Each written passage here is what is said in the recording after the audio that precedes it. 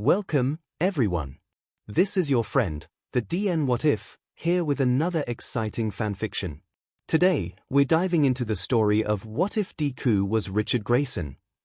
If you enjoy this video, don't forget to hit that like button and subscribe for more fanfiction content just like this. Now, let's get started with the fanfic. It was strange. Robin crouched on the edge of a roof in still hours of the night. He'd long since lost his fear of heights, now finding them exhilarating. The strangeness wasn't from the location, or position, or even the hour. No, the strangeness was the still ever-aching emptiness beside him. His mentor, his father, was gone. Long dead, by now.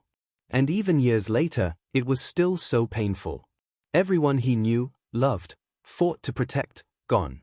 He shook himself out of his steadily darkening thoughts. Now wasn't the time for this.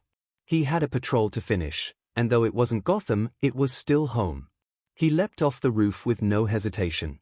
Fear forgotten years ago, he let out a quiet laugh as he shot off his grappling hook before swinging across the city. Civilians and heroes were none the wiser. He'd memorized heroes' patrol routes long ago. Even the underground heroes tended to have some kind of schedule. The only unpredictable element was his favorite to mess with Eraserhead. Though he'd never let the man see him, just as no hero had ever seen more than his shadow, he made sure the man still knew him. He'd tie up criminals and leave all kinds of notes and puzzles for his favorite hero to solve. Sometimes, on nights like tonight when he knew the man had been far too overworked, he left him gifts. Which is why he was currently hiding 2 roofs across from the man, said Hero, completely unaware of his presence. He smirked as he threw a stone just behind him, causing Eraserhead to whirl around in surprise. With his tech, he could hear the man speak. "Goddamn it, kid. I know you can hear me, somehow." He sighed as he spied the gift basket sitting innocently where Robin had left it. Eraserhead picked up the note. "Looked like you could use this. Enjoy your quiet shift, you're welcome, Robin." The basket held snacks, a steaming bowl of soba, and most importantly Eraserhead's favorite coffee from his favorite coffee shop across town. "Thank you," he whispered with a soft smile. "Though I don't understand why you do this. Maybe tonight would be okay?" He'd spent years messing with Eraserhead. And while the man knew he was under the age of 18, due to an earlier game, he had no idea that he was still in middle school. They'd never met face to face, after all. Robin was very good at staying undetected. But he and Eraserhead had a sort of understanding. At least, Robin thought they did. If he showed himself, would he still turn him in? He decided to take that chance. After all, the entrance exams for UA were tomorrow.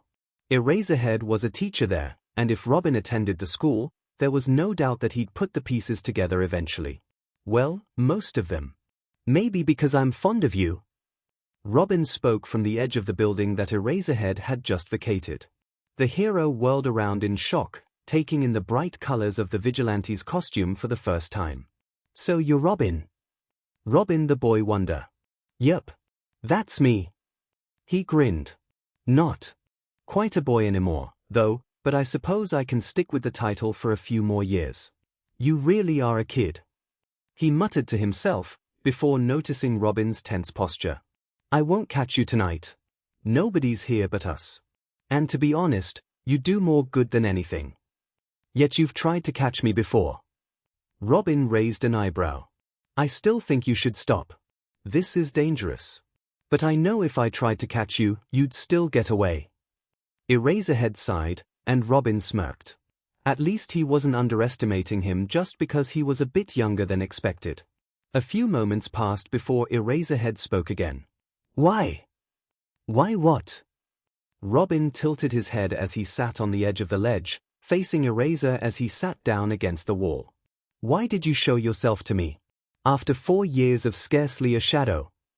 "Him. I guess it's because I'm lonely. And I trust you more than any other hero." "Me?" Eraser snorted in disbelief. "Yes. You. Remind me of him, in a way." Robin trailed off, old memories accosting him. He shook his head violently, returning to the present. "Besides, I figure I'll start a new game." "Oh, great." Eraserhead pinched the bridge of his nose, staving off a headache. What are you up to this time? Tomorrow's the entrance exam for UA. Eraser's head whipped up in shocked realization. Don't tell me you're not even in high school. If I pass the test tomorrow, I could be one of your students, Aizawa-sensei. Robin smirked. The man stiffened at the use of his civilian name, but let it slide. If? Kid, there's no if about it. With the way you've been able to subdue villains and avoid police and heroes alike, I'd eat my scarf if you failed the entrance exams. Hee hee. I'll look forward to being one of your students, then. I'll buy aspirin in advance. He replied dryly. You aren't going to give up this vigilantism though, are you? Robin didn't answer, and that was all the answer Eraserhead needed. Can you at least tell me why you do it? Because it's all I know. Robin answered after a moment, biting his lip. It's all I've got left of them. If I give up being Robin, then they're lost forever. His tone was quiet and mournful, and Aizawa didn't need to look to see the tears seeping out from under the domino mask. Then how about this? Aizawa sighed, coming to his own decision. Robin was grateful that the man had enough tact to drop the obviously sensitive subject. Once you get into UA, we'll talk to Nezu about making you my apprentice. Then you'll go on patrol with me, and I can keep an eye on you. I'd feel better knowing you weren't fighting for your life in some back alleyway somewhere. What's the catch? Robin's eyes narrowed. This seemed too good to be true. Though he made it seem easy, it was really annoying and extremely difficult to dodge the heroes and the police. It was so much easier when nobody had quirks. Does there have to be a catch to care about someone? Aizawa gestured to the basket that Robin had left for him. Fair enough. Though if you're sure you want to take me under your tutelage, then there's something you should know about me. He smirked with his signature cackle. I'm quirkless. He backflipped off the roof, giving the hero a panic attack before he watched the young vigilante swinging away on a grappling hook, cackling madly. I'm going to go gray with this one. Aizawa sighed. Problem child. Chapter 2, UA Exam. The next day dawned bright and warm, much to Robin's chagrin. He tried to turn in early the night before, but he kept running into trouble.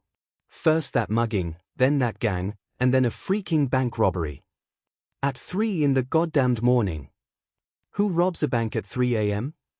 In all, he hadn't gotten back home until well past 4, and had to catch his train at 7:15 to make it to the entrance exams on time. He rubbed at his bright green eyes, darkening the circles that had long since become a permanent fixture of his visage.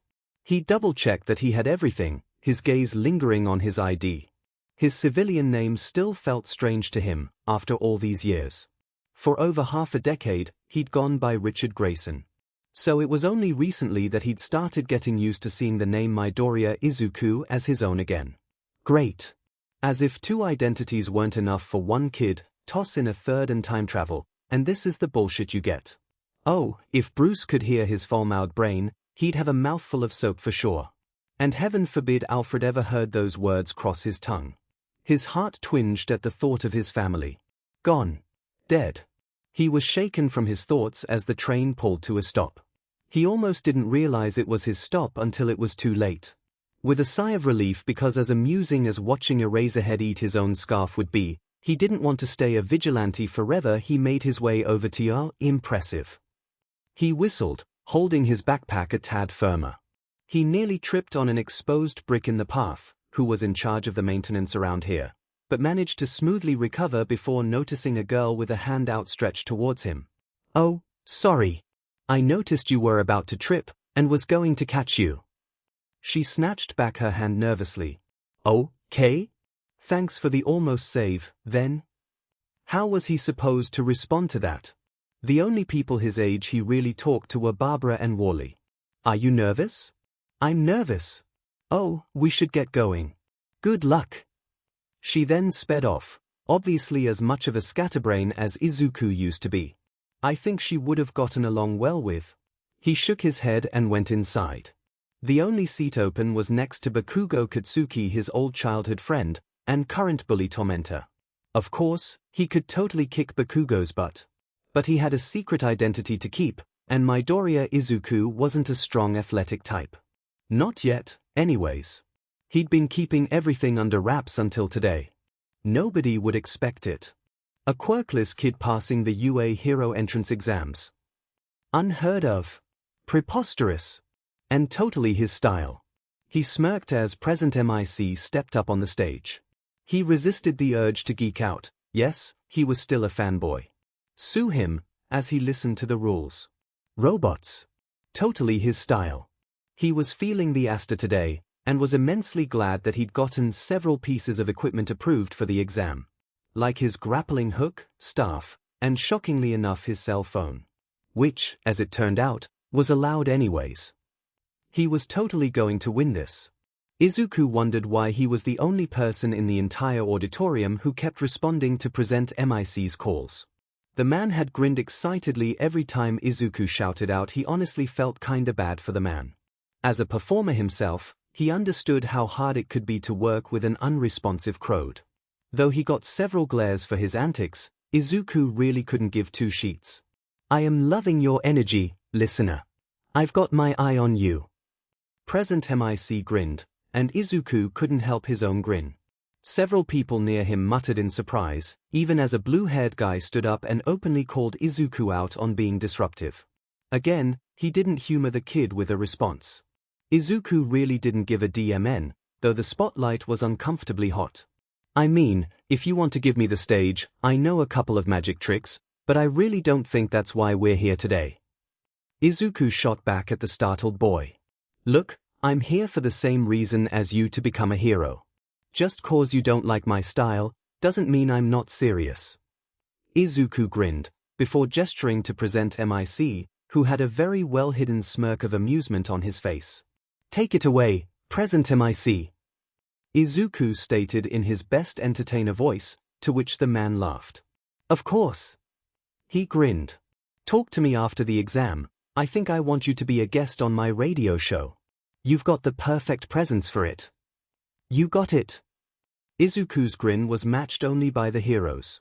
He didn't miss the way half the auditorium glared death at him, but he didn't mind. He may have made a ton of enemies, but he'd certainly caught the attention of the heroes, and in a competition like this, that was what mattered. 20 minutes later, they were standing before the gates to the testing area. And holy shit, just how big is this school? He was starting to think that Bruce's fortune found its way to Japan. Go! The moment he heard it, he reacted, dashing through the gates with the speed of the devil. His staff was extended, and it wasn't long before he came across a three-pointer. With a wicked smirk, he easily incapacitated it. It was nothing compared to some of the villains he'd dealt with. He then started racking up points. 20, 32, 57. He was having a blast. Until it showed up. The ground rumbled, and his expression grew immediately serious. His eyes widened when he saw the 0P robot. That's insane. Maybe it was to test their reflexes. And logic under pressure? He was about to monitor and help the others escape when his ears picked up a familiar sound, a cry for help. Before he'd fully registered it, he was running towards the cry, mind racing at 1,000,000 miles a second. His staff wasn't going to take down that much, he knew. And the girl was trapped under the rubble. With the rate the 0-pointer was moving, it would take too long to get her out of there and escape. He grit his teeth. Only one option, then. It was risky, but he'd literally defused bombs before. This, he reminded himself, was still a, hopefully, controlled environment. With no further thought, he used his grappling hook to launch himself up to the head of the robot. Where is it? He pried off the panel before finding what he was looking for. The robot was far too complex to simply snip a few wires and deactivate, but that wasn't what he was after. He pulled out his cell phone, his best and most versatile weapon, and connected the wires he needed. Then he got to something he was best at: hacking. In the observation room, Aizawa Shouter was carefully watching this year's batch of applicants.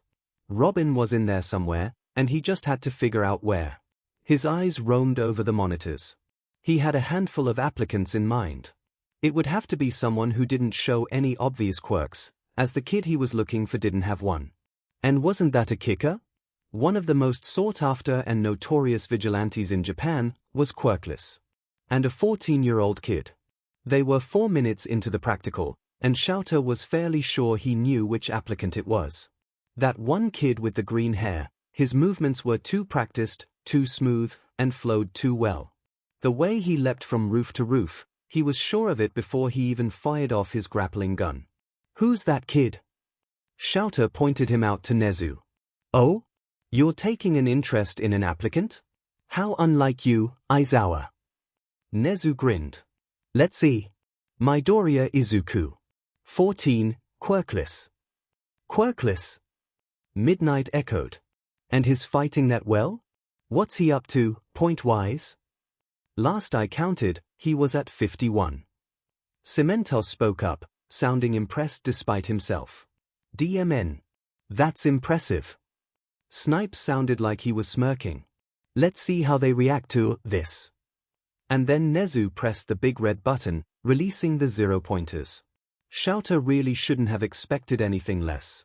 But he'd hoped that the kid would have had the common sense to run away from the giant killer robot, not towards it. "Look, there's another kid trapped." Ectoplasm pointed to the screen. "So that's why he's running towards it." 13 mused. "Heroic indeed, but there's only so much someone without power can do." All Might shook his head, causing Shouter's ire to spike. "Just watch. I have a feeling that this kid's gonna do something impressive." "Oh? You sound like you've met him before."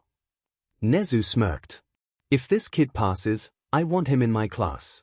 Hell, I want him as my apprentice." Shouter's words stilled the room. Only 3 times had he ever requested someone in his class. And never had he wanted to take on a student as an apprentice. "Why on earth?" Midnight stared at her friend. "He gave me a challenge, to find him. To guess who he was. He gave me one glaring hint.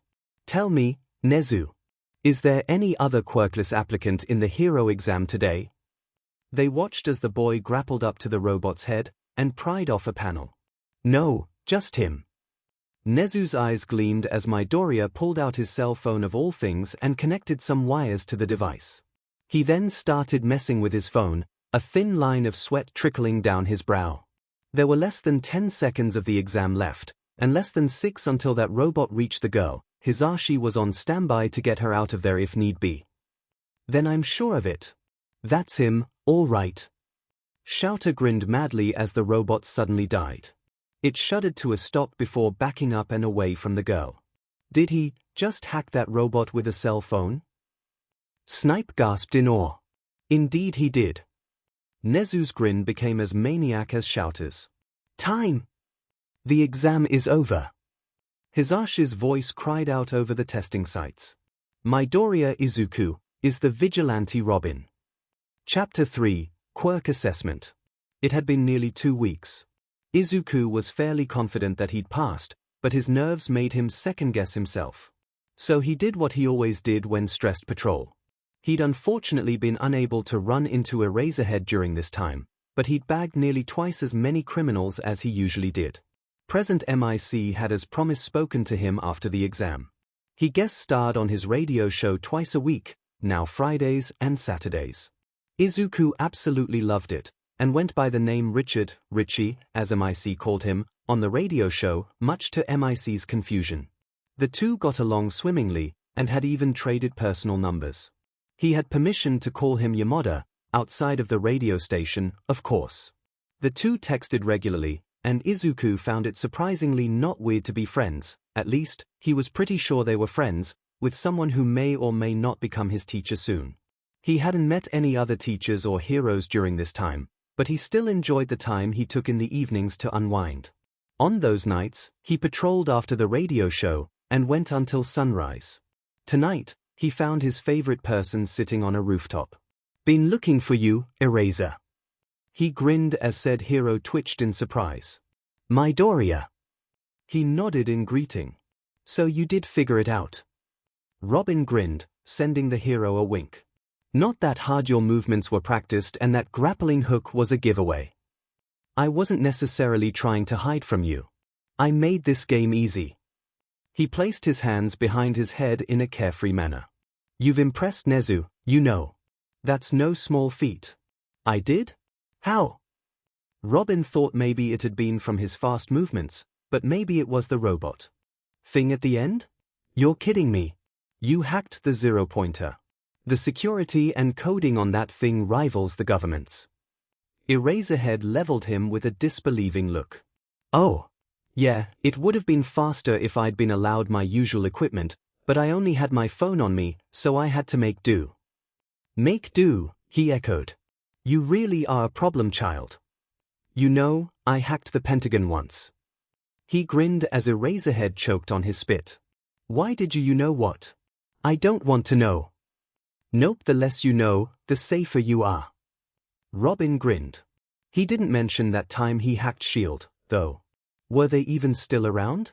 He'd have to look into that later. Once the semester starts, I'll expect you to stop doing these patrols alone. I know. Robin sighed. So Nezu approved the apprenticeship. He did, on the condition that you meet with him at some point during the first week of school. There was a lull as the two scanned the surrounding area for trouble. Who the hell trained you, kid? My mentor. He's one of the greatest heroes I've ever known. Robin smiled softly, looking out over the skyline. Taught me everything I know. Eraserhead waited. Robin knew he wanted a name, but honestly, that name would be recognized however vaguely even now. The echoes of his mentor reached even here, 300 years into the future. He's gone, now. Died a long time ago. Robin finally said, trying to ignore the painful clenching of his heart as the words left his lips. I'm sorry. It's never easy losing the people you care for. Maybe I'll tell you the story one day, maybe even his name, but not tonight. I'll be here when you're ready, just as long as nothing comes back and bites you in the butt. If something from your past comes up, I expect you to tell me before anyone's at risk, yourself included. Eraserhead sent Robin a mild glare to accentuate his point. Fair enough. Robin chuckled. Though the chances of that happening are slim to none. He muttered. Somehow, I doubt the Joker can survive 3 centuries, mad genius or not. The evening passed relatively quietly, likely due to Robin's overactive vigilante work lately. The sun was starting to light the horizon as the two went to part ways. Oh, and congrats, kid. I'll see you in my class on Monday. Eraserhead smirked as he called over his shoulder. And if he grinned at the excited whoop from Robin, nobody saw. By the time Izuku slipped into his bedroom window at home, he was exhausted. The nervous energy combined with finally having the answer to his enrollment at UA equated to an extremely tired vigilante. And I thought tests in normal high school were nerve-wracking. At least in America they don't have exams to get into high school. He shook his head. His mother was asleep, he knew. His father luckily was away on a business trip. After Izuku had vanished at the tender age of 9 due to an accident involving someone else's quirk, his mother had panicked, calling his father home. Of course, Izuku had reappeared just a few days later, a few days to everyone else, at least. But he'd changed so much in just those few days that his mother had grown increasingly concerned. His father, on the other hand, had been hoping that Izuku had finally developed a quirk. He was wrong. But ever since then, he'd been going back and forth between trying to force Izuku's non-existent quirk to emerge, and just plain abusing the kid. His mother had no idea, and Hisoshi had only hit her when he'd been drinking. In exchange for Izuku's silence about the abuse, he'd keep his hands off of Inko. And he'd threatened to kill Inko if Izuku ever told anyone outright. Accidental slips that could be explained away were met with accidental drunken rages on Inko, to which Hisoshi would apologize profusely when sober, and she'd forgive him, because she was far too nice. Purposeful slips, his father promised, would be met with Inko's death and Izuku's endless suffering. Whether that suffering meant more beatings, or selling him to villains remained to be seen. Either way, his father was only home for a week or so at a time before leaving for a few weeks on business. Izuku didn't complain when the man vanished, and though Inko seemed mildly disappointed, the man was a brilliant actor, she never stopped him from going. Izuku was grateful. So he knew he could rest easy for a few more days before Hisoshi would return from said business trip. With this in mind, he let his eyelids slide closed and fell into an odd dream that he'd vaguely remember upon waking. Something about Bruce and Barbara and Wally and Alfred, And for whatever reason, Eraserhead and Present MIC had been there, too. I'm so lost. Izuku sighed. Looking at the hallway, he was sure he'd passed through several times already. He heard someone chuckle behind him. Turning to look, he found the pro-hero Snipe. Fighting the urge to fanboy, though he couldn't keep the excited sparkle from his eyes, he pouted. Mao. It's not nice to laugh at someone's misfortune. Sorry, kiddo. Snipe grinned. Looking for 1A? Yeah. Aizawa-sensei would kill me if I was late. Do you know where it is? Oh? So you are him. He smirked. Aizawa warned us about you, Robin. He jabbed a thumb behind him. Back that way, 2 lefts and a right. Better hurry, that bell will ring in 6 minutes. Arigato, Snipe-sensei. With that, Izuku dashed off in the direction that the blonde had indicated. Within a minute, he was standing before the very large and imposing doors of Class 1A. Wasting no time, he quietly pushed open the door and slipped in. Not for the first time, he thanked his training. By remaining quiet and silent, he prevented the class from noticing him. Though it seemed they were all too entertained by getting to know one another.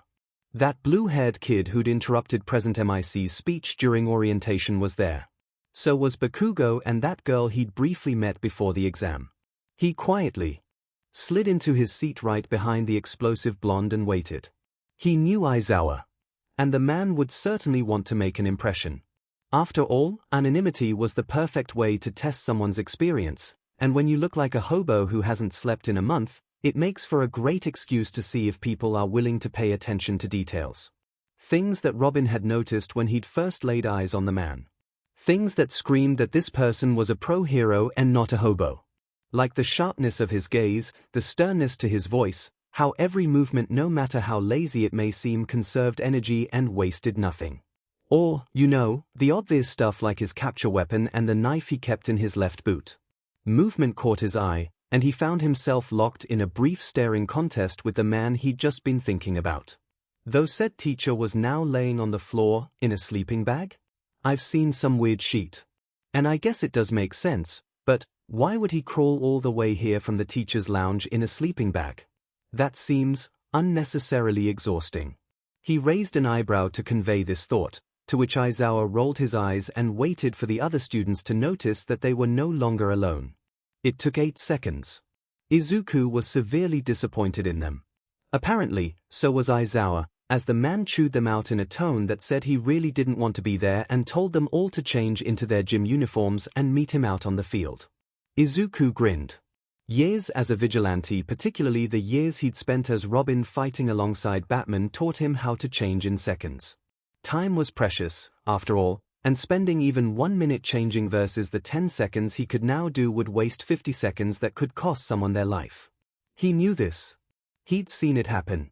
So even though this was school and nobody's life was at stake, Izuku was changed and out on the field in 13 seconds flat, having jumped out the window and parked his way down the outer wall of UA, much to the shock and awe of the handful of classmates who saw him do so, Kirishima and Kaminari. He reached the field at the same time as Aizawa. Problem child.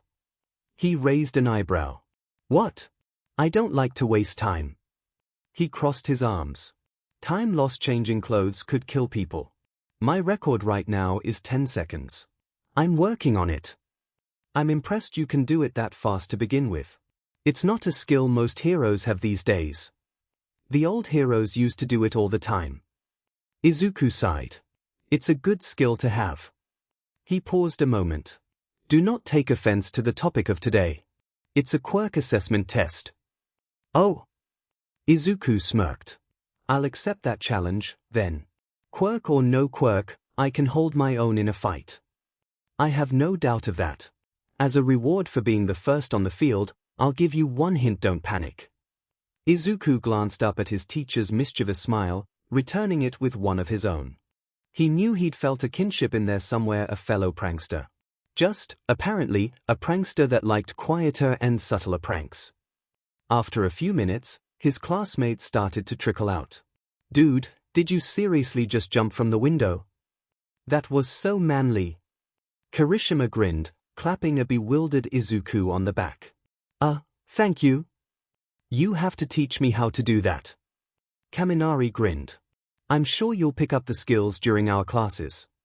He replied, settling into a relaxed posture. 12 minutes. Aizawa spoke up as soon as the last person joined the group. That was 12 minutes a villain could have used to kill hostages. The smiles froze and died as the students processed what he'd said. The only person who seems to be taking this seriously is Midoriya. I said the same thing earlier, time is precious, and you cannot afford to waste it. He sighed. That aside, today we'll be having a quirk assessment test. Now, you should all be familiar with. But what about orientation? Uraraka asked, and Izuku had to wince. She interrupted him. You've got 3 years. That's it.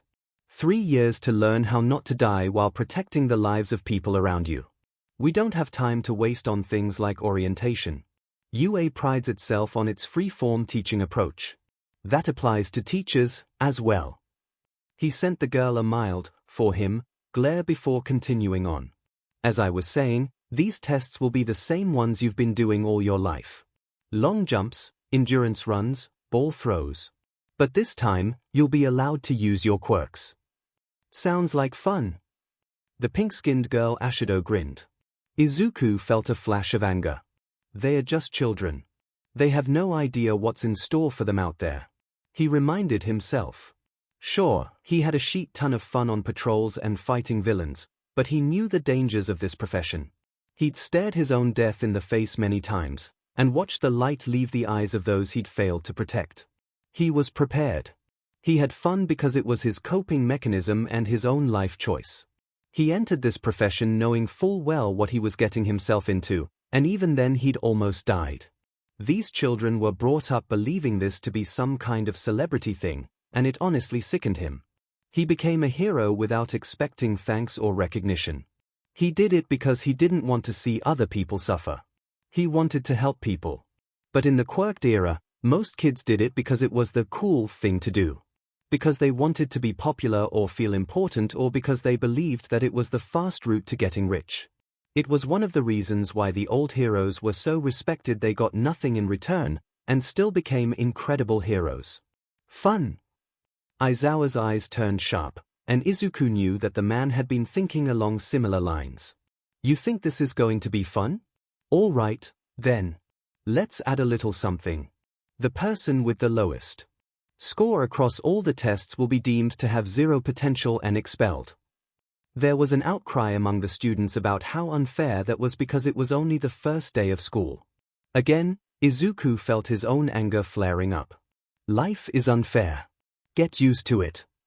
He snapped out, glaring at the others. You think villains fight fair? You think they're going to care that it's your first day on the job and go easy on you? I'm sorry, but that's not how the world works. He scoffed and bit his tongue, stopping himself from going on a rant. His classmates were already staring at him wide-eyed. A few of them just shook their heads, dismissing his words as that of a child with as much inexperience as them. He's right. Aizawa spoke up.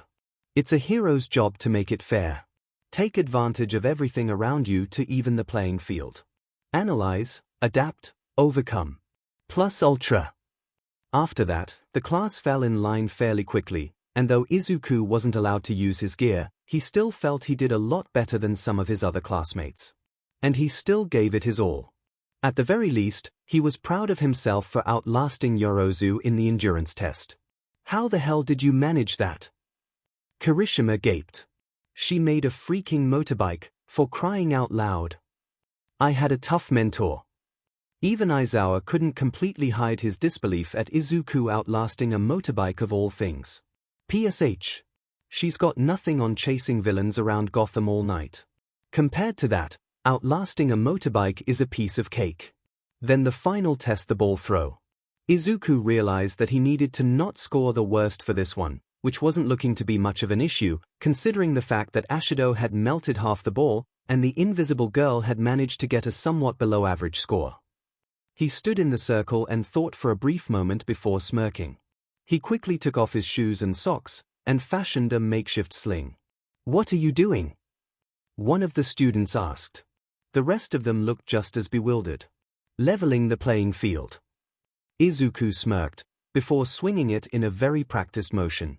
Once he felt the apex of his swing, he released the ball. With a proper sling, he could have thrown the ball about 400 meters, but since his was rudimentary at best, he only got to still better than a lot of other kids, though. With little fanfare, he untied his socks and slipped them back on before replacing his shoes. Is that even allowed, sensei? Someone asked. I said do whatever you want as long as you don't leave the circle. Aizawa stated. To anyone else he would have sounded monotone and done with the day, but Izuku could hear the approval in his voice. He'd impressed him. Deku! Bakugo shouted, enraged as he charged Izuku. He just stood there, waiting for the right moment to dodge, when Aizawa's scarf wrapped around the boy, his quirk erasing the explosions that had just been crackling on the kid's hands. Stop making me use my quirk, it gives me serious dry eye. Aizawa growled, as he pulled the struggling blonde away from his target. I will not tolerate infighting in my class. Pull another stunt like that, and there will be consequences. Aizawa promised, before releasing his quirk and hold. Bakugo stood there, glaring at Izuku. You think you're better than me, here? Izuku ignored him, causing the blonde to snarl, but his impending explosion was cut off when Aizawa continued the assessment. Before Izuku realized it, they'd finished, and Aizawa showed the results. Izuku was quite pleased to see himself placed solidly at 10 right in the middle. The person at the bottom was an unbelievably short boy with purple ball for hair. The kid gave off a lecherous vibe that Izuku did not like. He made a mental note to keep an eye on the brat around the girls, just in case. Right, so these are the results. Aizawa said as the kid started to cry. Oh, and nobody's getting expelled. It was just a logical ruse to make sure you all did your best. The man's grin was frankly terrifying to the kids, but Izuku had seen worse as Robin. And nobody's smile is as creepy as Joker's. Hey! So I'm so curious. What's your quirk? Something like agility maybe? Or an intelligence booster? Ashido grinned as the rest of the class leaned in to listen. Stupid Deku doesn't have a quirk. He's quirkless. Bakugo butted in with a nasty grin. Gee, thanks for essentially outing me, JRK. Sure, Izuku was going to tell them himself, anyhow, but the fact that Bakugo just outright told them without even considering Izuku's position on the matter set him off. And judging from the look on Aizawa's face, his teacher agreed with him. What? Quirkless? No way! A few of them shouted. Izuku steeled himself, preparing for the negative backlash he knew was about to come. That's so awesome! Kirishima cried out with a grin. What? Izuku stared blankly at the redhead. You managed to get into the hero course without a quirk. Dude, you're amazing. Kaminari grinned, Gyro nodding along with him. You must have cheated somehow. No way a quirkless kid could get in. Mineta scoffed. Ah, there it is. I was worried I'd stepped into an alternate dimension for a minute. He relaxed at the familiar jeer. Hey, man. Not cool.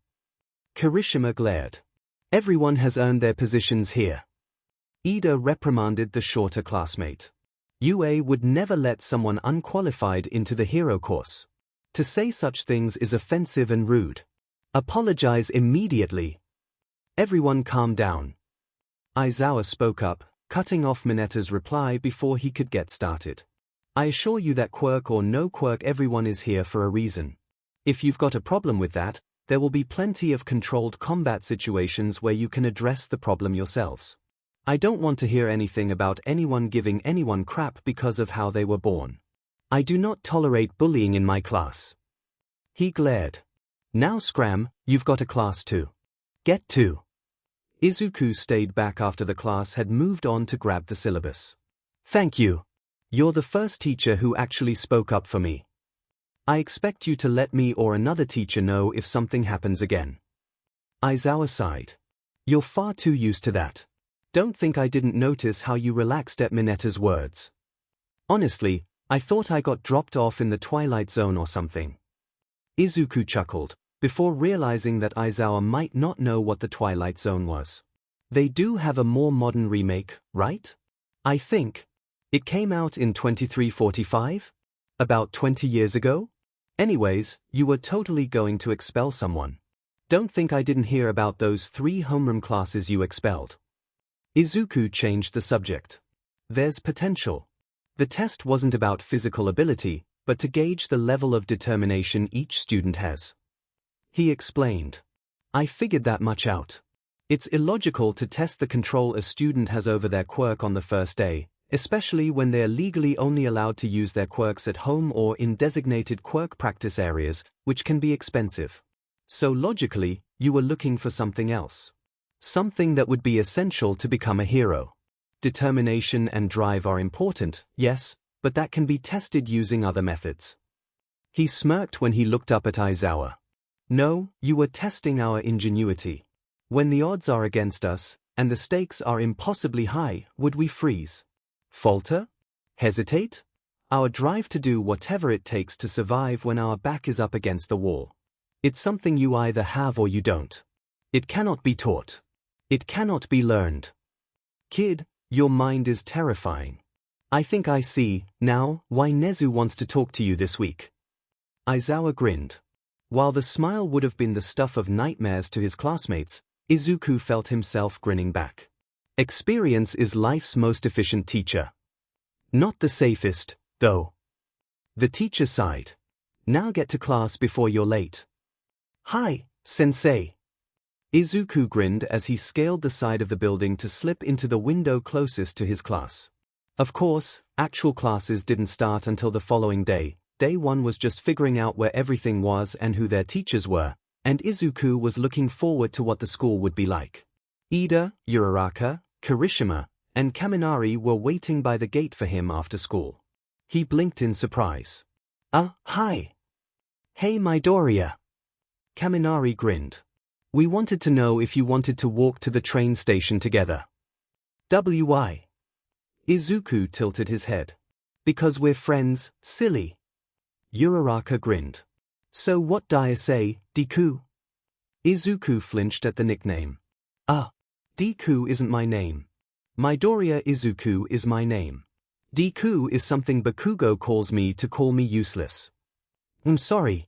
I didn't know. But I just thought that Deku sounded like Dekiru, like you can do it. As much as I appreciate that, please don't call me Deku. It brings up some bad memories. He winced. So, dude, we've got to work out together sometime. You have the best stamina in the class, and I need to know your secret. Kirishima grinned, diffusing the awkward situation like a pro. The 5 of them chatted amiably on the way home, striking up a fierce and fast friendship.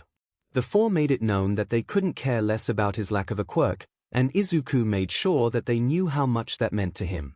As it turned out, Kirishima and himself had the same train stop. Hey, wanna meet up tomorrow at the station? We can ride to school together. Kirishima grinned. Sure. Though I'll probably take the early train. No prob, man. I'll see YA tomorrow. He grinned as he ran off, leaving Izuku smiling after him. Mom, I'm home. Izuku called. Welcome home, sweetie. How was school? I made friends, Mom. Oh, Izuku, I'm so happy for you. Sit down and tell me all about your day while I start dinner. And he did. He excitedly talked about how his teacher was his favorite hero, Eraserhead, and how he now had 4 friends who didn't care that he was quirkless. If his mother cried in happiness, hearing her normally quiet and reserved son talk so animatedly about his first friends since he was 4, then he didn't say anything. Chapter 4, Battle Scenario. As promised, Kirishima met Izuku at the station. The latter was a little tired, having still gone on patrol that night, not that Aizawa knew that, but he was far too used to getting no more than 3 hours of sleep a night. In fact, he found that, unless he was sick or hurt, he physically could not sleep for longer than 4 hours. It was a bad thing. The 2 made conversation on the ride over, and met up with the other 3 in front of the school gates. From there, the 5 went about their first normal school day. Nothing of note happened until they hit English with present MIC. All right, everybody heads up. Present MIC called out in English, before switching back to Japanese. Let's get this party started. He grinned. Yamada-sensei, Izuku learned, had the annoying tendency to switch between Japanese and English, which was fine for the radio show, but annoying during class. While Izuku was fluent in both, it only made things harder since sometimes he forgot that what he was hearing was supposed to be foreign for him. Midoriya! He called upon Izuku in the middle of class. Please read and answer question 5 for the class. The question was easy. It reads, combine the following 2 sentences into one. Kyle wanted to play with his friends. Kyle asked his father to combine them. Kyle wanted to play with his friends, so he asked his father. Or something like that.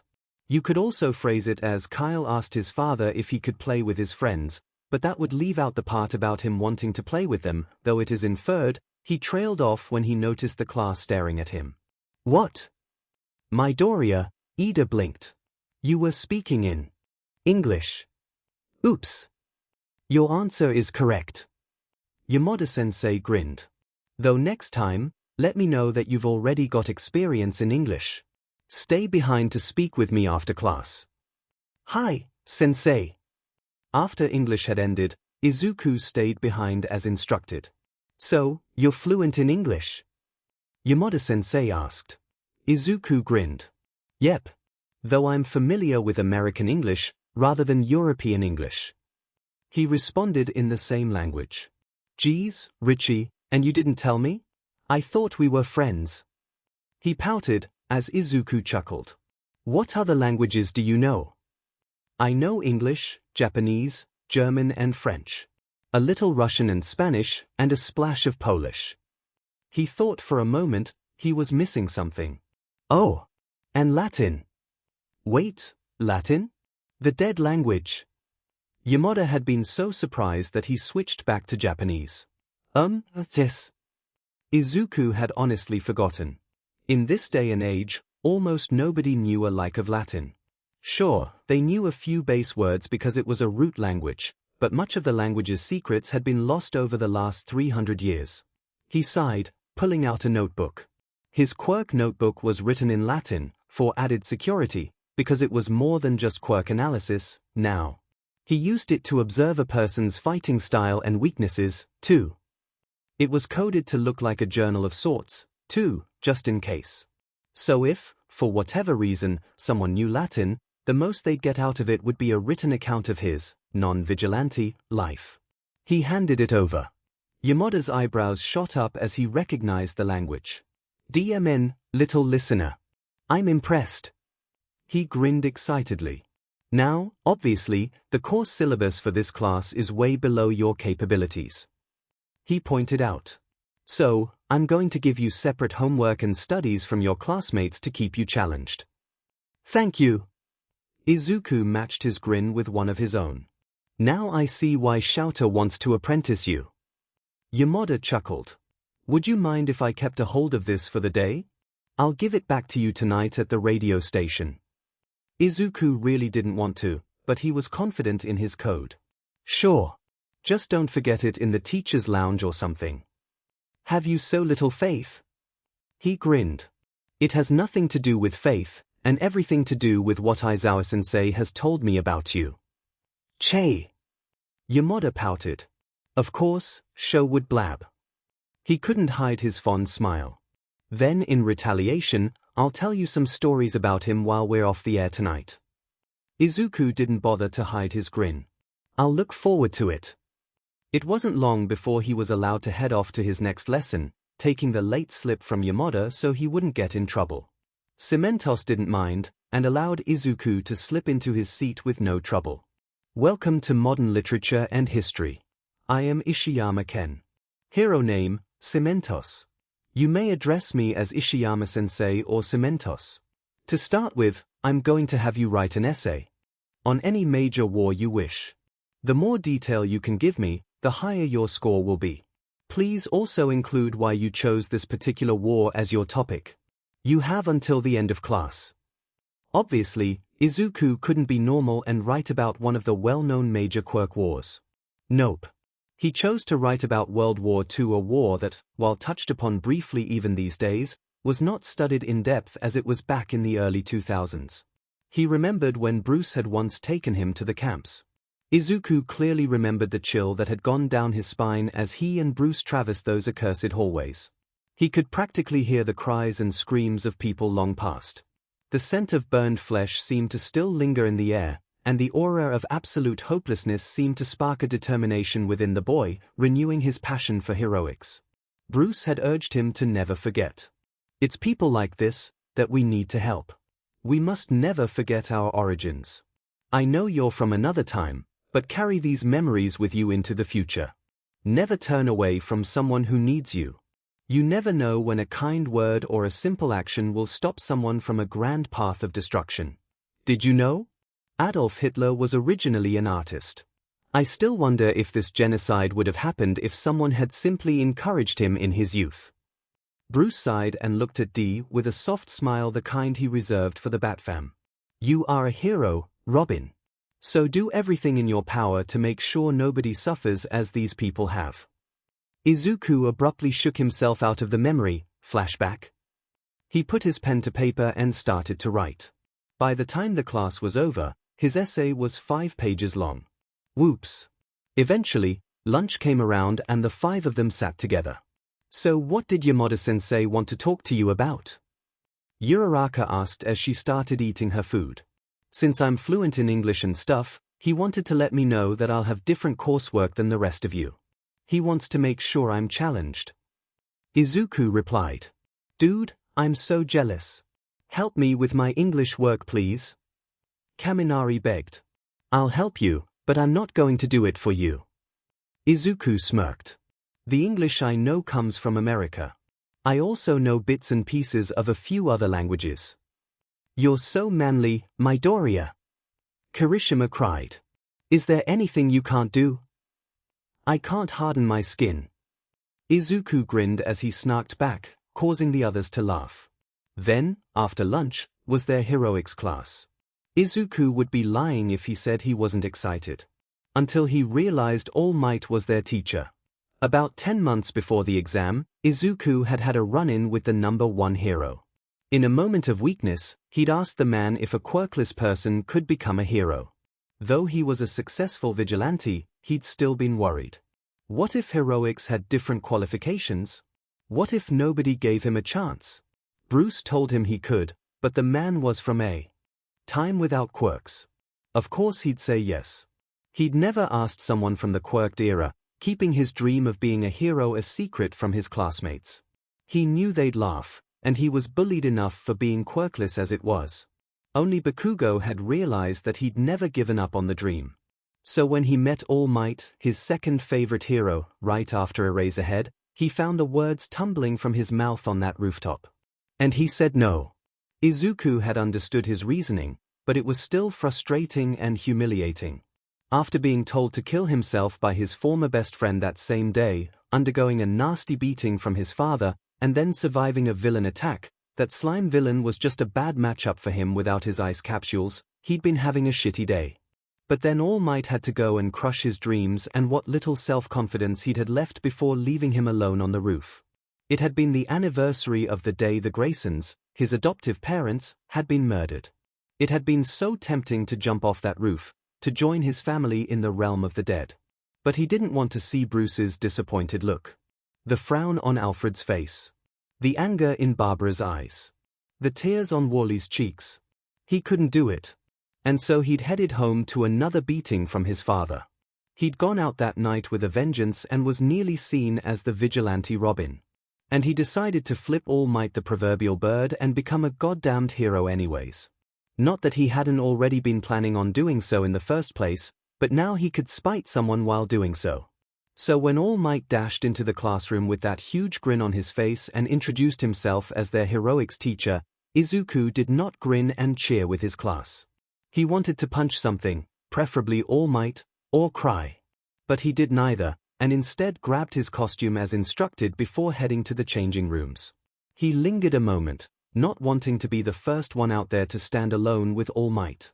Luckily, his friends wanted to chat while changing. You don't seem overly excited to be taught by All Might. Kirishima noted as he donned his costume. I've had a bad experience with the guy. he admitted, drawing Kaminari's attention. What happened? I asked him if a quirkless kid could be a hero and he said no. Izuku sighed. And then he left me alone on a rooftop after a very bad day. He left you alone on a roof? Ida stared in horror. That's just... Yeah. He's not exactly my favorite hero, if you know what I mean. He's a great hero, don't get me wrong. And I've still got a lot of respect for the guy as a hero, but... I just hope that he'll give me a chance this go-around. Yeah, well, you'll just have to prove him wrong. Kirishima grinned, clenching a fist to prove his point. Let's just get out there. Izuku finally said. His outfit was one that he'd been very specific about. This was why he remained unseen as the vigilante Robin. His red shirt and dark green tights, his long black cape with bright yellow inner lining, and his domino mask. His yellow utility belt. It felt good to be back in his Robin costume. What he'd been using as a vigilante was something he'd made himself. And while it looked similar, it wasn't the same as something made from the best and most protective materials in the world. And he'd been very specific about the materials his costume was made out of. Kevlar never felt so good. He planned to add a few more things to the outfit himself to get it back up to snuff, but for now, it would work. He stepped out, and was pleasantly surprised to see that he wasn't the brightest outfit in the bunch. And then the show really started. Ida and Bakugo versus himself and Uraraka. Yikes. And he saw something in All Might's expression, too. He purposefully pitted me against Bakugo. That effing. I can't believe this. He's still trying to convince me to quit being a hero. Uraraka. When this starts, Bakugo is going to come after me. I want you to bypass him while I distract him. Take this with you, it's a flash grenade. It should take Ida out just long enough for you to reach the bomb. If not, he hesitated a moment before pulling out another capsule. Throw this on the ground after the flash grenade, at his feet. It's a sticky substance and should keep him from running all over the place. Wow, Midoriya. You really think of everything. If you have any trouble, radio me. I'll come. Be careful, okay? She smiled as All Might called for the lesson to start. As predicted, Bakugo made a beeline for him, leading with his signature right hook. Did you really think I didn't remember your movements, Kachin? He mocked the blonde. He knew using the old nickname would rile him up, and that was exactly what he wanted. Bakugo fought better angry, but when he was like that he only had eyes for the person who angered him. Bakugo never noticed Uraraka sneaking away as Izuku Robin as he was in his hero costume led him to a more open room to fight. He was doing extremely well, fending off Bakugo's attacks and hitting him back with attacks of his own. He was trying to figure out how to subdue the kid without hurting him when Bakugo smirked, one hand held out towards Robin while the other was on the pin attached to his grenade-like gauntlet. It only took Robin a moment to realize that those were filled with Bakugo's sweat filled with nitroglycerine. His eyes widened, even as he heard All Might try to stop Bakugo's action. Stop! He'll die! Only if he doesn't dodge. Bakugo grinned as he pulled the pin. Robin didn't have time to dodge. He hoped that the support team made his cape like he asked them to, and fell into the familiar position of hiding behind it. A rush of nearly unbearable heat followed by a deafening explosion knocked him back into the wall. It was all Robin could do to keep himself protected. The cape was smaller than he'd asked them to make it. He clenched his teeth against the pain as his left leg suffered from the unexpected miscalculation on the support course's side. A moment later Robin was back on his feet, staff out. Bakugo stared in surprise, as Robin wasted no time in rushing him. It took only 2 seconds for Bakugo to react, but that was 2 seconds too late. Robin already had the capture tape wound tightly around his foe. Bakugo has been captured. All Might's voice rang through the building. Robin knew the cameras were toast, so he guessed that there was a sensor or something that told him when someone had been caught by the tape. Robin took that moment to assess the damage to himself. His left leg was badly burned, and he abruptly realized that if he hadn't had that cape, he would have surely died from his injuries. And All Might still hadn't called off the stupid exercise. What an idiot. What if I died? Or been seriously injured? The cameras are out, and so are the microphones in the room. There's no way of knowing if I'm alive or dead, and you're just letting things go on. F you too, a-hole. Okay, so maybe he was being a little harsh, but in his defense, he was in quite a bit of pain.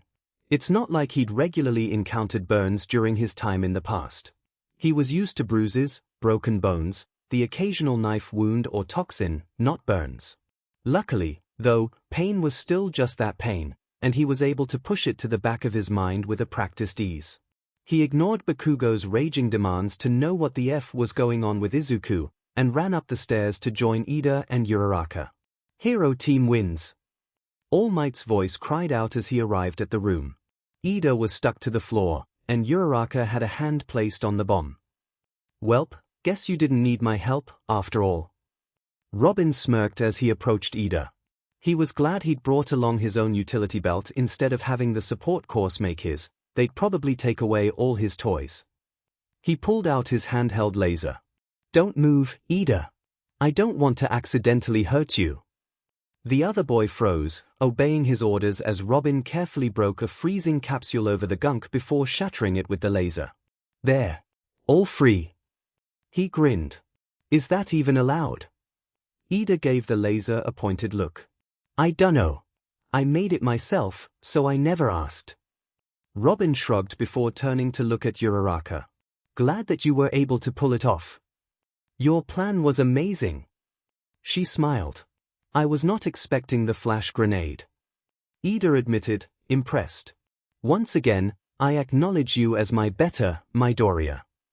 It's not a competition, Ida. Robin chuckled as they made their way back. You're hurt. Uraraka realized when they stepped back into the observation room. You're limping. But her concern was dodged when Kirishima and Kaminari came up to him, grinning. Dude, that was amazing. You fight incredibly well. Gyro beamed. Bakugo. All Might leveled a look at the explosive blonde. You disobeyed my orders, and another student was hurt because of it. If you pull that again, I will pull you out of practical exercises for the foreseeable future, do you understand? Yeah, I got it. Bakugo replied nonchalantly. Midoriya, are you okay? All Might asked. It was dark in the room, and there was no way to accurately assess the severity of his injuries without light. But Robin couldn't help but twitch at the tone the man used. It was as if he didn't really care. As if he was asking out of politeness instead of actual concern. He wondered if he was just being biased. The blast only hit part of me. Robin answered carefully, before All Might nodded and resumed the lesson. He blinked in shock.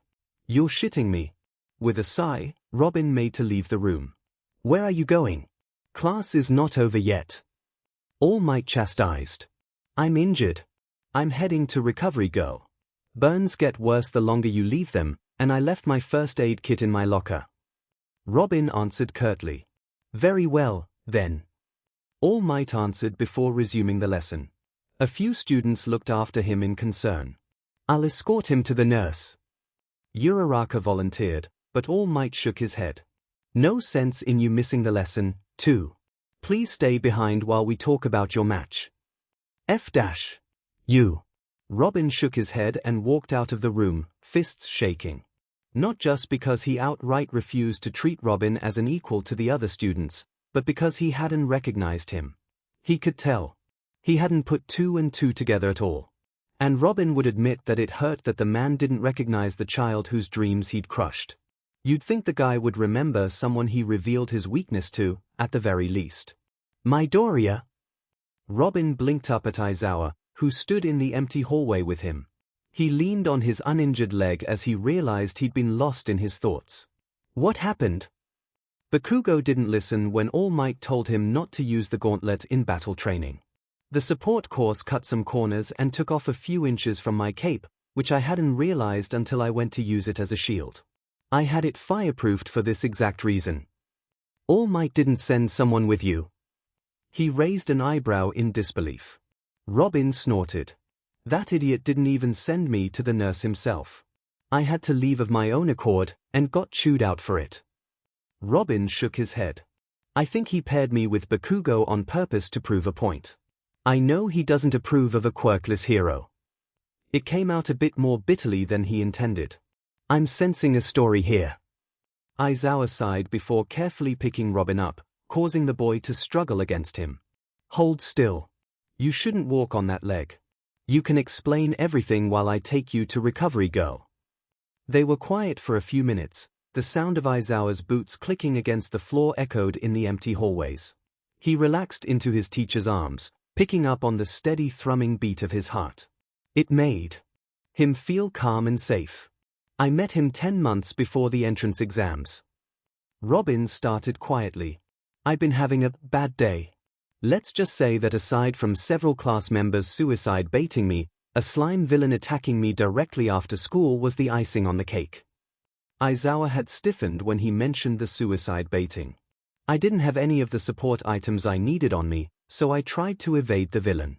As it just so happens, I'd been injured at the time, and he managed to capture me.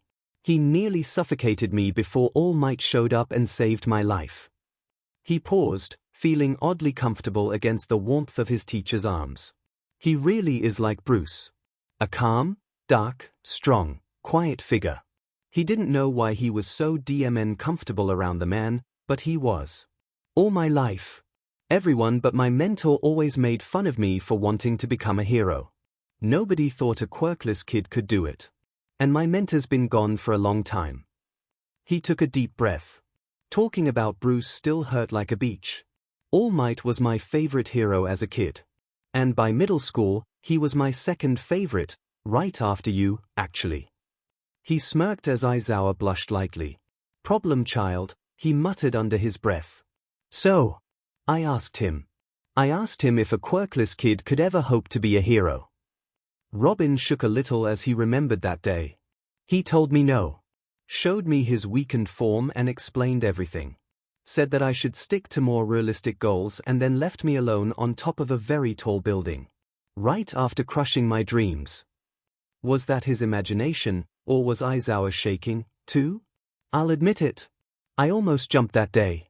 But I'm glad I didn't. Kid. Izuku. I'm going to say this once. Aizawa looked him in the eyes. I'm glad you're alive. I'd say you'll make a great hero someday, but you're already a great hero. You just need to get the license, now. You're more prepared than any of your classmates, and I'm proud to be your sensei. He was blushing a little darker as he said it. Oh, you do care. Robin couldn't resist the urge to tease him. We all do, problem child. He gently set Robin down on the bed in Recovery Girl's office. Love you too, Dad. Robin cackled as Aizawa bristled like a cat, stiffening in shock. Oh, he wished he had a camera as the man's normally carefully controlled expression melted into one of horrified realization. It was hilarious. Come now, I don't need two of you in my care. Recovery Girl chastised as she shooed Aizawa out of the room. Don't you have a class to get to? Shoo. He made to leave the room, but stopped at the door. Thank you for telling me your story. He gave Robin a meaningful look over his shoulder, and Robin understood. Your trust is not misplaced. It said.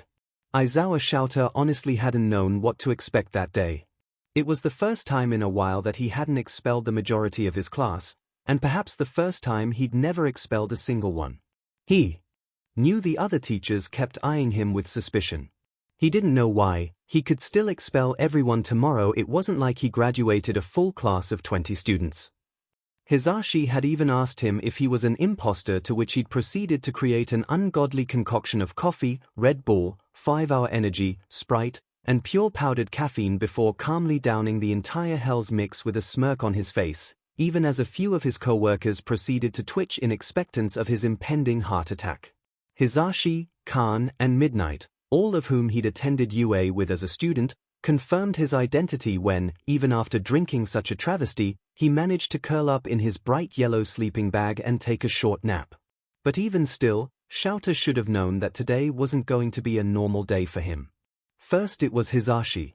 He strolled into the teacher's lounge with a huge grin, humming some upbeat tune that aggravated him. What's got you so happy? He raised an eyebrow. Shouter! That apprentice of yours, Midoriya, he's incredible. I knew he was something special when I offered him that part-time gig on my radio show, but I didn't know he was this good. He's fluent in English, French, German and Latin. Latin! Hisashi gushed, drawing the attention of Majima and Snipe, who were also in the lounge. I thought Latin was an ancient dead language. Snipe raised an eyebrow. It is. But look at this. He held up one of Midoriya's notebooks. Sure enough, Shouter was able to recognize Latin on the pages, even if he couldn't read it himself. Demon, this kid, was there no end to his surprises? So I talked to him about giving him personalized assignments instead of the class assignments. He can hold an entire conversation in English, you know. Sounds like a native speaker and everything. Learned it in America. He kept gushing about it until Cementos came in, having just finished teaching class 1A. Aizawa, that Midoriya kid of yours is something else, was the first thing out of his mouth. Shouter groaned. Isn't he? Hisashi grinned, retelling his discovery of the kid's gift with languages. What's got your interest piqued, Ishiyama-kun? Midnight inquired, having entered the room partway through Hisashi's original gushing. You know how I assign a small essay the first day? Kids can choose one war to write about, so I can get a gauge of how much history they know and what their writing style is like.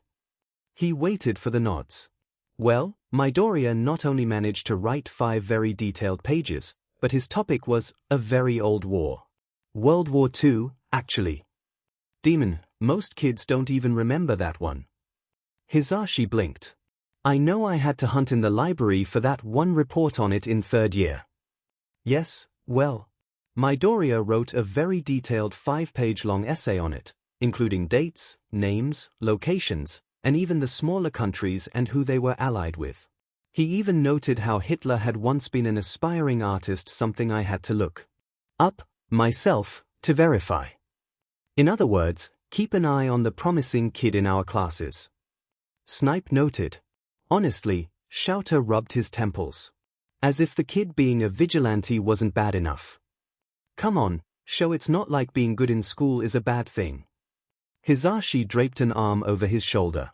You know, I wonder how he's faring in All Might's class right now. Midnight idly spun her pen between her fingers. I'm more concerned about how All Might is faring in his first class. Majima chuckled. I'm going to head over to my classroom. I need to finish grading some papers without your distractions. Shouter sighed, gathering up his supplies. Oh Shokun, Midnight pouted. Don't you Shokun, me, Nemurai. He sent her a half-hearted glare. And don't pout, it's unbecoming for a teacher. Ha! Hisashi laughed. I'm so done with you all. He turned and left the room, leaving Chuckles behind him. He was halfway to his classroom when he noticed his student walking down the halls. Midoriya?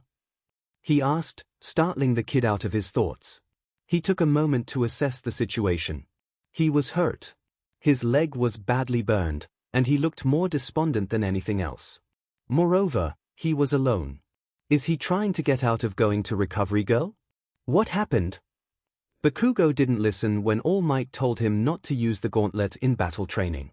The support course cut some corners and took off a few inches from my cape, which I hadn't realized until I went to use it as a shield. I had it fireproofed for this exact reason. He answered like it was a simple thing. I am going to have to talk to Bakugo later. And why did All Might allow him to use said gauntlets in the first place? Early training exercises should be highly controlled and preempted with a strict talk about the dangers of using one's quirk on another human being. He mentally groaned. Looks like I'll have to have someone else give them that talk. All Might didn't send someone with you. He raised an eyebrow in disbelief. Midoriya snorted. That idiot didn't even send me to the nurse himself. I had to leave of my own accord, and got chewed out for it. I'm sorry, what? Shouter couldn't believe it. How had All Might not sent him to the nurse? And to lecture a student for caring about his own physical well-being? I think he paired me with Bakugo on purpose to prove a point. I know he doesn't approve of a quirkless hero. The kid's tone became bitter, and Shouter knew there was something more to this entire situation. I'm sensing a story here. Shouter sighed as he carefully picked Midoriya up. There was no way this kid was going to walk on a leg that injured. He doubted the kid even realized how badly he was hurt. Hold still. You shouldn't walk on that leg. You can explain everything while I take you to recovery, girl. The silence enveloped them for a bit, which was fine by Shouter. He'd let the kid talk whenever he was ready, he wasn't going to force it. But he was cessed at. All Might. If he really was discriminating because Midoriya didn't have a quirk. I met him 10 months before the entrance exams. Midoriya started quietly, startling Shouter out of his thoughts. I've been having a bad day. Let's just say that aside from several class members suicide baiting me, a slime villain attacking me directly after school was the icing on the cake. Suicide baiting? Was this normal for him? The kid spoke far too calmly for Shouter's liking. He knew the kid had probably been bullied for most of his school life. Those with quirks unsuited to heroism tended to be treated badly, so he could imagine how rough someone without a quirk would have it. Though the fact that he spoke about being told to go kill himself with such nonchalance startled and infuriated him. He tightened his arms around Midoriya. He wasn't going to let this kid face that sheet again. Not alone, at least. I didn't have any of the support items I needed on me, so I tried to evade the villain. As it just so happens, I'd been injured at the time, and he managed to capture me. He nearly suffocated me before All Might showed up and saved my life. He felt a small trill of fear run through his veins. He nearly died before I even actually met him. He realized.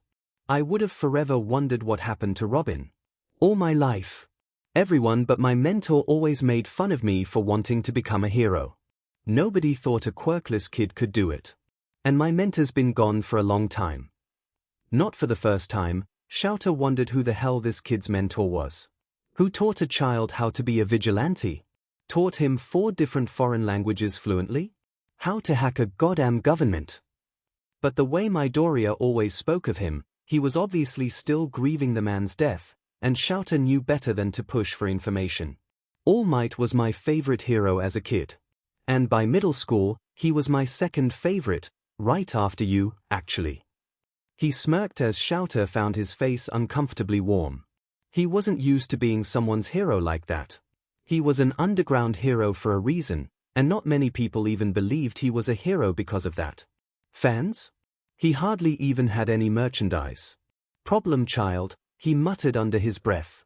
Only you. So? I asked him.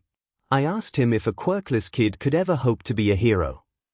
The kid started trembling in his arms, and he held him closer, hoping to help stave off any flashbacks. He already figured what the idiot blonde had said. He told me no. Showed me his weakened form and explained everything. Well, that wasn't expected. All Might had insisted that nobody tell anybody about his weakened form. The man hadn't even given them an explanation of it, just that an old injury had finally caught up with him. He refused to answer any questions after that. But the kid sounded like he knew more than they did. How irrational. Telling a perfect stranger about your weakness. A child, no less. Said that I should stick to more realistic goals and then left me alone on top of a very tall building. Right after crushing my dreams. Shouter nearly froze. He left him? On a rooftop? He shook with anger. How dare All Might crush a child's dreams regardless of the fact that Shouter did partially agree, but Midoriya was a special case, and it seemed that even the seemingly impossible was possible with him, and they're not even assure the child's safety. The psychological trauma of not only having an idol humanized and weakened, but being denied that hope of a dream.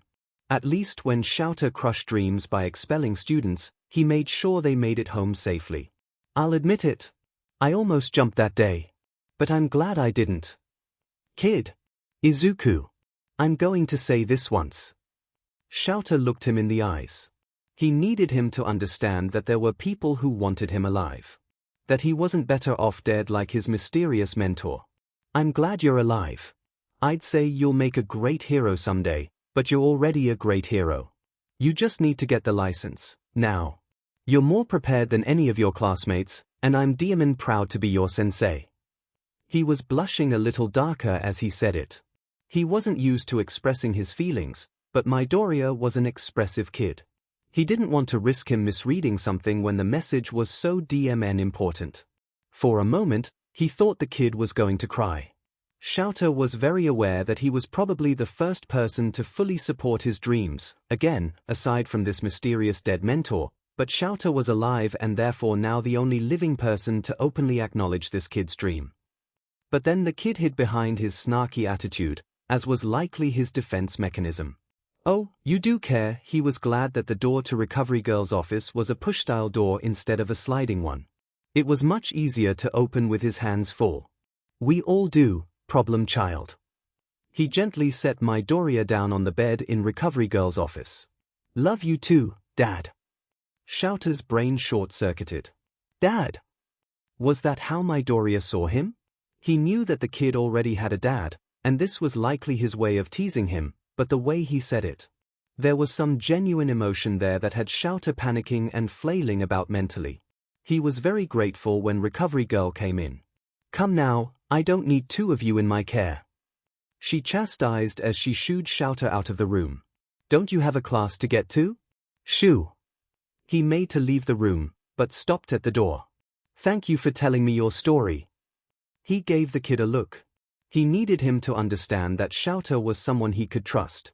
Someone who cared about him, and someone he could come to in the future when things got tough. Midoriya gave him a small smile. Good. He got the message. Shouter returned it with one of his own before heading to find All Might and give him a very heated piece of his mind.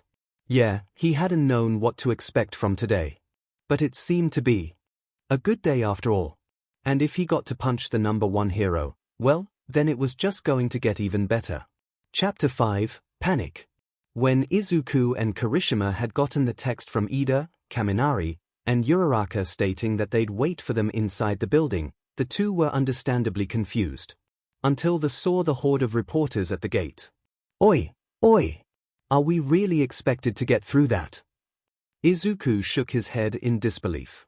How did heroes deal with this crap? Maybe he really would go underground like Aizawa-sensei. I guess there's no two ways about it. Kirishima looked just as uncomfortable as Izuku as they headed towards the crowd. What is it like to have All Might as a teacher? One reporter asked, as she shoved her mic in Izuku's face. Do you harass all kids like this? Or is it just UA students? Izuku smirked. Butte, if you want a comment. He discreetly gestured for Kirishima and a weird purple-haired kid to scoot past while he distracted the reporters. Present MIC is an amazing English teacher. I mean, look how proficient I've become in just one day of teaching. He grinned as he spoke in English. The reporters blinked in shock as he switched to German. Sorry, but I've got a class to get to. He waved goodbye and made his escape while they floundered at his abrupt language switch. Nice save, man. Kirishima high-fived him. Thank you for helping me through that. The new kid said. No problem. Izuku grinned. I'm Midoriya Izuku, by the way. Kirishima a hero. Shinso Hitoshi. General Education. Good to meet you.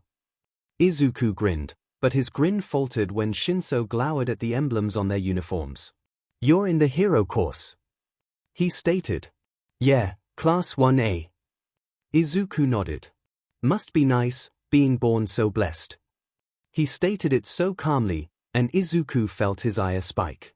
Kirishima stiffened, shooting Izuku a worried look.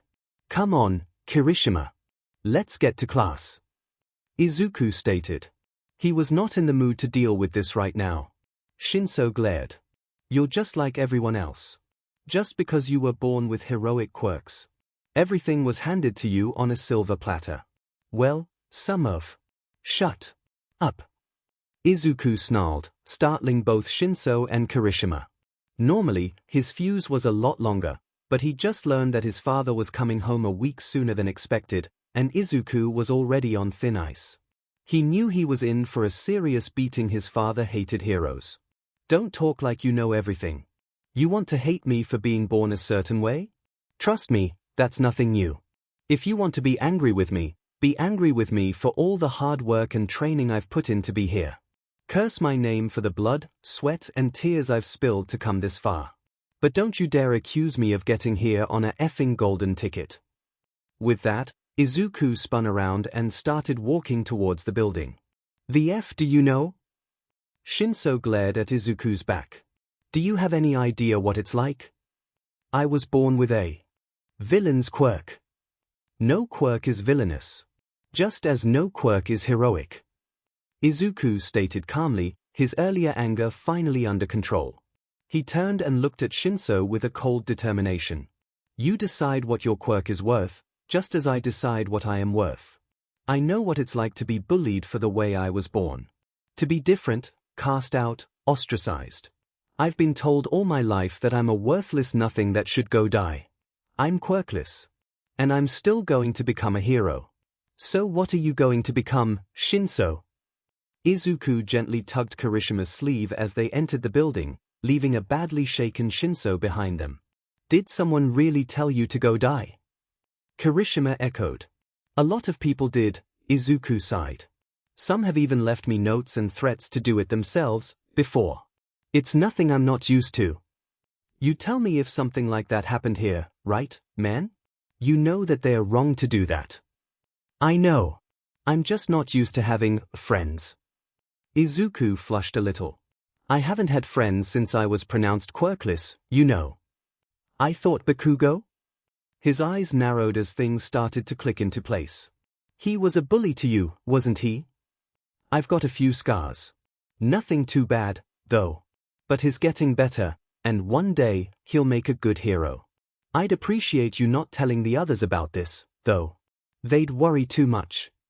As long as you tell me or Aizawa-sensei if he pulls any crap, you got it? You aren't alone anymore, Midoriya.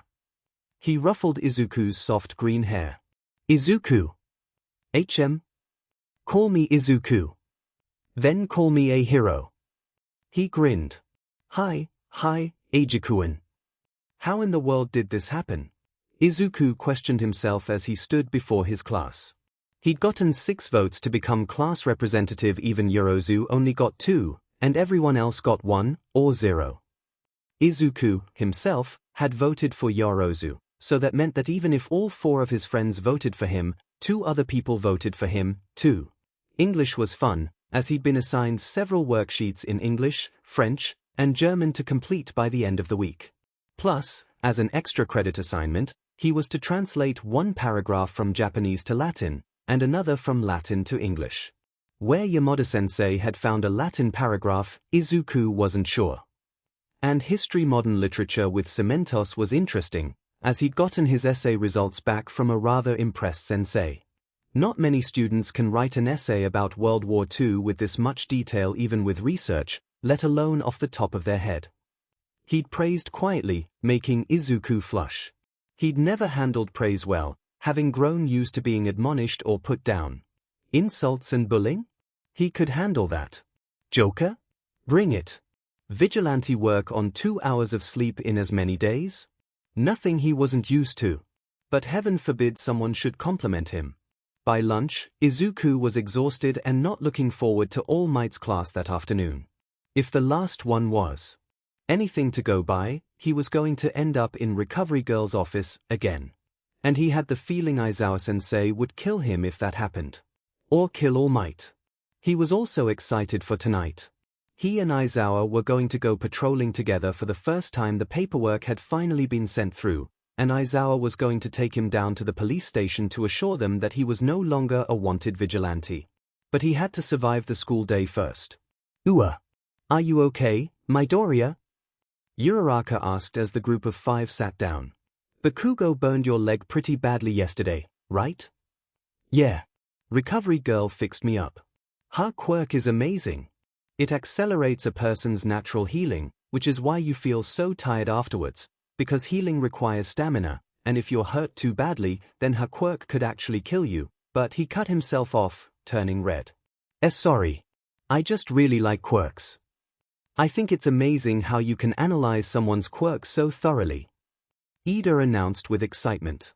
Izuku looked up when he sensed someone heading over to their table. Shinso came to a stop next to Izuku and shifted uncomfortably. Before Izuku could say anything, Shinso bowed.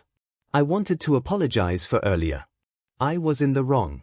I had no right to assume or judge. You got to where you are now because you put in the work I was too scared to do. You deserve to be a hero. Izuku blinked. Why, you can raise your head, you know. Shinso stood. Why not sit down and join us for lunch? He offered. I'm not mad anymore. It's all good. He smiled. Sorry I snapped at you. I just had a bit of a rough morning, is all. I be what? Shinso looked bewildered. Ha. That's just how he is. Midoriya doesn't stay mad long. Kaminari grinned. So sit down and introduce yourself. I'm Kaminari Denki. Shinso sat down and before long, was pulled into the group of friends. Izuku smiled. Well, that's one person I've saved from isolation. Uraraka had just finished explaining what had happened during yesterday's training exercise. And he wasn't punished? Why am I not surprised? Shinso shook his head. Because people with flashy, powerful quirks tend to get free passes. Izuku shrugged as he shook his head. He was glad to have one person in the group who could relate to his views on how skewed society was as a whole. Somehow, they'd gotten on the topic of why everyone wanted to be a hero. Heroes are so manly. They protect everyone and keep the peace. Kirishima grinned. Yeah, and they're so cool. Kaminari agreed. Besides, what good are our powers if we can't protect people? I come from a family of heroes. Ida piped in. Ever heard of Ingenium? A few people perked up and excitedly nodded. That's my older brother. I want to be like him, one day. Here's my inspiration. My reason isn't nearly as noble as all of yours, Uraraka flushed. To be frank, I'm in it for the money. Money? Shinso wasn't impressed. Neither was Izuku, to be honest. My parents run a construction company. It's a very hard job, and I want to make a lot of money so they don't have to work quite so much. Then they can retire young and go vacationing all the time. She smiled. Ah, then that's different. Shinso nodded sagely. You want the money for someone else's sake. Why do you want to be a hero, Shinso? Uraraka tilted her head. My quirk is brainwashing. He hesitated, like he was expecting backlash for it. That's so cool. Izuku grinned. You can save so many people with that. Hostage situations, shootings, negotiations, even helping out in rescue operations by keeping small children quiet, or guiding people out of danger. I've never had someone tell me that before. Shinso looked so startled by the encouragement and support, even as the other hero students grinned in agreement. All my life, people have told me I'm a villain, because of my quirk. Even my own parents refuse to talk to me, because my quirk is response-based. But I've always wanted to be a hero. You can't help what the heart wants. He smiled wistfully for a moment. And you, Midoriya? As you said, Shinso. You can't help what the heart wants. I was born quirkless. When I was officially pronounced as such, I got bullied badly. All my life, people have laughed at my dream and put me down for it.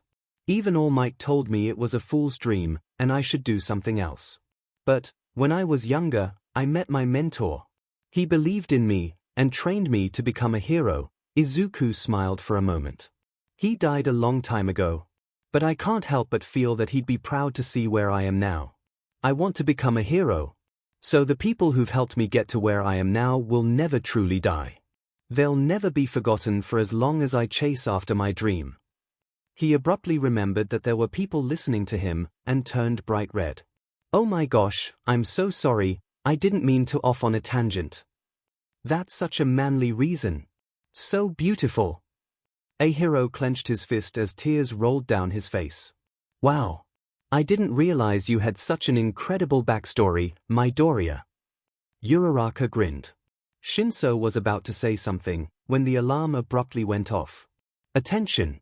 A security breach level 3 has been detected. All students please evacuate to the designated shelters. Level 3. Ida stopped an upperclassman. It means someone's breached the front gates of UA and infiltrated the school.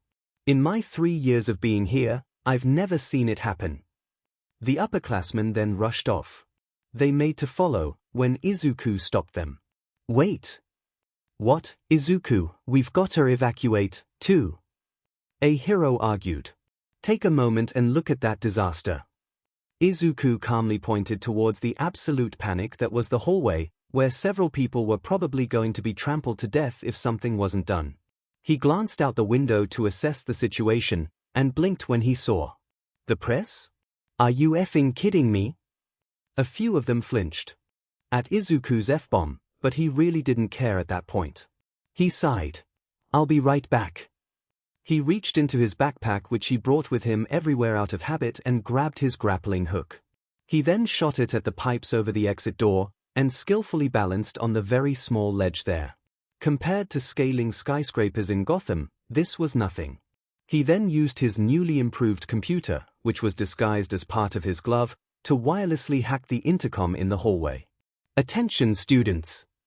He called out, startling the group of rampaging teenagers as his voice sounded from the speakers above them. Do not panic. The press has been spotted outside. Please remember where you are, and proceed in an organized fashion to the designated areas. He sent them a mild glare before hopping down. Now that the panic had been dealt with, he easily made his way back over to his friends. They've got to start having drills or something, because this is just ridiculous. He shook his head as he helped up a few people who'd been caught underneath the stampede. Luckily, nobody was hurt too badly to move, and he pulled out his cell phone and called Recovery Girl to let her know that she should expect a few people. By the time that everything had calmed down and been settled, Izuku was even more exhausted than before. So it was a pleasant surprise to find that Aizawa was going to join them for the exercise today. Maybe it's because of the bullshit All Might pulled yesterday? Izuku would have donned his Robin outfit if it weren't still in for repairs and alterations, because damn it, he told them to make that stupid cape longer. So instead he settled for his gym outfit with his utility belt and his newly refurbished gloves. He'd put the digital system into it, allowing him to hack tech a lot faster, which was what he'd used in the panic earlier. On the bus, Izuku found himself enjoying his conversation with Asui, pleasantly surprised to find them teasing Bakugo. When the bus came to a stop, he, as class rep, guided everyone out. The moment his foot hit the soil, a strong feeling of wrongness churned his stomach. He knew something was going to go south today. Sensei, he stated quietly, making sure the students couldn't hear him. Midoriya? He raised an eyebrow. Izuku wondered how the man hadn't picked up on the feeling of wrongness. My gut's screaming at me right now. Something's wrong here. 13 and I are both here, and All Might should be here any minute. He reassured him. Please, be careful, Eraserhead. Izuku sent his teacher a meaningful look, and Aizawa stiffened at the use of his hero name. You as well, Robin. And on a paranoid instinct, Izuku sent a text to the only other UA staff member he had in his contacts, because he doubted Recovery Girl would be of much help right now, when she was still dealing with some of the aftermath of the panic earlier. Yamada, I have a bad feeling. If, in 10 minutes, you cannot get a hold of either myself or Aizawa-sensei, assume something is gravely wrong. He made sure the message went through before joining the rest of the class in the unforeseen simulation joint. Chapter 6, USJ. Izuku would have been awed at the interior of the building if he wasn't so jumpy with adrenaline. He hyperanalyzed everything, hand hovering over his staff, ready to snatch and extend at a moment's notice. Whatever was about to happen had him on edge more than stealing Alfred's cookies. 13, where's All Might? He was supposed to meet us here. Aizawa asked, looking around. About that, 13 held up 3 fingers. Izuku knew what that meant. He ran out of hero time. What an irresponsible. He tried to quell the sickening feeling welling up in his belly. He tried to listen and pay attention to 13's inspiring speech. He really did. But before he knew it, his classmates were clapping and 13 was bowing, and that feeling got worse. All right. First but Aizawa didn't finish his sentence. The lights flickered, and the water in the fountain down in the square spluttered. A black warp opened up in the air, and Aizawa stiffened and turned around in horror. Izuku fell into a battle stance in the front of the class, staff out and extended as he followed Aizawa's horrified gaze. A hand reached through the swirling purple portal, and a blue-haired man with a hand covering his face peered out. Izuku caught sight of his single visible red eye, and shivered. That look, he knew that look. This man was the same kind of crazy that he saw back in Gotham. This was bad. Gather together and don't move, Aizawa ordered, loosening his scarf. 13. Protect the students. A hero looked over, and noticed the portal. What's that? Villains started pouring out of the warp gate. Bad got worse. Is this like the entrance exam where the lessons already started? He made a move forward, but Izuku held his hand out to stop him. Don't move. Aizawa snapped at them as he put his goggles on. Those are villains. The class froze. The sudden reality of the situation hit them hard. Midoriya. Aizawa looked at Izuku. He seemed to hesitate for a moment, before he spoke with a fierce undertone. Protect the students. Be careful. He stressed. The students didn't understand why Izuku was suddenly placed in the same position as 13. They didn't know that Izuku had experience fighting villains. But they also didn't get the chance to answer as Izuku nodded, a hard gleam to his eye. He saw 13 shoot him a somewhat awed look, or at least he assumed it was awed, as it was hard to tell with their helmet. Come back alive, Aizawa. Izuku ordered, as Aizawa jumped into the fray. 13 started to herd the students out. I'll guard the rear, Izuku informed 13, as he made sure the stragglers were safe. What's going on, man? Kaminari asked Izuku, bewildered. I mean, I know your class rep, but... No time to explain. I'll tell you later, Izuku promised. We need to make it out alive, first. But then that warp villain blocked their path. For a moment, Izuku feared that Aizawa had been killed. He shook his head. This was no time to think such things. The sound of the fight in the background assured him that Aizawa was most definitely alive. Things happened almost too fast for him to react. Almost. When the man, Kurogiri, surrounded them with his mists, Izuku snatched the two students that were closest to him, Asui and Ahiro. He would protect anyone he could. Then they were falling. He saw the water below them, and while he knew Asui would be fine, he doubted Ahiro would fare too well. He noticed an extra person, who Asui had wrapped her tongue around Mineta. Hang on! He ordered them, and felt their arms tighten around him. He snagged his grappling hook and roughly deposited them on the boat. Shipwreck zone. He realized. He was on his feet in an instant, surveying the deck for enemies.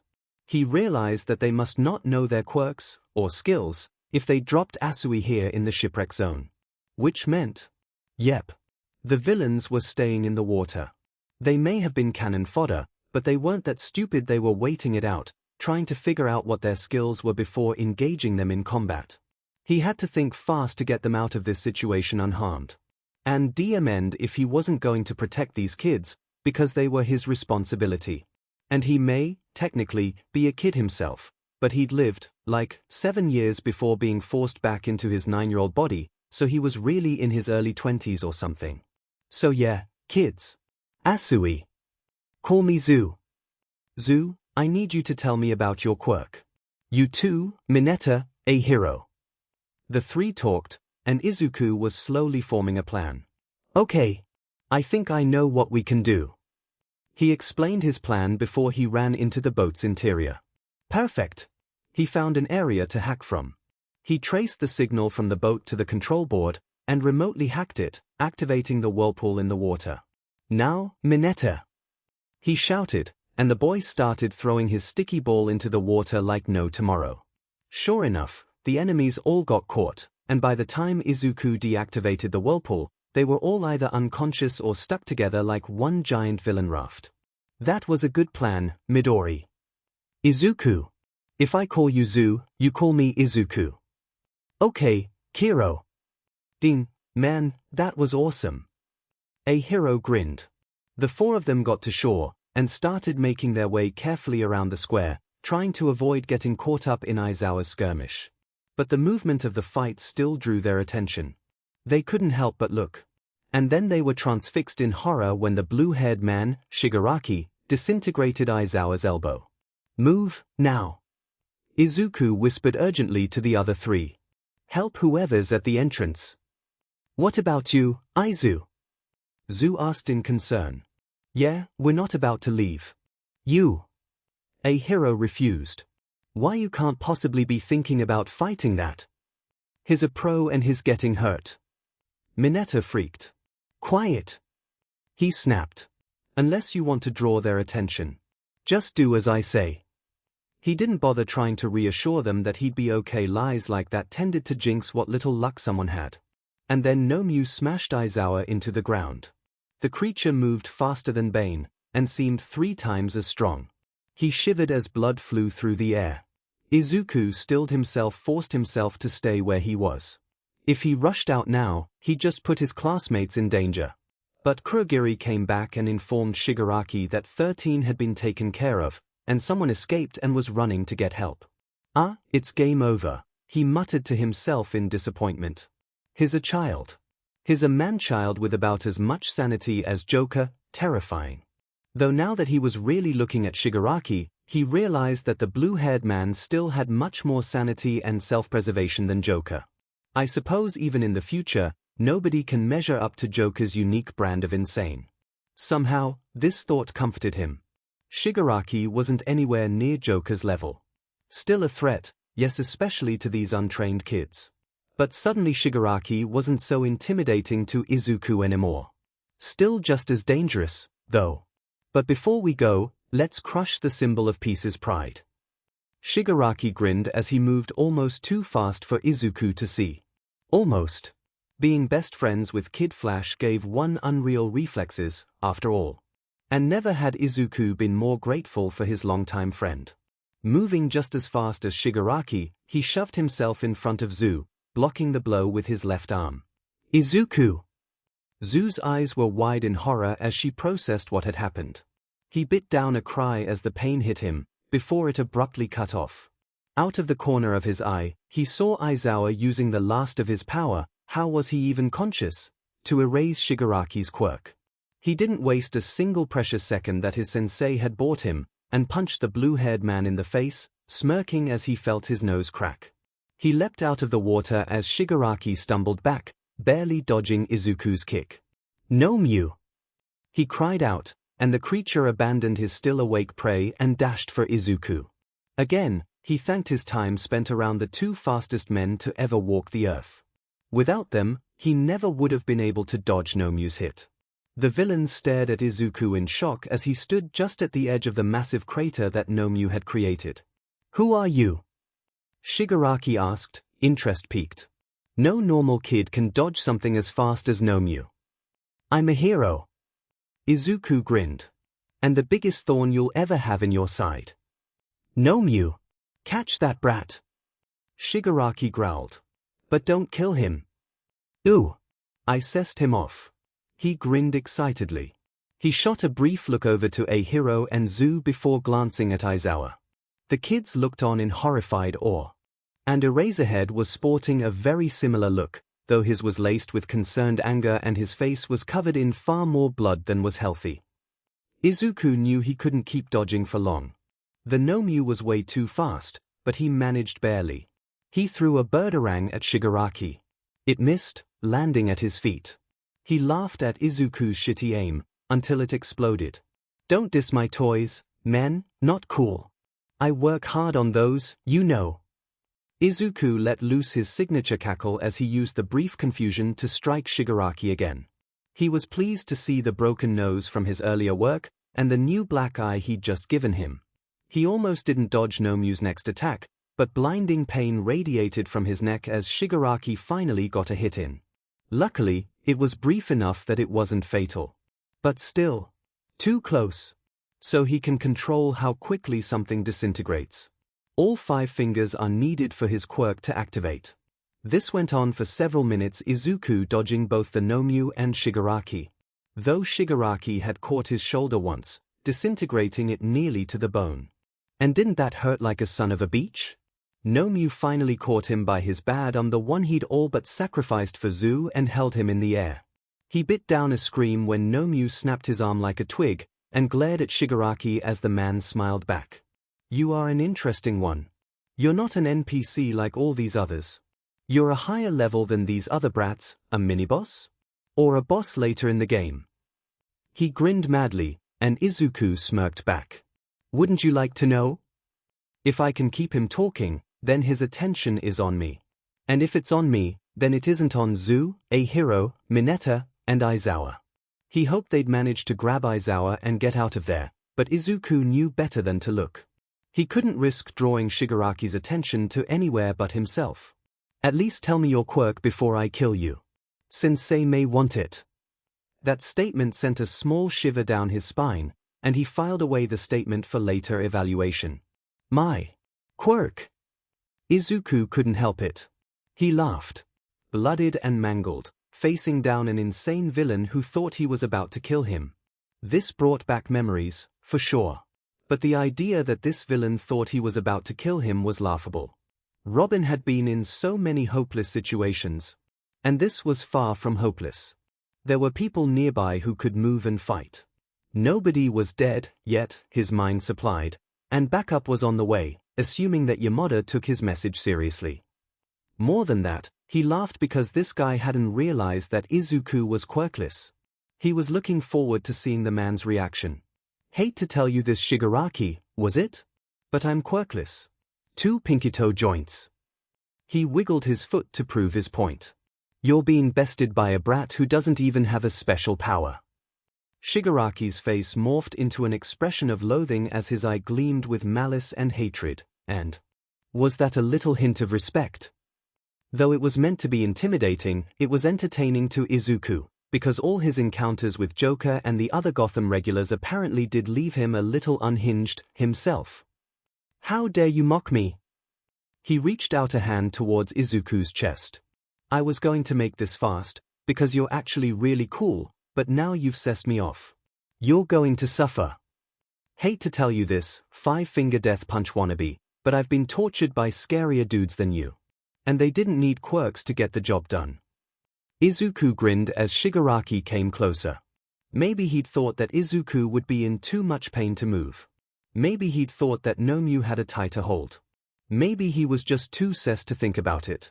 So when Shigaraki came closer, Izuku was able to deliver a nice hard kick between the legs with one steel-toed boot, and an equally harsh kick to his stomach with the other. The blue-haired man crumpled to the ground in pain, even as Nomyu screeched, throwing Izuku right into the fountain with deadly force. He saw stars, but had just enough time to make sure he hit that fountain in a very specific and practiced manner. Not for the first time, he was grateful for his experience as Robin. If he hadn't been thrown through brick walls more times than he could count, he probably wouldn't have survived being thrown into the stone fountain with a force rivaling Superman's strength. Though Izuku would argue that All Might and by extension, Nomyu was actually somehow stronger than Superman, but they'd never truly know. He barely managed to avoid a nasty concussion. Staggering to his feet, he noticed that Zu, Hiro, and Mineta had grabbed Aizawa, and the three were hidden near the staircase, watching the fight unfold in horror. Aizawa, in particular, looked like he had half a mind to come over and fight alongside Izuku, or kill him himself, though his 2 broken arms and extreme head trauma prevented that. Seriously, how is he awake? Even Bruce couldn't stay conscious after that kind of beating. Izuku would have sent them a reassuring smirk, but he couldn't risk drawing any attention to them. At that very moment, the doors of USJ flew off their hinges as All Might came in. For the first time since the slime villain incident, Izuku was relieved to see the number 1 hero. You took your sweet effing time. He twitched in annoyance. He ducked to the side, having seen movement out of his peripheral vision, only to relax upon realizing that it was just Shigaraki finally getting up. Looks like we get a continue. Maybe Izuku had hit his head a little, because though he could follow All Might's impressive speed, which he noted was still slower than Nomyu, he wasn't able to dodge the man's hand that grabbed him and safely deposited him with his classmates and severely injured sensei. Aizu! Zu had tears in her eyes as she looked him over. Holy shit, man. What the hell was that? Hiro looked at him with wide eyes. Aizawa glared at him as Izuku quickly got out his first aid kit. Stop glaring and be still. Izuku sent Aizawa a glare of his own as he, awkwardly yet expertly, wrapped the man's head to stem the bleeding. He didn't want to mess with Aizawa's arms. They were far too shattered for him to deal with. Instead, he wrapped his elbow and carefully slid his arms in a makeshift sling to prevent them from worsening, before doing the same for his own shattered left arm. "You've done this before," a hero accused. "Of course I have." Izuku then threw his dislocated shoulder into the side of the staircase, relocating it with a sickening pop. "Oh, I hate relocating sheet." He quickly shook himself. There was nothing more he could do for his left arm now that needed a medical professional. And he couldn't feel any other major injuries that couldn't be treated later. "All right. Field treatment's done." Izuku nodded to himself. "We need to get Aizawa out of here and regroup with everyone else." He looked up at the other 4 people he was with. "Problem child." Aizawa growled out through clenched teeth. "Save your strength, but try to stay awake. Head injuries are a beach." Izuku shook his head. "Keep talking, but don't you dare try to move." "Thank you." He gave Izuku a meaningful look. "If you die, I'm going to bring you back and kill you myself." Izuku promised. "Same to you, brat." "Nobody's dying." A hero denied as he carefully scooped Aizawa up into his arms. "Eiji, keep him talking. If he falls asleep with that head injury, he may never wake up." Izuku stated firmly. "All right." He hesitated. "You were so badass out there." He rambled for a minute. "Nice try, kid." Aizawa slurred out. "We'll work on your rescue form later in the year." Izuku snorted. "You'd better hold on to teach us, then, Eraserhead." All Might had been fighting Nomu up to this point was still pounding away at the creature that Shigaraki had claimed held several different quirks. But then, Izuku felt it before he saw it. Shigaraki's hand flew through a portal created by Kurogiri. Izuku's eyes locked with Shigaraki's and he knew.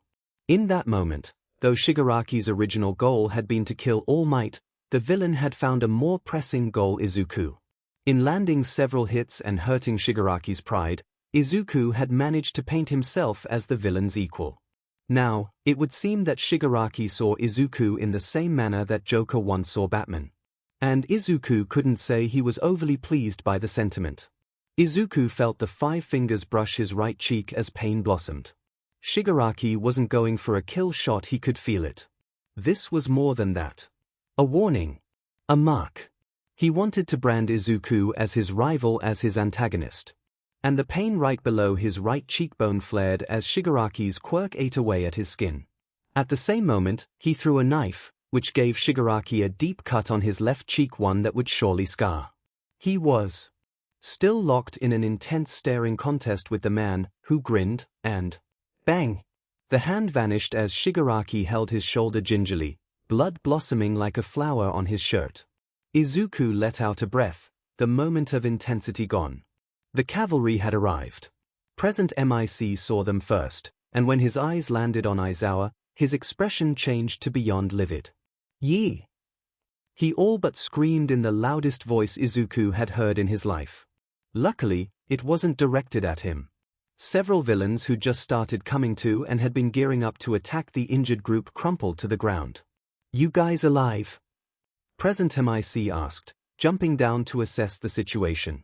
He would have sounded casual to anyone else, but to Izuku, who had learned to listen to the slight influxes of tones and body language to understand the emotions of the Batman, Present MIC's fear and concern were as loud as his quirk. "Am alive," Aizawa reassured. "I'm still breathing." Izuku coughed up a small bit of blood, one hand tracing what he knew was going to be a new scar on his right cheek. He winced as the sweat and dirt on his hand caused the open wound to sting even more fiercely. "Cementos! We've got injured down here." Present MIC called up. "Hold tight, we'll take care of this." He smiled. "You're safe, now." The other kids relaxed, but Izuku kept his form rigid and tense, ready to fight at the drop of a hat if need be. There was no logic in relaxing when your enemy had access to a literal wormhole. "Careful. Blue hair Shigaraki has a disintegration quirk. All 5 fingers need to touch his target, and he can control the speed and rate of the disintegration.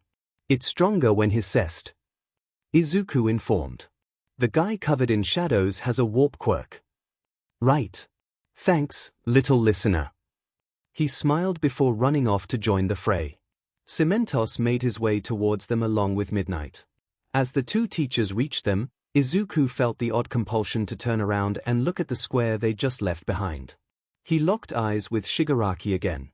The man grinned, a sick twisted smile spinning out on his face.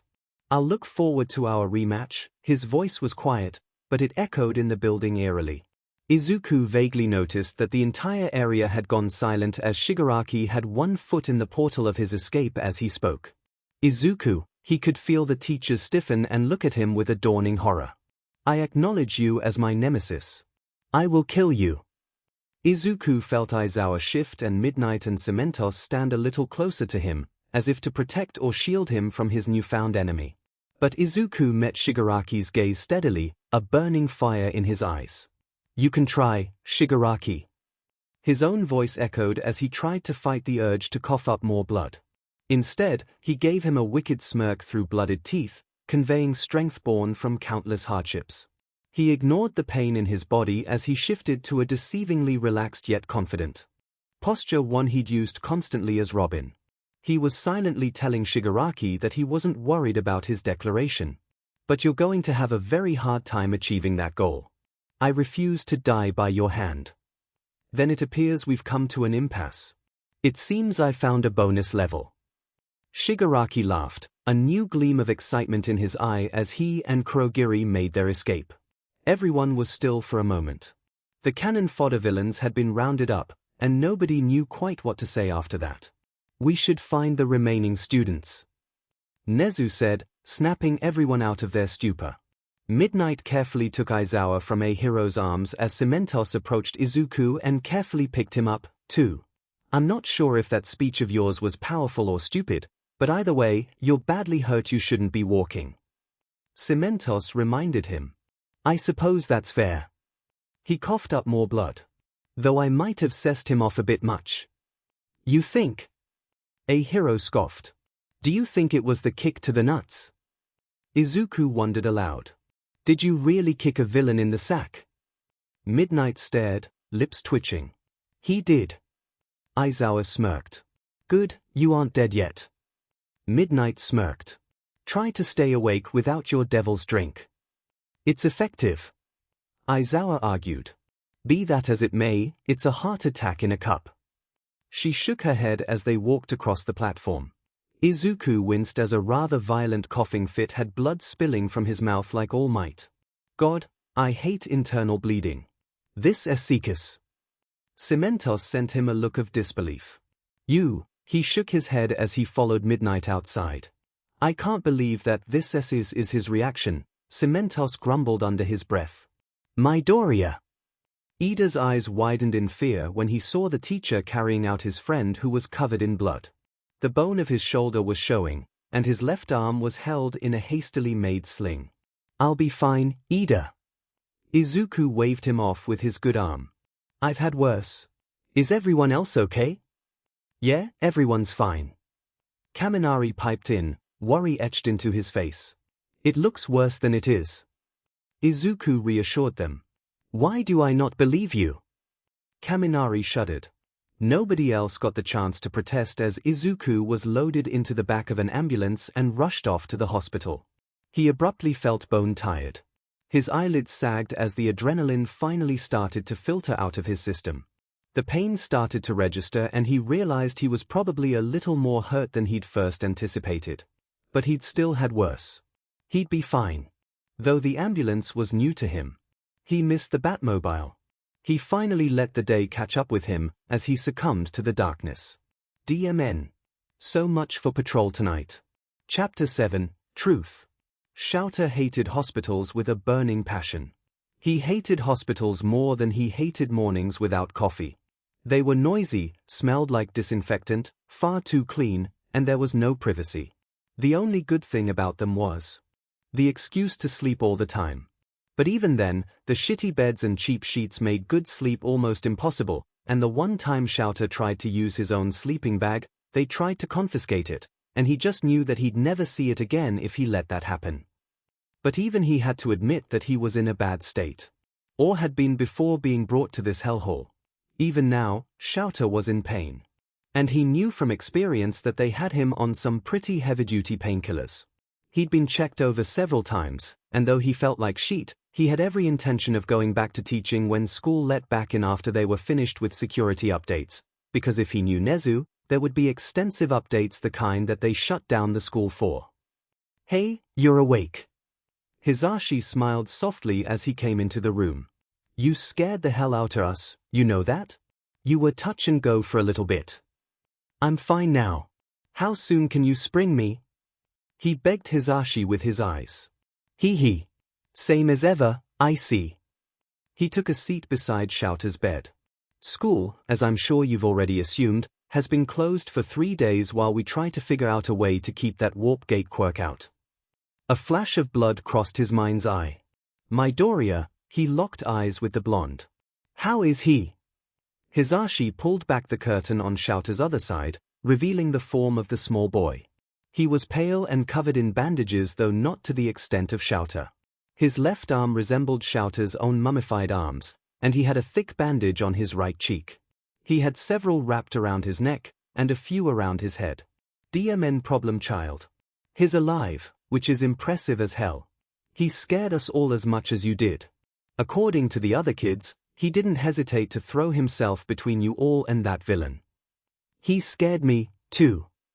Shouter shuddered as he recalled how helpless he'd felt as he watched that villain go after his kids. Speaking of, I hope you don't mind the interruption. Detective Tsukochi stood at the doorway. Need my statement? Shouter sighed as the man nodded. Let's start at the top, shall we? Tsukochi waited for Shouter to start. Now that I think about it, Midoriya mentioned when we got off the bus that he'd had a bad feeling. He thought back to the kid's concern. He thought that maybe he'd been tired or nervous. Shouter, of course, hadn't simply written it off. The kid had experience fighting crime, but he hadn't realized that things would go south so quickly. I actually got a text from him. Hisashi blinked as he scrolled through his phone. He said he had a bad feeling and that if I couldn't get through to you or him in 10 minutes to assume something was gravely wrong. When I couldn't get through to your phones after those 10 minutes, I gathered the other teachers and went to find you, then we ran into Ida partway there. We'd gone into USJ for a scheduled lesson. The lights had flickered and then a warp gate appeared by the fountain. Shouter continued. I told 13 to protect the students before engaging the villains pouring out of the portal. I tried to keep an eye on the guy who looked like the most trouble, the one with the warp quirk, but the moment I blinked, he was gone. Kurogiri is his name. Tsukochi informed. After that, things just blurred into fighting. But then Shigaraki pointed out that the intervals between my blinks was getting shorter and shorter. I attacked him, and he caught my elbow before using his quirk on it. He ordered that thing, Nomu, I think it was, to attack me. Shouter shuddered hard, remembering the sheer strength of the beast. I was sure I erased its quirk. It didn't matter, though. It was too fast to see, too strong to fight. It snapped my arms like twigs and nearly flattened my skull into the ground. He noticed Hisashi turn a little white as Shouter described just how overpowered he'd been. They called it the anti-symbol of peace. Something made to kill all might. Tsukochi stiffened as he wrote that down. Kurogiri returned not long after and mentioned a student escaping. Shigaraki talked about a game over or something before he mentioned dealing a blow to All Might's pride. Shouter remembered the scene with a devastating clarity. Shigaraki had been going for Asui, when Midoriya just threw himself between them. I erased his quirk as fast as I could. The fear he'd felt when he thought he'd been too late. And God, his eyes ached just remembering how hard it had been to erase that quirk. And he did not want his eyes to start watering now, because if that happened, they'd start burning and he couldn't put his eye drops in without the use of his currently mummified hands. And then it was a little hazy after that. I remember Asui and Kirishima moving me out of the crater. He recalled watching in stunned, horrified, or as Midoriya managed to somehow keep up with that monster's speed. Midoriya! He had no fear. Shouter realized the words were wrong as soon as they escaped his mouth. He showed no fear. He corrected. He kept pace with that Nomyu. It was as fast and strong as All Might in his prime. And he kept pace with it. Hisashi choked. Tsukochi looked stunned, too. While fighting Shigaraki. Shouter nodded. Oh. Okay, nodding was bad. Nodding hurt. He hated being injured. He took the pain with a laugh and mocked them.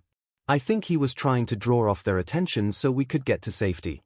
Didn't seem like the first time he'd done so, either. Most rookies make the mistake of looking over at the people they're protecting to assure themselves that they are safe. He didn't. It's because of that he was successful. And watching Midoriya's shoulder be disintegrated to the bone had hurt Shouter almost as much as he was sure it hurt Midoriya. Shouter's heart had nearly stopped when he scarcely escaped having his neck disintegrated. And then the Nomyu finally caught him by the arm. Shouter shuddered, remembering how easily that beast had snapped his own arms, twisting and grinding the bones in its powerful grip. He was grateful for quirks. Without them, he probably wouldn't even have arms right now. He didn't cry out, even as his arm broke. Shouter recalled, remembering his blinding fear in that moment and that need to help his student. Even still, he laughed and mocked them, keeping their attention occupied.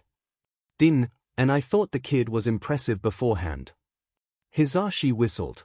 Detective Tsukochi took a seat, looking unusually pale as Shouter continued to speak. Somehow, he still managed to get some good hits in one right between the legs even while dangling from a broken arm. Shouter smirked wickedly. He wouldn't lie, hearing that villain's squeak of pain as his manhood was attacked had made him grin with a vicious satisfaction. His smirk faltered as he remembered how close Midoriya had come to dying. Shigaraki had been about to kill him. That's when All Might showed up. He remembered the absolute relief he'd felt when he realized that reinforcements had arrived. Yeah. Ida had rushed right up to us as we were heading out towards you guys. He scared the hell out of us. Thank goodness for Midoriya's text, otherwise it would have taken us a lot longer. The panicked look of desperation on his face as he panted out the words "yeah" and "villains." Class representatives were ordered to bring the students to the bunkers. We had no idea if this had been an isolated attack or a distraction. I'd been under the assumption of a much smaller attack, so I just brought whoever was in the lounge with me. Ida's words sent everyone else into action, and Nezu gathered the rest of the staff himself. We didn't know if it was an isolated attack or not either. For all we knew, the rest of UA was also under attack, and that was why nobody had come. I'm actually glad that it was just someone jamming the signal. Shouter spoke quietly. God, Sho, do you realize how bad everything looked when we arrived? 13 was hurt and unconscious by the doorway. They're fine, now. And you and Midoriya. Hisashi remembered the scene clearly. His heart had been in his throat when he realized the students had been scattered and he saw all the blood strewn throughout the square. He'd prayed that the blood belonged to the villains. And once he'd reached the top of the staircase, he'd seen the kids with Shouter, and Shouter had looked like death. For a moment, he'd seen that collapsed building from their second year. He truly feared that Shouter had left him alone with Nemurai. It wasn't until he'd moved that he realized he was even alive, but holy F, Midoriya looked just as bad, and the kid was somehow still standing. Hey, stop that! Shouter spoke up. He knew Hisashi's mind was going to a place it shouldn't be. Nobody else was hurt. Just you, 13, and Midoriya. Everyone's alive. Hisashi reassured him. You could have just started with that, you know. But you needed to get that story off your chest. Hisashi pointed out, gently poking his cheek. Tensai's worried about you, too. He sends his regards. I'm guessing he's looking after his baby brother, then? Shouter smiled fondly. Of course he is. Hisashi shook his head. Remember when little Ida was born? I don't think I've ever seen someone come into their brotherly instincts so quickly. Still remember when the kid puked on me? Shouter grimaced. You know, I don't think little Ida knows that we went to school with his brother. Hisashi mused. I mean, we see Nemurai and Sekijiro all the time at work, but Tensai decided to go off with his own agency. If his brother wants to tell him, that's fine. But it's not our place to tell him we babysat him when he was an infant. Shouter shook his head. Oh. Would you stop hurting yourself? Hisashi asked, exasperated. If you get me coffee. You know I'm not allowed to do that, Sho. I want to thank you for your statement today.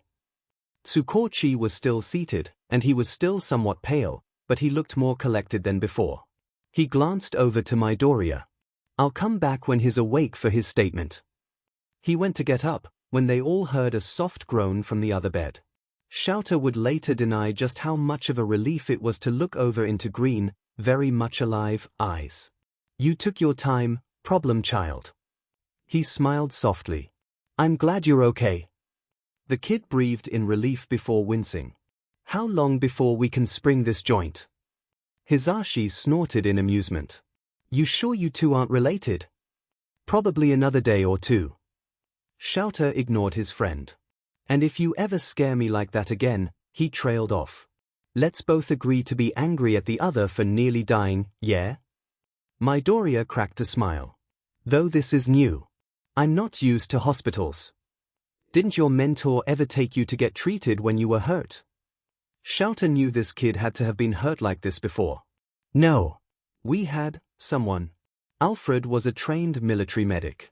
There were extenuating circumstances that prevented us from getting treated at hospitals for any injuries related to our heroic activities. So basically you were both vigilantes and couldn't go to a hospital for fear of being arrested. Shouter deadpanned. Yep. This kid was too DMN happy. Though after a while, I suppose we could have tried going to the hospital. The police chief eventually started to call us in to handle the particularly insane criminals. Insane? Hisashi blinked. Yeah. Every now and again, there'd be a breakout from the asylum for the criminally insane. He shrugged like it was no big deal. You're unbelievable. No wonder you could taunt that villain so casually. Shouter fought the urge to shake his head. Well, Shigaraki definitely had a couple of screws loose, but it was nothing compared to Joe. He cut himself off, like he'd suddenly realized he'd said too much. Tsukochi took this opportunity to clear his throat, alerting Midoriya to his presence. The kid paled a bit, an understandable reaction considering this man was in charge of capturing Robin. Forgive my intrusion. I'm Detective Tsukochi. I know you just woke up, but I need your statement regarding the USJ incident. Midoriya sent a glance at Shouter, who sighed. We may as well settle this now. Tsukochi. HM. Midoriya Izuku is my official apprentice. He is no longer a vigilante. Tsukochi blinked, completely lost. Vigilante? You know me as Robin. A light smirk graced the kid's features as Tsukochi startled badly. W8. You're the vigilante Robin? Yes. Yes I am. And he's my official apprentice, so he's now off the wanted list. Shouter stated. So please, make sure your men know. I do not want my student getting shot by your team. Again. Midoriya muttered under his breath, and Shouter fought the urge to press for answers. You can ask him later. They'll be informed. Though I have to ask, how the hell did you avoid us for so long? You weren't even seen. Tsukochi had an excited gleam in his eyes. I had a very good mentor. Midoriya smiled softly. You're 15? So you've been a vigilante since you were 10? Tsukochi realized, and Shouter's own eyes widened. He'd never really thought of it that way. Yes. He smiled sheepishly, causing the two men to sigh and Hisashi to choke. Yes, well. I must inform you before taking your statement. My quirk is lie detector. I can tell if you're dishonest, so please try not to gloss over any details. Hi. Midoriya shifted a little. His uncomfortable around him? Shouter took note of that. I guess the place to start would be when we got off the bus. I had this horrible gut feeling. I just knew something bad was going to go down, but had no idea what. So I sent a text to the only faculty member in my phone and informed my sensei, but there wasn't much we could do other than try to be prepared. Midoriya shook his head. And then the villains showed up. Aizawa-sensei jumped right into the fray after telling 13-sensei and I to protect the students. You told a student to help protect them? Hisashi raised an eyebrow.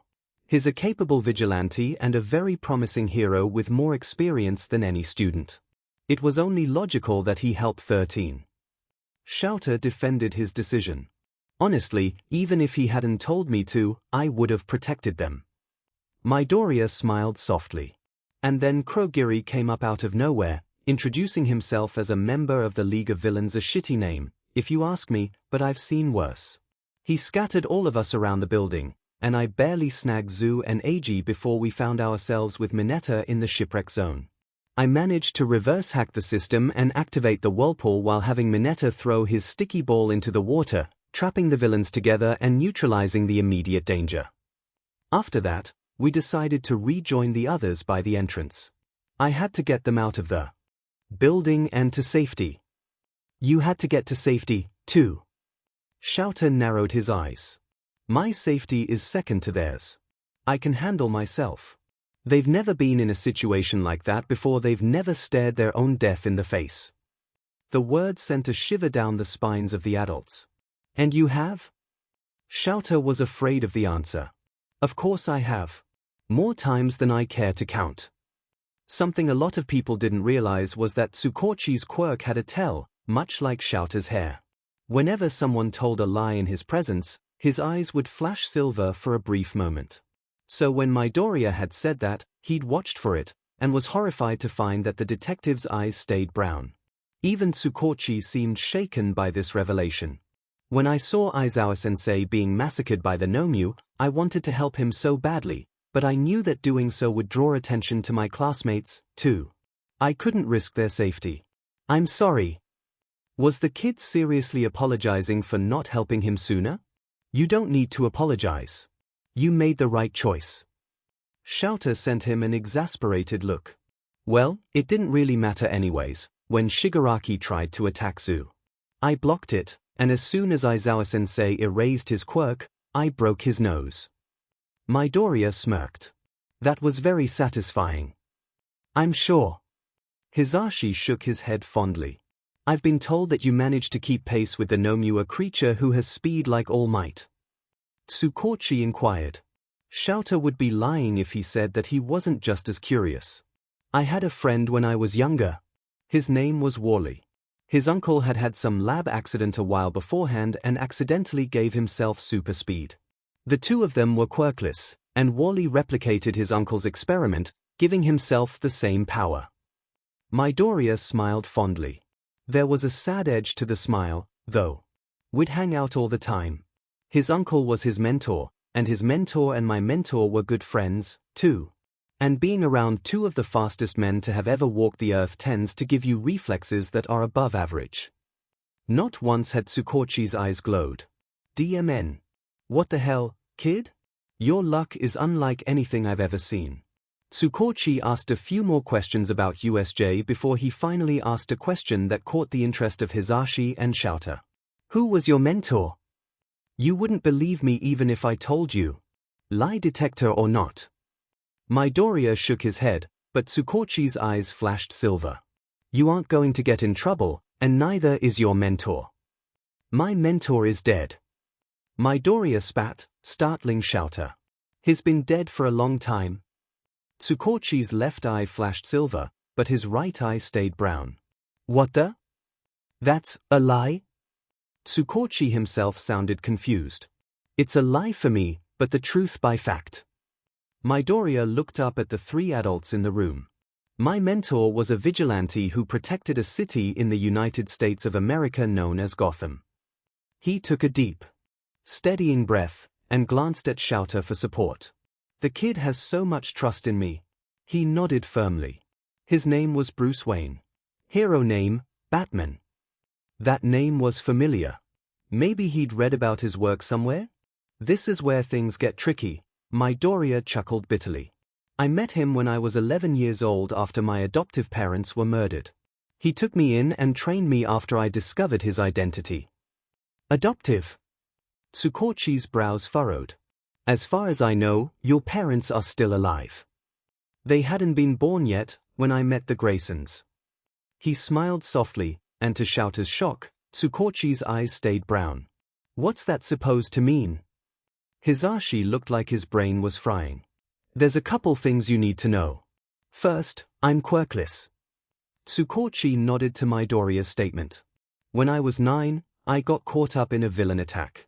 I got hit by an unknown person's unknown quirk. It's not known if that was from the villain or a civilian, but it made me disappear for about a week. Again, only one eye flashed silver. Sorry, a week, here. Both eyes stayed brown. I remember that case. Tsukochi blinked.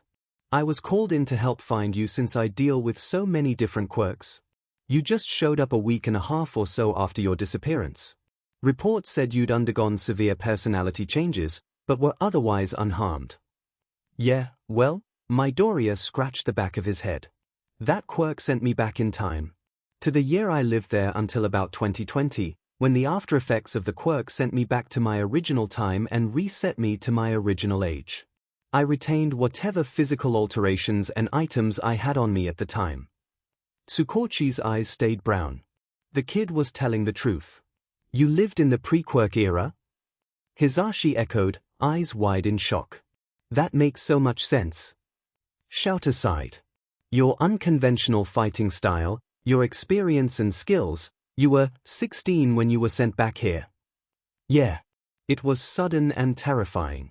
One moment, I was helping Bruce research a few things, and bantering with Barbara about whether or not Catwoman and Bruce would hook up, when I just started fading. And I've never seen them look so scared before. Midoriya curled in on himself as much as his injuries would allow. And then I was back here in this time, and I was a kid again, and they were gone. And all of a sudden, I was the quirkless kid again. I was less than and alone. Everyone I cared about, everyone I'd fought for, protected with everything I had, dead. Suddenly, everything became clear. It's been centuries for the world, but only a scarce few years for the kid. Shouter wanted nothing more than to scoop this child into his arms and reassure him that things would get better. That the grief would ease, little by little. Hisashi got up and carefully pulled Midoriya into a hug. The kid stiffened and looked up in confusion. Shouter's in no state to get out of bed, so you'll have to settle for my hugs in the meantime. He smiled softly, running his fingers through the green hair. You aren't alone anymore, little listener. I don't care how long you've lived, you're still a kid right now. It's okay to hurt. It's okay to cry. Nobody here will judge you for that. You can grieve, we understand. Apparently that was exactly what Midoriya needed to hear, because he wrapped his good arm around the blonde and started to break down. Every heart-wrenching sob tore part of Shouter's heart out of his chest, and he wanted nothing more than to join Hisashi in giving the kid support. F this. My arms are broken, not my legs. He bit down on his tongue and gingerly swung his leg over the edge of the bed. He noticed Tsukochi giving him a reprimanding glare, but the man must have been just as affected as he didn't stop Shouter. In fact, the detective nodded his thanks and left the room, giving the three some privacy. Shouter carefully made his way over to the two of them before swinging a casted arm around Hisashi and Midoriya. The blonde's head whipped up in surprise before dissolving into a disapproving glare. You should stay in bed. He signed angrily with the hand that wasn't running though Midoriya's hair. Shouter glared back, unable to respond in sign with his hands reduced to mummified marshmallows. We're here, kid. You aren't alone, now. Shouter softly murmured to Midoriya, who glanced up in surprise. You remind me of him a lot, you know.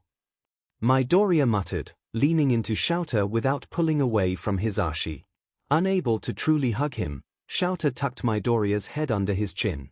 The soft locks tickled his chin, but the kid seemed to melt into the embrace, nuzzling into Shouter's chest. You feel safe, like he did. Strong and quiet. I don't know why, but I feel safe with you, Aizawa. Shouter wouldn't admit it aloud, but that made him feel warm inside. A soft smile found its way onto his face. No matter what, you can count on me. We're a team, now, yeah. And wasn't that a strange thought? Shouter hadn't been part of a team since Shirakumo. He supposed that he was a lot like Midoriya in that aspect. They'd both lost their teammate to death. Yeah? Midoriya smiled softly. His sobs eventually quieted and his breathing evened out. Little listener fell asleep. Hisashi chuckled. He looks so content snuggled up to you. Take a picture and I will hurt you. Shouter threatened as he saw Hisashi reach for his phone. I never want to see him cry like that again. Hisashi sighed. I agree. I never would have guessed that the kid went through so much. No wonder he's such a brilliant vigilante. He'd been one for years. Hisashi agreed. Batman, Shouter's eyes narrowed before widening in realization. The Dark Knight, the legend had been passed down for centuries. Not many people remembered the old hero's actual hero name, and his civilian identity had never been discovered, and remained a hotly debated topic to this day. He was one of the most famous old heroes. He fought some of the most vile and twisted criminals, and was quirkless to boot. Many old heroes had come into quirk-like powers through unconventional means, and had come across equally strong and powerful villains in their time. They earned the trust of the people by protecting them, and many were still known to this day. Superman, Green Lantern, The Flash. Wait. Think the hero Midoriya was talking about earlier was the Flash? You're shitting me. Hisashi whispered, excited at the prospect that his student had met Hisashi's own favorite hero. To think that he'd been trained by the Dark Knight, though, Shouter smiled softly, before resisting the urge to hit his head on something. Batman and Robin. The dynamic duo. Midoriya was his sidekick. Oh. Hisashi's eyes were wide. Shouter understood why. The old heroes were something like ancient celebrities, borderline gods, depending on who you asked. Like how children looked up to All Might, many heroes looked up to the old heroes of the pre-Quirk era, the ones who paved the way of heroism and forged the path that they followed to this day. Their teachings spread by word of mouth and from whatever surviving documentations that remained were held in high regard. UA. Second years had an entire class dedicated to the study of the old heroes. Shouter supposed that Midoriya wouldn't exactly need to take that class, considering he was an old hero. And that thought made even Shouter excited. The Dark Knight had been his favorite of all the old heroes, and to know his own apprentice was once the sidekick of his favorite hero. It made him, internally, giddy. He felt that childlike wonder fill him before shaking his head. Oh. No matter what, Midoriya was Midoriya. He was his student. His apprentice. The kid was the same kid that snarked off to villains and scaled the side of UA for sheets and giggles. And sheet made sense. Because Gotham was known as one of the most dangerous places in the world during the pre-Quirk era, and only the Dark Knight and Robin had managed to keep things anything close to peaceful. He would try not to treat Midoriya any differently, but he knew that that would be impossible. Because he was more than a student, now. They were, in terms of experience, equals. And Shouter was going to treat him as such. Yes, he was a kid, and Shouter would continue to teach him. But the kid had as much real battle experience as any seasoned hero, more so than most, actually, and Shouter was not going to baby him out in the field. He laid back in the bed, careful not to wake the sleeping child. He shifted to get a little more comfortable. Weeks later, Shouter would demand Hisashi delete the picture of a mummified Shouter curled protectively around a small green-haired child whose head was tucked securely underneath his teacher's chin. Hisashi would do so after sending the copy to every faculty member of UA. Chapter 8, Explanations. Izuku didn't know how he kept finding himself in these sorts of situations. It was the first day back at school. He'd been released from the hospital after 2 blissful days of observation.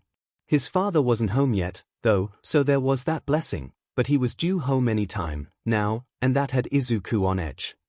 He felt like the time spent in the hospital with Aizawa, which he'd later learned that their shared room was Hisashi's doing, as a way to make sure neither of them panicked upon waking up, had brought them closer.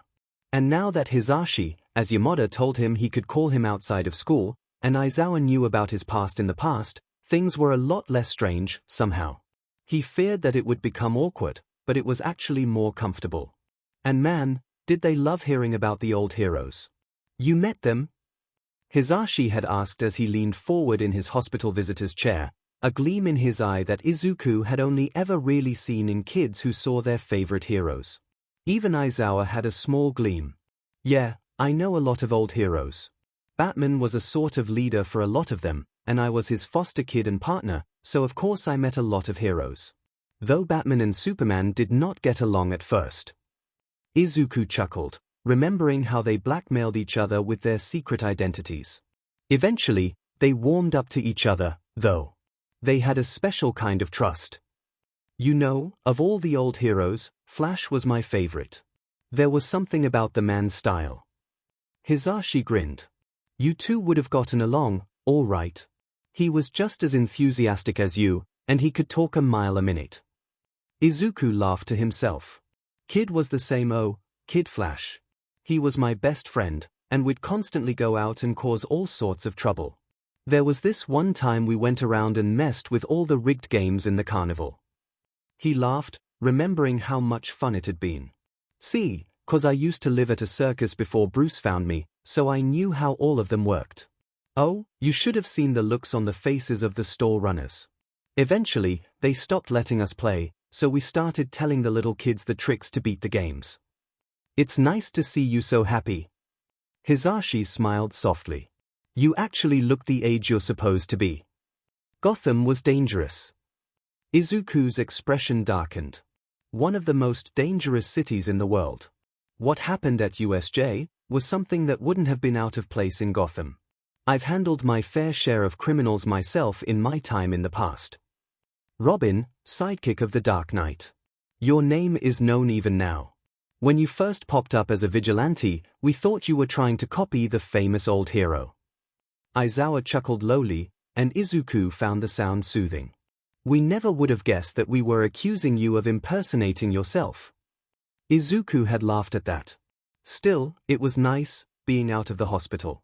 His mother was worried sick, but Izuku skimmed over the major details and just told her about the attack and that he was fine. The hospital stay was glossed over as being overly cautious.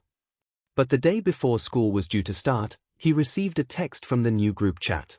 Grumpy Cat, you need to come in tomorrow 2 hours before school starts. Nightbird, hair? Why? Loudbird, because the other teachers need to know about your past. It'll help trust us. Nightbird, not that I'm against it necessarily, but why? It's not like Joker's gonna wake up from being dead for 300 years. Though I wouldn't put it past Riddler to have left me some gifts. Mr. Freeze might have survived if he cryogenically froze himself again. Either way, that's all back in America. Grumpy Cat, all that aside, we can change our teaching methods to better suit your combat experience. Nightbird, will there be coffee? Loudbird, what? Nightbird, will there be coffee? Grumpy Cat, yes, problem child. There will be coffee. Nightbird, Death Wish? Grumpy Cat, yes. I'll buy you Death Wish coffee, okay? Just show up on time, damn it. I'm getting up for this meeting, too. Loudbird, that's actually the name of a coffee? Should I be worried? Grumpy Cat, yes. Yes you should. Loudbird, wait. Shouter, you aren't going to be at the meeting tomorrow because you're still on bed rest. Grumpy Cat. Grumpy Cat, I'm going. Grumpy Cat, nothing will stop me. Nightbird, I'll spring you if I have to. I feel your pain. Hospitals SCK. Grumpy Cat, I'll put something near the window so you can find me without sneaking inside. It'll be easier to just escape out the window. There are no locks on them. Loudbird, you on the 5th floor? Nightbird, and? Grumpy Cat, your point? Loudbird, I swear you two are related. Nightbird, I think Bruce did sleep with Catwoman a few times. Maybe he's their descendant? If so, then he's related to a 300-year-old billionaire. Loudbird, wait, the Dark Knight was rich. Nightbird, Bruce Wayne was rich. Net worth was somewhere around 9.2 billion, I think. He owned a tech company. Why do you think we have such cool toys? I'm still working on rebuilding my motorcycle, but Power Loader is stingy with letting heroic students into his workshop. Grumpy Cat, we can address that at the meeting. Loudbird, wait, are you sneaking into my Jima's support workshop? Do you want to die? Nightbird, PLZ. He won't catch me. I've got more than enough experience with sneaking around. Why do you think Aizawa's coffee supply is dwindling? Grumpy Cat. Grumpy Cat. Grumpy Cat, no death wish coffee for you tomorrow. Nightbird, what? No. Please. Not the COFFEE. TT. Grumpy Cat, you stole my coffee. I'm not even mad that you broke into my apartment, but you took my coffee. Unforgivable. Loudbird, hee hee. You made him mad. Nightbird, Uncle Zashi? Loudbird, since when am I an uncle? Nightbird, can you make him bring the coffee? Loudbird, nope. I'm not stepping into the path of that Aya. Nightbird, Aizawa. Grumpy Cat, no. Nightbird, Shouter. Grumpy Cat, no. Nightbird. Dard. Grumpy Cat, no. Nightbird, please? Grumpy Cat, no. Nightbird, I'll give you an authentic Robin the Boy Wonder autograph. Grumpy Cat, are you really trying to bribe me? With your own autograph? Nightbird, an old hero autograph. Grumpy Cat, doesn't count when it's you. Nightbird, I'll leave you in the hospital. Grumpy Cat. Grumpy Cat, you wouldn't dare. Loudbird, ooh. Nightbird, wanna find out? Grumpy Cat, I will expel you. Nightbird, no you won't, winky face. Grumpy Cat, I'll ground you. No patrols for a month. Loudbird, you shouldn't be doing patrols for a month anyways, show. Angry face. Nightbird, fine. Bring me the coffee, or. Nightbird, 3. Loudbird, RO. Nightbird, I'll call recovery girl. Loudbird, gasp. Grumpy Cat. I hate you. Nightbird, love you too, Dad. Grumpy Cat is offline. Loudbird, haha. I'll go make sure he didn't throw his phone against the hospital wall again. See you tomorrow, little listener. Oh, and we're still on for the radio show on Friday-Saturday, if you're up for it. Laughing face. Nightbird, sure thing. Loudbird is offline. Izuku smiled down at his phone. It was strange, being so familiar and casual with his teachers, but he was technically in his early 20s and had a lot of hero experience. So they were more like co-workers outside of school, right? But that was ultimately how Izuku found himself tiredly trudging into UA's staff meeting room 2 hours before school. Most of the teachers were already there, but they didn't seem to know why. Several blinked in surprise when Izuku quietly entered, sitting down at the table between Hisashi and Aizawa, the latter of whom Izuku had sprung from the hospital earlier that morning. The man looked like a mummy. Izuku counted himself lucky that it was only his left arm and right cheek that was still bandaged, though his arm wasn't broken anymore, and it was just wrapped, not casted. Izuku now sported a new scar on his neck, a nice deep permanent scar on his right cheek, and new scars on his shoulder and arm. The scar on his shoulder was nasty, and he found that it ached a bit when he got cold. Better than my leg, I guess. His left knee was a little effed up, but that was due to the torture Joker put him through years ago. Returning to the future and going back to his 9-year-old form had helped, but it still ached something terrible whenever he got too cold, or when the weather turned wet. Izuku gratefully took the steaming mug of coffee from Aizawa with a smile. Thank you. Aizawa responded with a hair ruffle, making Izuku's smile brighter. A few teachers blinked in surprise. After all, Aizawa wasn't an overly touchy person, though he made an exception for Hisashi and now, apparently, Izuku. Thank you for coming on time, problem child. Of course I'd come on time. You bribed me with coffee. Hisashi snorted. Forgive me, but I wasn't aware that a student would be participating in this meeting. Cementos spoke up. This was on Aizawa and Yamada's request. Nezu grinned, looking at Izuku. Did you already tell him? Izuku accused the two. Did you expect us to be able to keep this from him? Hisashi raised an eyebrow. Fair enough. Midoriya is here for several reasons. Nezu started when everyone had settled into their seats, most with steaming mugs of coffee or tea. Firstly, we need to address the USJ incident. That is one of the reasons he is here. The ringleader of the attack, Shigaraki Tomura, has expressly called out Midoriya Izuku as his target and rival. As such, any further information regarding the League of Villains should be shared with Midoriya, as it will eventually affect him as well. W8. You can't mean to encourage a child to fight this League of Villains. All Might cried out in surprise. Several teachers seemed to agree, and Izuku was pleasantly surprised to see that their reasoning lay in his age rather than his lack of a quirk, even if he suspected All Might of arguing due to the latter. Have you forgotten? Midoriya is also a very well-established vigilante who goes by the name Robin. Nezu pointed out, watching a few gears turn. I think they keep forgetting. Hisashi shook his head with a tired shrug. But, if you think that even this isn't enough, Nezu's gleam made a few staff members flinch. Midoriya? Would you like to explain? You really think they'll believe me? Izuku raised an eyebrow. I wouldn't believe me. First, allow me to say this, Nezu started, a smirk playing on his expression. I assure you that what Midoriya is about to explain is 100% true. Not only have I done the research which I will provide after his explanation, but Detective Tsukochi Naomisa has ascertained the truth of his story.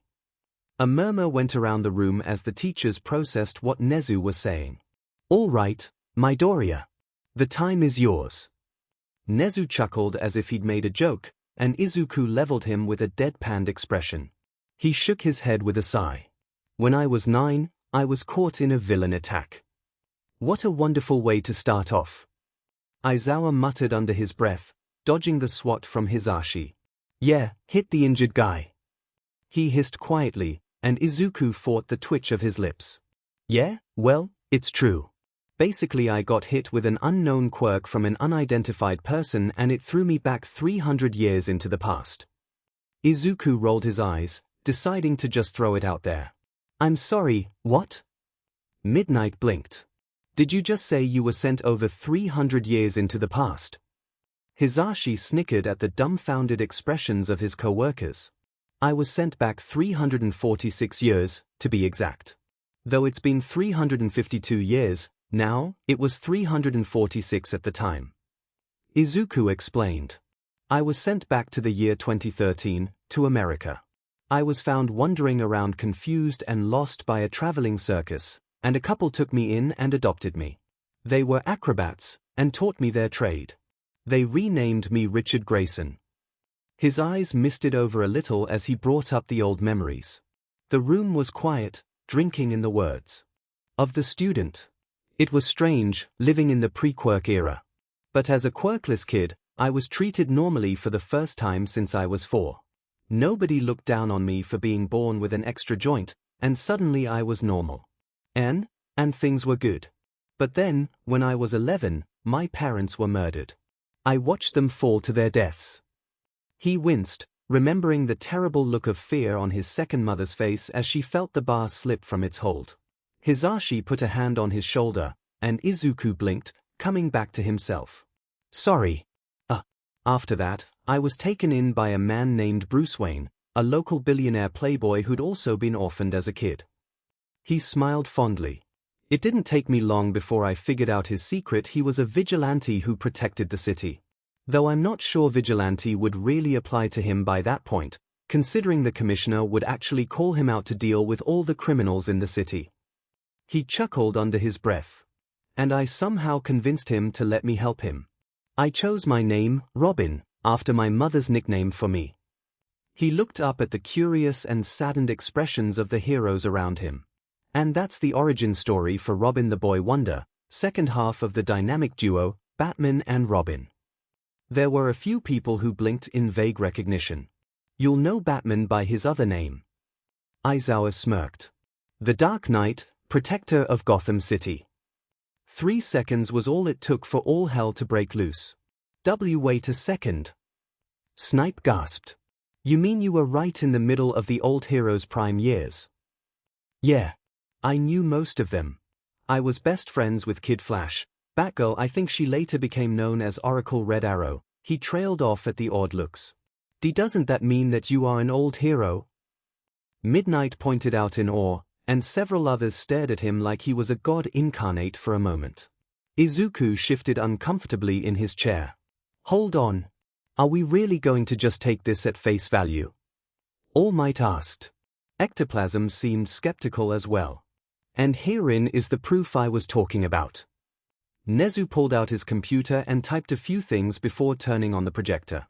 It showed some photos. Photos that Izuku recognized. Old photos. There he was, standing beside Batman, Batgirl by their side as the police were dragging away a tied-up Penguin. He felt tears prick his eyes. I remember that. Penguin had been pulling his usual bull again, but he teamed up with Bane, which is why there's so much damage in the background. Bane was always one to up the collateral. How is that proof? Nezu asked, grinning. This is to place the year. Izuku realized that this was a scan of an old newspaper. On another page, it showed a photo of Bruce and himself at a charity event. And there was no mistaking those freckles, those bright green eyes, that unruly hair, no matter how much Alfred tried to tame it. Holy shit, All Might breathed as he realized the date was from in 2020. At age 16, I was abruptly pulled back here to my own time. I suppose it was part of the quirk, but I found myself back at age 9, having only been gone for a week. Though whatever items or scars I had on me came with me. Izuku gently pulled the collar of his shirt down, showing a stylized J branded just below his collarbone. I got this from a nasty encounter with Joker. Luckily, he only had me for a half an hour that time before Bruce came and sprung me. You mean he tortured you? Hound Dog growled. Wasn't the first time. The man was the most terrifying person I've ever met. Trust me, be glad that you lived 350 years too late to meet him.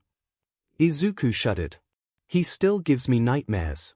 Like I said, Shigaraki may be insane, but he's not Joker-level insane. The teachers did not like the sound of that, and resolved to keep a closer eye on the kid's mental state. After I came back here, I couldn't just not help people. So I gathered some supplies together and became a vigilante again. So, Nezu clapped his paws together with a cheerful grin. Midoriya is an old hero. These circumstances are truly unique, and I think that his studies should be a little more customized, all things considered. The room nodded. No wonder you're so far ahead of your peers. Midnight realized. And that speech back in USJ makes so much more sense now. You should have seen my first fight. I was tripping over my own cape. Izuku chuckled. I swear I nearly took out the Batmobile's headlight with my grappling hook. Oh, ask Power Loader, now. Hisashi brightened up, causing Izuku and Power Loader to blink at him. Oh yeah. Can I use some of your supplies to rebuild my gear? You won't believe how difficult it is trying to rebuild my stuff from civilian-level goods. Izuku crossed his arms with a pout. So long as you let me supervise, I see no problem with it. He answered, though Izuku caught the excited gleam in his eye. Another thing. I think Midoriya, here, should take the next Provisional Hero License exam. Nezu announced, making Izuku choke. What? Is it really that surprising? You're already an old hero. Aizawa noted. I mean, back then was different, this is professional. Like, an actual job. Izuku argued, much to the amusement of the teachers. He can look hardened criminals in the eye and tell villains where to shove it, but toss an exam at him and he's just a regular first year. Midnight giggled. How cute. Don't worry, Midoriya. Cementos smiled. We're here to prepare you for the exam. It'll take place right after the sports festival, so try not to get hurt too badly. Sports? Oh yeah. Modern Olympics. He paused for a moment. Wait. I'm going to be in the sports festival. He started to freak out with excitement, making several people laugh. The meeting dissolved into chatter thereafter, with several people questioning Izuku about the old heroes. So you knew them? Vlad King quirked an eyebrow in interest, and Izuku recognized that gleam. Yeah, most of them. Izuku smiled. I know Batman and the Flash the best, since the two are fairly good friends. Who were you close to? Midnight asked. Well, I was closest to whoever Batman was closest to. So of the old heroes. Bruce was close to Auntie Diana, Wonder Woman, The Flash, or Uncle Barry, as I called him, Zatanna, and of course, Uncle Clark Superman.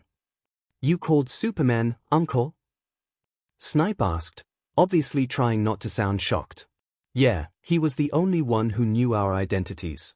Well, Wally Kid Flash knew, but that's because we were out on patrol together in Gotham, and he was not prepared. So when we were placed in a position where we needed to disappear, we had to go civilian. Truly, they were not quirks. Cementos inquired. Izuku couldn't blame him. A lot of people had the misconception that the old heroes were just extremely early manifestations of quirks. Nope. Superman was an alien from the planet Kryptos, Flash was a chemistry mishap gone wrong. Nobody had quirks. The very concept wasn't even a thought. A few metahumans existed, but I checked 2 joints. Their powers were something else, not quirks. Incredible. That people can have such powers without quirks. It makes me wonder what caused quirks to appear in the first place. Cementos wondered aloud. Eventually, everyone migrated away from the meeting room. Izuku followed Aizawa, intent on refilling his coffee mug. So, sports festival? Yeah, I'm going to make the announcement in homeroom today. Aizawa grabbed the pot of Death Wish coffee and poured it into Izuku's cup before pouring the remaining amount into his own thermos. All else aside, do your best at the festival. You'll be getting your provisional license a lot sooner than your classmates, so this will be especially important for you. While they'll take their internships immediately after the festival, you will be taking your exam. You'll need as much publicity as you can manage. Izuku wrinkled his nose at that. He wasn't as opposed to publicity as Batman had been, but his time in the shadows of Gotham had made him somewhat leery of the limelight. You know, as someone who once attended the actual Olympics, I think it's interesting to see the difference. I've always wondered what it would have been like to see the Olympics in that time. Like, how would those feats have looked if quirks hadn't shown up? Hisashi grinned, having followed them to the staff room. They look badass even with quirks in the world. I dare you to try half that sheet quirkless. Izuku ducked underneath Aizawa's casted swat. Language. If you insist on calling me dad, then I'll act like it. Izuku couldn't help but laugh. All right, Dadzawa. Hisashi's laughter could be heard across the building. Izuku felt bad. He'd forgotten to text a hero and let him know that he wasn't going to meet up at the train. Dude, what's up? You totally left me. A hero pouted. Good. To see you, though. He eyed Izuku's bandages with concern. You holding up okay? Izuku was about to answer when Ida came around the corner with Uraraka in tow. Midoriya. Uraraka grinned, running over with speed matched only by Ida. You're okay. She wrapped him in a hug that squeezed his sore arm just right. Ida must have seen the wince, because he started to chastise Uraraka. So what did I miss? Kaminari and Gyro came around, followed by Shinso. Hey, so what the hell happened? Shinso asked as they walked towards the building. Us Gen Ed kids don't get told anything. 1 minute we're in class, and the next all the teachers run like the devils on their heels. They looked scared, too. And you're hurt, and school was closed for 3 days due to a security issue. He raised an eyebrow. We went to USJ, the unforeseen simulation joint, for a school field trip. We were supposed to learn how to rescue people, but Uraraka trailed off. There was a major villain attack. Izuku spoke up. A guy with a warp quirk brought a ton of villains into the building, along with a couple of really powerful guys. Communications were blocked and we were scattered. Aizawa-sensei and 13-sensei were hospitalized due to their injuries. So were you. A hero glared. And the hell was that? You just jumped in there and started badmouthing those villains like it was nothing. You did say you'd explain. Ida spoke up. Wait, hold on. I'm still trying to process the fact that my only friends nearly died and I had no idea. Shinso was paler than usual. You should have seen Izuku. A hero grinned. He was so kick-ass. He was fighting off villains like a real pro. And he got hurt like a real pro. Gyro reminded him. Maybe we should exchange contact info? Izuku suggested. That way nobody will be left out of the loop. Good idea. Uraraka and Kaminari grinned. As for that explanation, Izuku fidgeted. Have you ever heard of a vigilante named Robin? Of course I have. A hero beamed. He's so manly. Though he's on the wrong side of the law, he still protects people. Midoriya, I doubt there's anyone who hasn't heard of the mysterious Robin. Gyro shook her head. I'm Robin. I'm the vigilante. He rubbed the back of his head as they stopped walking. Nice try, men. Kaminari's grin faltered when Izuku kept a straight face. I'm serious. I'm allowed to tell you now because I've become Aizawa-sensei's apprentice, so I'm not technically a vigilante anymore. That means I can legally go out on patrol so long as Aizawa-sensei is with me. You can seriously go ask him if you want. Holy shit, dude. No wonder you can fight so well. Kaminari grinned. You were so calm during the whole thing, I knew you'd done this kind of stuff before. A-Hero was vibrating with excitement. I never would have guessed that you were Robin, though. I'm actually not surprised. Shinso stared at Izuku like he'd expected it. Honestly, I wouldn't be surprised if you told me you were actually the Robin, boy wonder. Izuku, caught off guard, clammed up and didn't deny his claim. Shinso sighed. The others seemed to take it as a joke, the boy wonder part, not the vigilante part. So, time travel. Shinso raised an eyebrow as the others made idle chatter as they walked the halls of UA. Accidentally hit by a quirk when I just told the teachers this morning, so they all know. I was Batman's sidekick. Cool. No wonder you're so multi-talented. He smiled. You know, the sports festival is coming up. Yeah. We're gonna get a briefing on it today. I heard that if a general education student does well enough, they'll be considered for the hero course. Shinso's eyes shone. Really? That's so awesome. Izuku felt his own excitement flare up, before an idea popped into his mind. Hey, Shin? Do you want to train with me for the festival? What? I mean, you'll need to learn how to fight quirkless, right? So who better to train with than a quirkless kid? Yeah. I'd like that, Midoriya. Izuku. Call me Izuku or Robin. Alright, then call me Hitoshi. I think we're gonna get along just fine, Toshi. Izuku grinned. Chapter 9, Training. Izuku had been training his butt off in preparation for the sports festival and his swiftly approaching provisional license exam. His teachers were giving him a lot more work, likely to cram in a few semesters' worth of information before the exam, but they also had started treating him like an equal. He found it refreshing, and was allowed to go into the staff room for coffee whenever he didn't have a class. That first day of classes after his big reveal was odd. The teachers would sneak odd glances at him when they thought nobody was looking, and whenever they passed him in the halls, they'd send him a secretive smile or nod in respect. Some of his classmates had noticed, too, and they didn't hesitate in asking him about what had happened during the USJ incident. So the rumors say you took on that villain by yourself. Ashido grinned as she leaned against Izuku's desk. Is it true? Izuku wasn't sure how to answer this, and damn it, Aizawa was smirking behind his scarf as he pretended to sleep in the corner. Yeah. I saw you fighting him from the stairs. You were amazing, how did you do that? Zero grinned. That demon Deku couldn't fight if his life depended on it. Bakugo huffed, and Aizawa twitched from his spot on the floor. Though if you recall, I still nearly beat you during our little match on the first day. Izuku smirked, and Bakugo glared death at him. Aizu. Asui stood up from her desk and made her way over to Izuku. Then, to the surprise of the room, she bowed. You saved my life.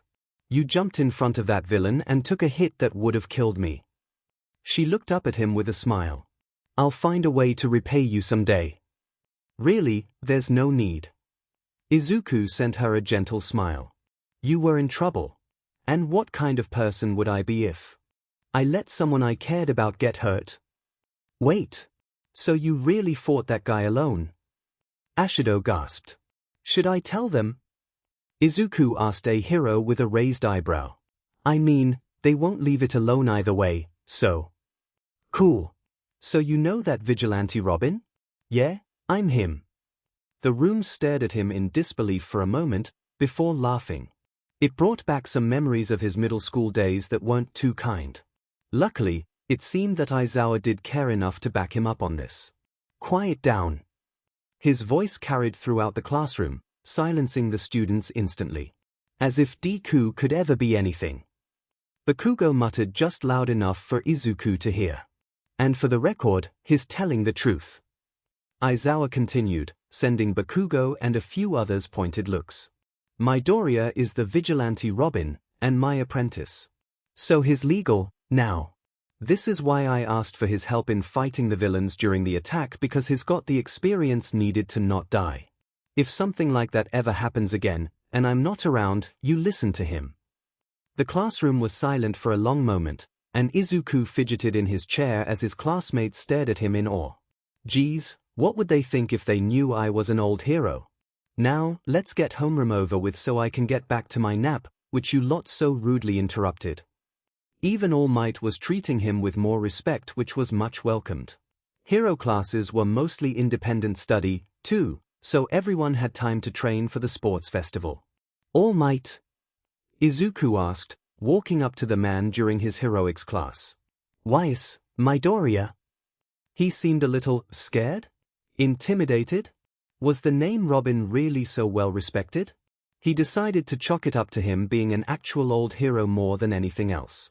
I was hoping that I could spend this class PRD working on some stuff in Power Loader's workshop. Of course. Go right ahead. All Might smiled at him, as Izuku thanked him and went off to find the support courses classroom. It was in a separate building, likely as a precaution, so if something happened, only one building would blow up rather than the entire school. He was wandering around the hallways, somewhat lost, when he literally walked right into a pink-haired girl, nearly bowling her over. He caught her in the nick of time, preventing her from smacking her head off the floor. Izuku hadn't been Bruce's ward for nothing, and he'd picked up a few smooth moves in his time with the billionaire playboy. Catching a girl as she's about to fall was one of them. Whoa! You okay, there? Izuku asked, a bright smile on his face. She stared for a moment as he helped her back to her feet, before smiling back at him. Yeah. So sorry about that. I just got too caught up thinking about my babies. She got this obsessive gleam in her eye that Izuku instantly recognized. Oh, she's an inventor. You wouldn't happen to know where I could find Power Loader, would you? This place is harder to navigate. When you come in through the front door. Are a lot simpler. Of course I do. You're a hero core student, right? She eyed his costume. Oh, you're the one who had the cape redo. How's it working out? I'm the one who made your gear, though my classmates worked on your clothing. Are my babies doing okay? Babies? Oh, your inventions. Izuku realized. Yeah, they're doing amazing. In fact, I'm here to make some babies of my own. He grinned. She was a little eccentric, but he thought they'd get along just fine. Oh? Like what? Can I help? Maib. Izuku smirked. Depends. How do you feel about jetpacks? The girl's grin would have frightened anyone else, but Izuku shared it with one of his own. They bounced ideas and concepts back and forth as she led him to wherever Power Loader was. They were in the middle of discussing the fine mechanics of a hoverboard when they arrived. Power Loader took one look at the two animated students and paled. No. Dear God. Nezu, if the school is gone by Monday, it is not my fault. Here? Oh. Hey, Power Loader. I was hoping to use my hero class time to work on a few things today. Would that be okay? I'll help. The girl chimed in. Just please don't blow anything up. He sighed, defeated. Izuku was somewhat offended. I'll have you know that I only blow things up on accident when I'm making explosives. And I've gotten a lot better, too. I haven't blown anything up since the motorcycle incident. Power Loader shifted, uncomfortable. I didn't mean you, Midoriya. His gaze shifted to the pink-haired girl whose name he'd forgotten to ask. Come on. I only blow up something twice a class PRD. She huffed, and Izuku had to stifle his laugh. Maybe I can help? If we work together, we're sure to create some wonderful inventions without giving Power Loader gray hairs. If you can keep her from blowing up things until the sports festival, I'll give you your own workshop, Midoriya. Power Loader promised. Really? Oh, and you can just call me Robin, if you want. Or D-. Either work. Izuku shrugged. D-? He questioned, confused. It's an American nickname for Richard, no clue why. But I went by it when I was with my mentor. I like the name Robin. I'm Hatsume Mai. The girl introduced herself with an excited grin. Midoriya Izuku, Hero Class 1, hero name, Robin. He grinned. Robin, you're free to use my workshop. Here's the key, don't bother giving it back. I know you'd find a way to pick the lock, anyhow. Power Loader smiled as he tossed Robin the key. As long as you keep Hatsume under control, she can join you. Yes. Hatsume cheered. Izuku grinned, ignoring the shiver that went down Power Loader's spine. He'd start with some of his more versatile Robin gear, before working on some of the other projects like his bike. And possibly the Batmobile. After all, if he could build it, then he could finally drive it, right? Majima Higari wasn't sure what to think of Midoriya Izuku. For one, he was the old hero, Robin, one of the most well-respected heroes of all time, right alongside his mentor, the Dark Knight. Robin was famous for being one of the youngest heroes, and one of the notable ones without powers. To think that that same old hero is actually a student of Yudo. And that same student wanted to use Higari's workshop? He was honored. This kid, for he was still technically a child, was one of Higari's favorite heroes, because of his rumored expert hacking and programming skills. Robin was said to be an incredible inventor that never got the chance to fully come into his skills. He wanted to change that. If he could help nurture that inner inventor somehow, then by God, he would, even if it cost him a few labs. But when he saw Robin walk in with Hatsume, of all people, his own problem child, as Aizawa would say, he felt true fear. The girl was brilliant, one of the brightest inventive minds he'd seen in years, but she was also fearless. She had little regard for her own safety, and often blew up his lab. He'd quickly learned, even by the end of the first day, that she was one to keep a very close eye on. Maybe he'd give her a lab of her own next semester just to keep her from blowing up the shared one. But if Midoriya could curb that nasty habit of hers. Either way, he was honestly excited to see what the two could come up with when they put their heads together. An old hero working with what could very possibly be the brightest support student he'd ever had. He could practically hear Nezu cackling. Oh, wait. That was Midoriya. Never mind. He watched the two work with the same attentiveness as an overprotective mother. By the end of the first hour, he'd lost track of how many explosions Robin had averted. He supposed he should start building that lab for the kid soon. By the end of the second hour, the two hardly needed to speak anymore. Their teamwork was phenomenal, and Higari had never quite seen anything like it before. The two practically read one another's minds. If he hadn't known any better, he'd think that they'd been working together for years. The end of the third hour had Higari convinced he'd build them both a lab to share. These two would be regulars down here, for sure. With the way they worked together. They didn't need to talk to communicate at all anymore, and whenever they did talk, it was almost gibberish to Higari. Plus, Robin had managed to keep Hatsume from blowing up a single thing. 3 hours, and not one explosion. That was more than enough to convince him. Higari was certain these two could easily take over the world, if they wanted to. He was just glad that they wanted to be, or work for, in Hatsume's case, heroes. Well, Robin had a key, now, so he was sure he'd be seeing a lot more of the two. Maybe Aizawa would let him steal some of that headache medication he kept in the staff room. 13 shifted from foot to foot. They were excited. 13 had grown up idolizing the old heroes, and the way they'd rescue people. It wasn't about publicity or fame or anything of the sort back then, just helping people. Every hero was pretty much a rescue hero in those days, and that's what inspired 13 to become one in the first place, despite having such a destructive quirk. To think that they would be able to not only meet an old hero, but teach him.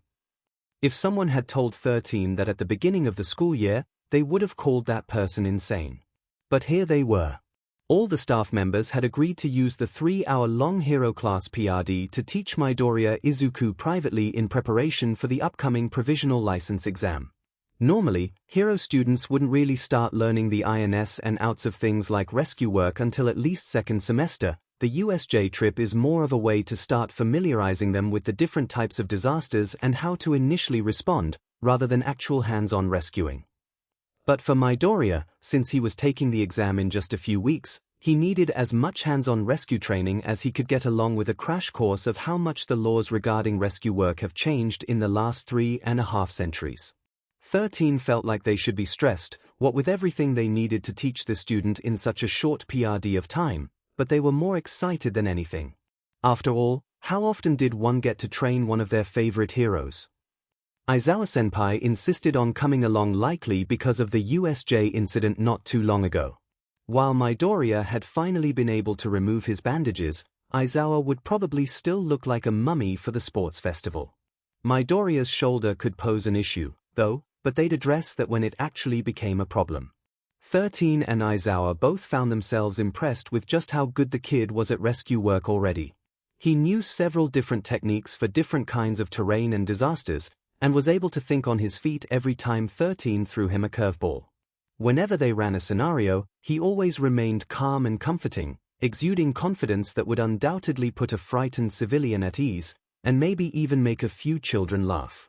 His knowledge of field treatment was astounding, and 13 wondered if he learned it through first-hand experience.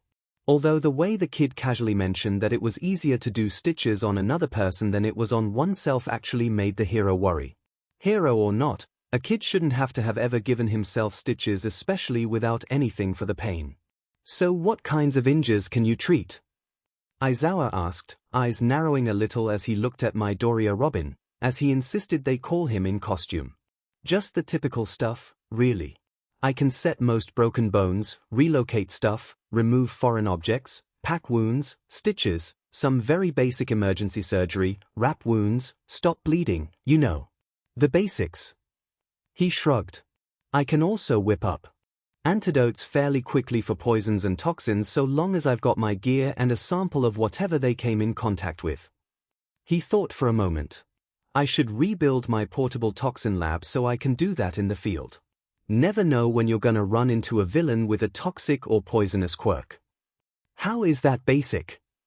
13 echoed, and Aizawa seemed to be of a similar mindset. Kid, I don't think you realize just what basic medical treatment is for heroes these days. Aizawa sighed.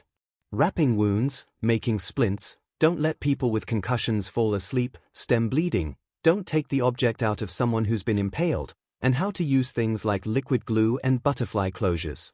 That's pretty much what the fully trained hero needs to know.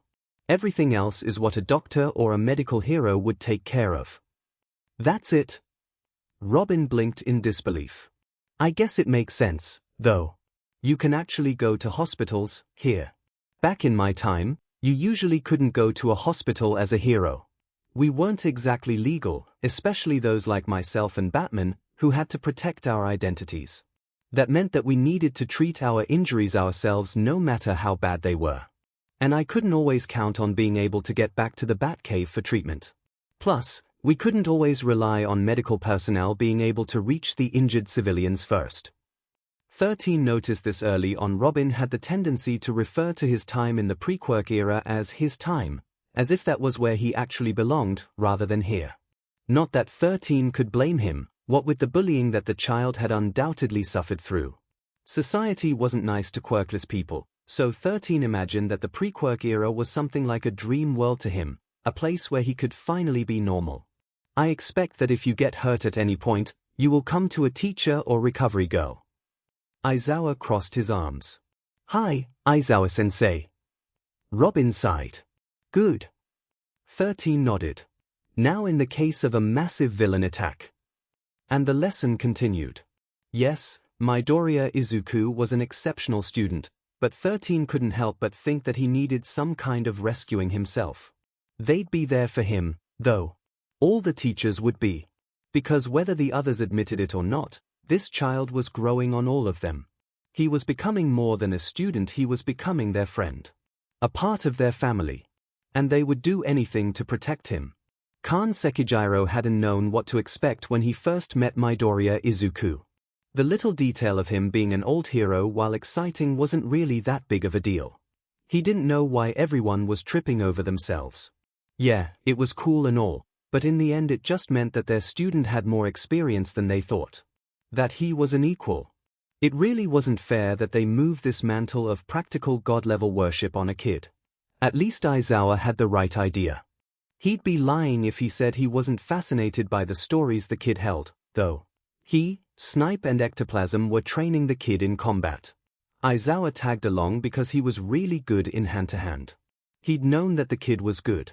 He had to not only be a successful old hero, but to be a successful modern vigilante. But that didn't mean that any of them were expecting Robin to pin Aizawa face down in the dirt in 5 minutes flat. Even if the man hadn't been using his capture weapon, this kid was DMN good. He shared an impressed look with Ectoplasm and Snipe, while Aizawa grinned. After 2 hours of hard training, Ectoplasm had used his quirk to test Robin's ability to fight multiple enemies at once, to which the kid had excelled, while Snipe tested the kid's reaction time to a long-distance foe. Sekijiro called for a well-earned break. DMN, kid. You're better than I expected. We may not have much to teach you here. Sekijiro grinned as he sat down to enjoy his bento alongside the others. Snipe laughed.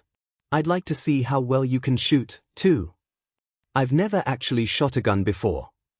Robin admitted, and Snipe drew back in surprise. He paused for a moment before pulling out his gun and cautiously handing it over. You know gun safety? Yeah. Robin grinned, holding the weapon carefully. Sekijiro could tell that this kid was very familiar with what guns could do. They may not be common like they were in the pre-quirk era, but they were still just as dangerous. He watched with interest as Snipe set up a few things for Robin to shoot at. Okay, kid. Fire away. Don't worry too much about the sound, I've got mufflers on the end. All right. Robin took a deep breath before holding up the gun. He aimed, and then fired 6 shots in rapid succession. Sekijiro breathed in shock, as Ectoplasm and Aizawa choked on their rice. Snipe looked like Christmas came early. Robin hit all 6 targets dead in the center. I thought you said you'd never shot one before? Sekijiro managed to get out. I haven't. I just went with my instinct. I suppose it isn't too different than aiming with my grappling gun, he mused, carefully handing the weapon back to an excited Snipe. You've got to think about wind resistance, distance, force, all of it, and calculate everything in a moment. Because if you get it wrong, and the hook doesn't catch, then there really isn't much to save you from a 10-story fall, you know. I'm mighty impressed, sharpshooter. Snipe laughed as he whacked Robin on the back in a friendly manner. The kid stumbled and stiffened for a moment before grinning. Come on, problem child. You need food. Aizawa herded his student over to their eating area. You hating our guts, yet? Sekijiro asked, a teasing smile on his face. They were working him hard, after all. You kidding? Robin grinned up at him. I'm having a blast. I love fighting new people, it gives me the chance to try out new techniques. You can't just spar against the same old enemies, you know. You say that like you didn't take out Aizawa in 5 minutes. Ectoplasm chuckled, as said hero flushed. Nah, that's just because we were fighting in an open area. In an urban setting, where he can use his capture weapon to move about freely, I would have had a much harder time of it. Robin argued. I'm good at adapting, but I'm still just a kid even if I'm about 7 years or so older than I look. He smirked. Don't sell yourself short, problem child. Aizawa argued. You're almost too fast to see, sometimes. That's because I had to try to keep up with Wally. He had a fond smile as he looked up at the sky. That's Kid Flash, right? Ectoplasm tilted his head as he thought. Sometimes I forget you actually knew the old heroes. Sometimes you forget I was one of them. Robin shook his head as he came out of his thoughts. Yeah. I knew the league pretty well. At one point, us younger sidekicks established a league of our own, but that's a little bit of a different story. I wonder how everyone took my disappearance. The question was probably heavier than the kid intended, but it was a hard reminder that he'd lost everyone he'd held dear. The old stories say that Robin disappeared one night. Nobody knew where to, or if he died or not. Many rumors sprung up, but he wasn't seen again. A lot of the heroes went out to look for him, but to no avail. Aizawa spoke quietly. Gotham is still around, you know. Sekijiro added, and Robin's head whipped up in shock. It is? He blinked in shock. I wonder if the manor. No, it's been 3 centuries, there's no way it'd still be standing after all this time. He shook his head. I looked up a few things after you told us, Ectoplasm added. Wayne Manor is still there preserved, as far as I know. The mansion and the land it sits on was donated to someone by Bruce Wayne upon his death. Technically, the land and all his possessions are still private, though nobody knows who owns it now. It is? Robin got a faraway wistful look to him. Maybe I should visit someday. You know, a class field trip to Gotham isn't such a bad idea. Aizawa mused, and Robin's head whipped up in shock. It wouldn't be until much later in the year, though. And Nezu would have to approve it. If you can get me to Gotham, even for a day. His bangs shadowed his eyes for a long moment before he swiped away a stray tear. I just want to say goodbye. They ate in silence after that, leaving the child to his thoughts. The kid was strong, in more ways than one. But he was still a kid. A kid who'd lost a lot. He felt a wave of protectiveness for the boy. He was alone and probably to some degree scared. He may not be able to help much, but he'd be there if the kid ever needed him. Because he was more than his student. This kid, Midoriya Izuku, felt like family to him. And Sekijiro would always protect family. He shared a look with Snipe, Aizawa, and Ectoplasm. They would always protect him. Nezu grinned as he watched Midoriya work. This kid was brilliant. It had been a long time since Nezu had had a private student like this, but looking at the full extent of his analysis had the animal bouncing in his chair like a child. This was going to be fun, he decided, as he gave Midoriya several puzzles and tests to see where he stood. Definitely fun. This boy had a certain animalistic aspect that Nezu loved. This instinct within him that he wasn't sure the boy himself even knew about. And for whatever reason, his inner bear? Yes, he decided that the bear side of him was the one that was protective of this cub. Because, as he got to know more about the student, he started thinking of him as his little cub. A small cub that needed to be protected no matter how well he could use his claws and fangs. And Nezu's inner rat was also curious about this human cub that had a keen intellect far beyond his peers. Nezu didn't often get protective of humans, but this boy was an exception to a lot of things, apparently. Not that the principal minded, of course. It had just been a long while since he'd come across someone that his animal side liked so much. His grin widened. Nezu didn't play favorites. But, it seemed, Midoriya Izuku was always an exception. Ishiyama Ken, better known as Cementos, watched as Midoriya Izuku leapt around the urban training field like it was a playground. He looked so at home, as he swung from skyscraper to skyscraper without a shred of fear. He was somewhat jealous. Ken, himself, was actually a little scared of heights, not as afraid as he was of water, because his quirk made him sink like a literal rock. For the first time, he really understood why the kid was called Robin. He certainly looked like one at the moment. He smiled as the kid let out a whoop of excitement as he performed some complex aerial flip-like maneuver that had Aizawa, who was standing next to him, pale with worry. He hid his chuckle. Looked like the kid was growing on everyone in the staff. Yeah. Keep going, kid. Kiyoma Nemurai cheered, as she clicked a few more buttons. Obstacles suddenly jutted out of the walls of the buildings, forcing the boy to pull off some very risky yet impressive-looking moves. The point of this training was to hone reflexes, and Ken's quirk was ideal for this sort of thing. He would make platforms and buildings shift and crumble to see how the kid would adapt, while Midnight would control the automatic obstacles that the training grounds came with. Aizawa was there to catch the kid if anything happened, but from the looks of it, he wouldn't need to. Cementos had never seen anyone look so at home at such heights, not even people with quirks that allowed them to fly. He briefly wondered if the boy would get along well with Hawks. Once their snack break came around, Ken couldn't help but question the boy on the past. He wasn't even asking about heroes, though it was a fascinating topic. He wanted to know about the actual history of the time. So what are some of the main differences in culture and practices that you've noticed? He asked as he took another bite of his food. Well, I was in America, so I'm not sure how much things have changed over there. But in general, I think a lot has stayed the same. Technology was advancing really fast, did you know? The cell phone went from this big old clunky thing to the smartphones we've got today in just a few decades. He grinned, and the teachers blinked in surprise. Wait, really? I mean, I know people say that technology was advancing really fast, but Kiyoma looked down at her iPhone. Yeah. And some independent inventors were coming up with some crazy awesome stuff. Like actual virtual reality, self-driving cars, smart homes. Some new phones could unlock by facial recognition, too.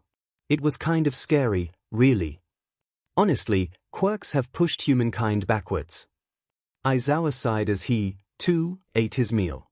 Yeah, no joke. Midoriya shook his head. I mean, the League had teleportation technology and everything.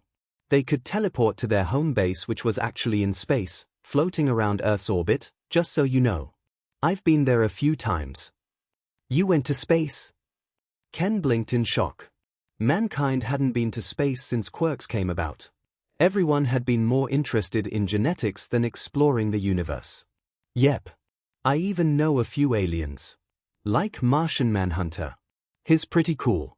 His niece, Megan, is a good friend of mine. Martians? Aizawa blinked, and Ken was afraid that the kid may have broken him for a moment. The use of present tense saddened him, though. Yes? Actually, forget I said anything.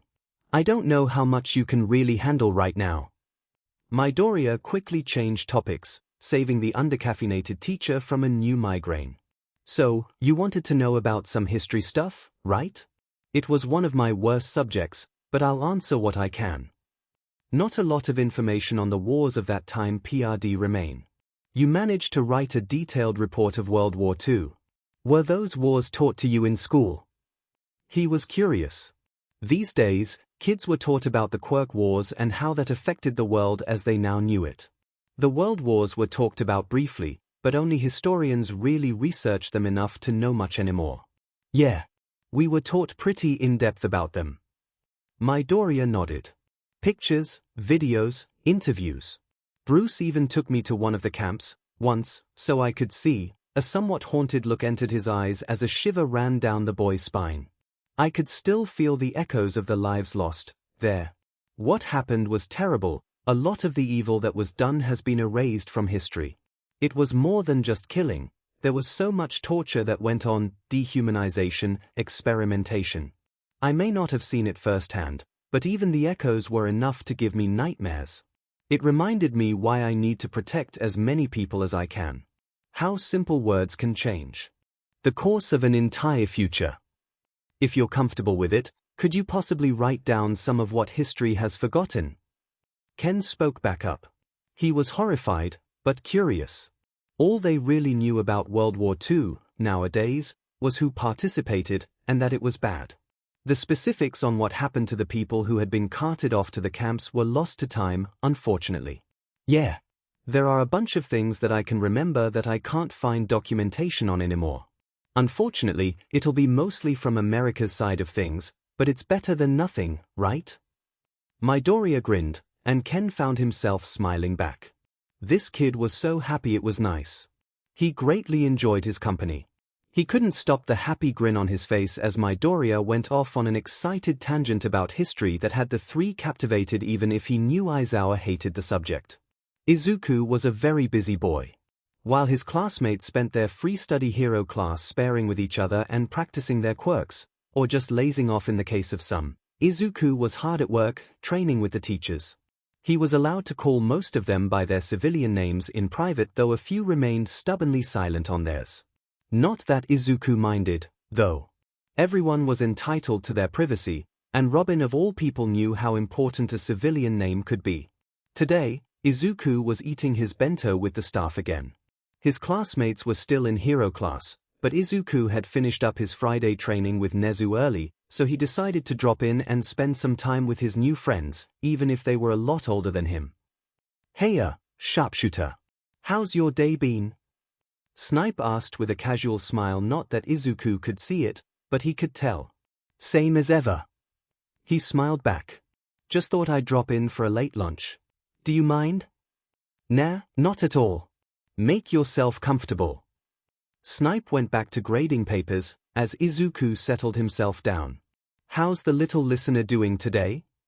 Yamada asked as he took a seat next to Izuku with a grin. Izuku laughed as the blonde ruffled his hair playfully, and Izuku had half a mind to mess up the hero's cockatoo-like hairstyle in retaliation. "I'm good. Nezu-sensei let me out of lessons early." He grinned. "So I decided to stop by and eat a late lunch." "You'd better be eating at lunch, too." 13 warned from their seat. "Don't worry, Aizawa's got that one covered." Izuku laughed. "He always keeps an eye on me and makes sure I eat enough at lunch." Should have seen the looks on Ahiro, Hitoshi, and Ida's faces when he stopped by our table to shovel more food onto my plate before walking away like nothing happened. Izuku laughed. "DMN. I would have paid to see that." Hisashi laughed, too. Snipe and 13 chuckled, as Khan just smirked. "Sounds like he's taken quite the liking to you." Khan scratched at his white hair with a grin. "I know. That's so unlike Shouter. He must really care about you, little listener." Hisashi's grin was nearly blinding, so Izuku decided to go back to eating. "Stop talking about me when I'm not here." Aizawa glared at Hisashi as he walked into the room. "Oh, so we can talk about you now that you are here, right?" Izuku smirked, ducking under the warning swat from his dark-haired sensei. "Whoa. Someone's not feeling the Asta today." "Asta?" Hisashi raised an eyebrow. "It's a word I made up. Opposite of disaster, you know." "Kids." Hisashi shook his head. "Oh, don't you start. You are a kid." Aizawa huffed, taking his seat on Izuku's other side. Izuku had quickly gotten used to the way the two bantered, and enjoyed joining in. He was getting close to the staff rather quickly. He wondered how long it would take Nezu to offer him a teaching position once he graduated. Over the last week or so, the student body had found out that Izuku was quirkless. Many of them, Gen Ed especially, didn't take kindly to him stealing a hero core spot. Unfortunately, kids in UA were a lot more careful about how they bullied Izuku. Nothing physical, nothing substantial. It was quite the looks, the mutters, the way that kids would cut him off in line or block him from entering the library, mostly just acting like he didn't exist. Others would glare, but they didn't dare do anything more, for fear of a teacher finding out heroes had a knack for showing up wherever there was trouble, after all. So in short, it really wasn't as bad as Izuku was used to. There was nothing physical, and at most there were death threats and go kill yourself notes along with people messing up his things if he left them unattended for too long. He did notice that nothing happened when he left his stuff with his classmates, so he was pretty sure that nobody in his homeroom was out to get him, which was a nice change. Even Mineta seemed to warm up to him after the USJ incident. He wasn't all too bothered by any of it, having gotten used to much worse in middle school. He threw away the notes without a second thought, and he'd long ago stocked up on his school supplies and always brought extras, which he hid in various locations around the classroom. He learned young to keep anything of importance on his person or at home, so nothing was really stolen, either. That in mind, the thought of reporting the behavior to his teachers never once crossed his train of thought. To Izuku, it was manageable and tame. Nothing worth mentioning in the least. Izuku stayed another hour after the bell rung to hang out with his teachers, before making his way home with a spring in his step. Halfway home, his phone buzzed. "Mom, Izuku. How was school?" "I'm going to be staying the weekend with Mitsuki." Winky face. "Guess who's home early? I hope you and your father have a wonderful time together. Love you, honey." Izuku froze mid-step. It wasn't that he was particularly afraid of his father, he'd seen scarier shit as Robin, after all, but he was afraid of what his father could do. Specifically to his mother. When Izuku was little, Before he'd been sent to the past, his father had regularly beaten and abused him whenever he had the chance. His mother never knew, and Hisoshi made sure that Izuku knew. Accidental slips to other people were met with accidental drunken rages on his mother, after which he'd apologize profusely for and she'd forgive, because she's far too nice. He promised that if Izuku ever went and told someone purposefully, or slipped to a hero, that Inko would quickly meet a very painful end. After he'd returned from the past, he'd gained a lot more self-confidence. He'd put up a fight, only for him to pull out the old threat again. Of course, as Robin, he'd collected a ton of evidence against this man, and was fully intending to send the files to the police and heroes. Until he name-dropped the rumored god of the underworld. "Listen here, you little sheet," Hisoshi growled. His mother was out shopping, so it was just the two of them home. Dee glared right back at the man he'd once called father. "I don't have to listen to you anymore. I've got more than enough evidence. You touch me or my mother again, and I'll make sure it's all sent to every hero and police agency in Japan. You make a single move against me, boy, and I'll not only make sure Inko ends up dead, but that you end up in a state worse than death. I've got connections." "Connections, heh? That makes two of us." Dee grinned.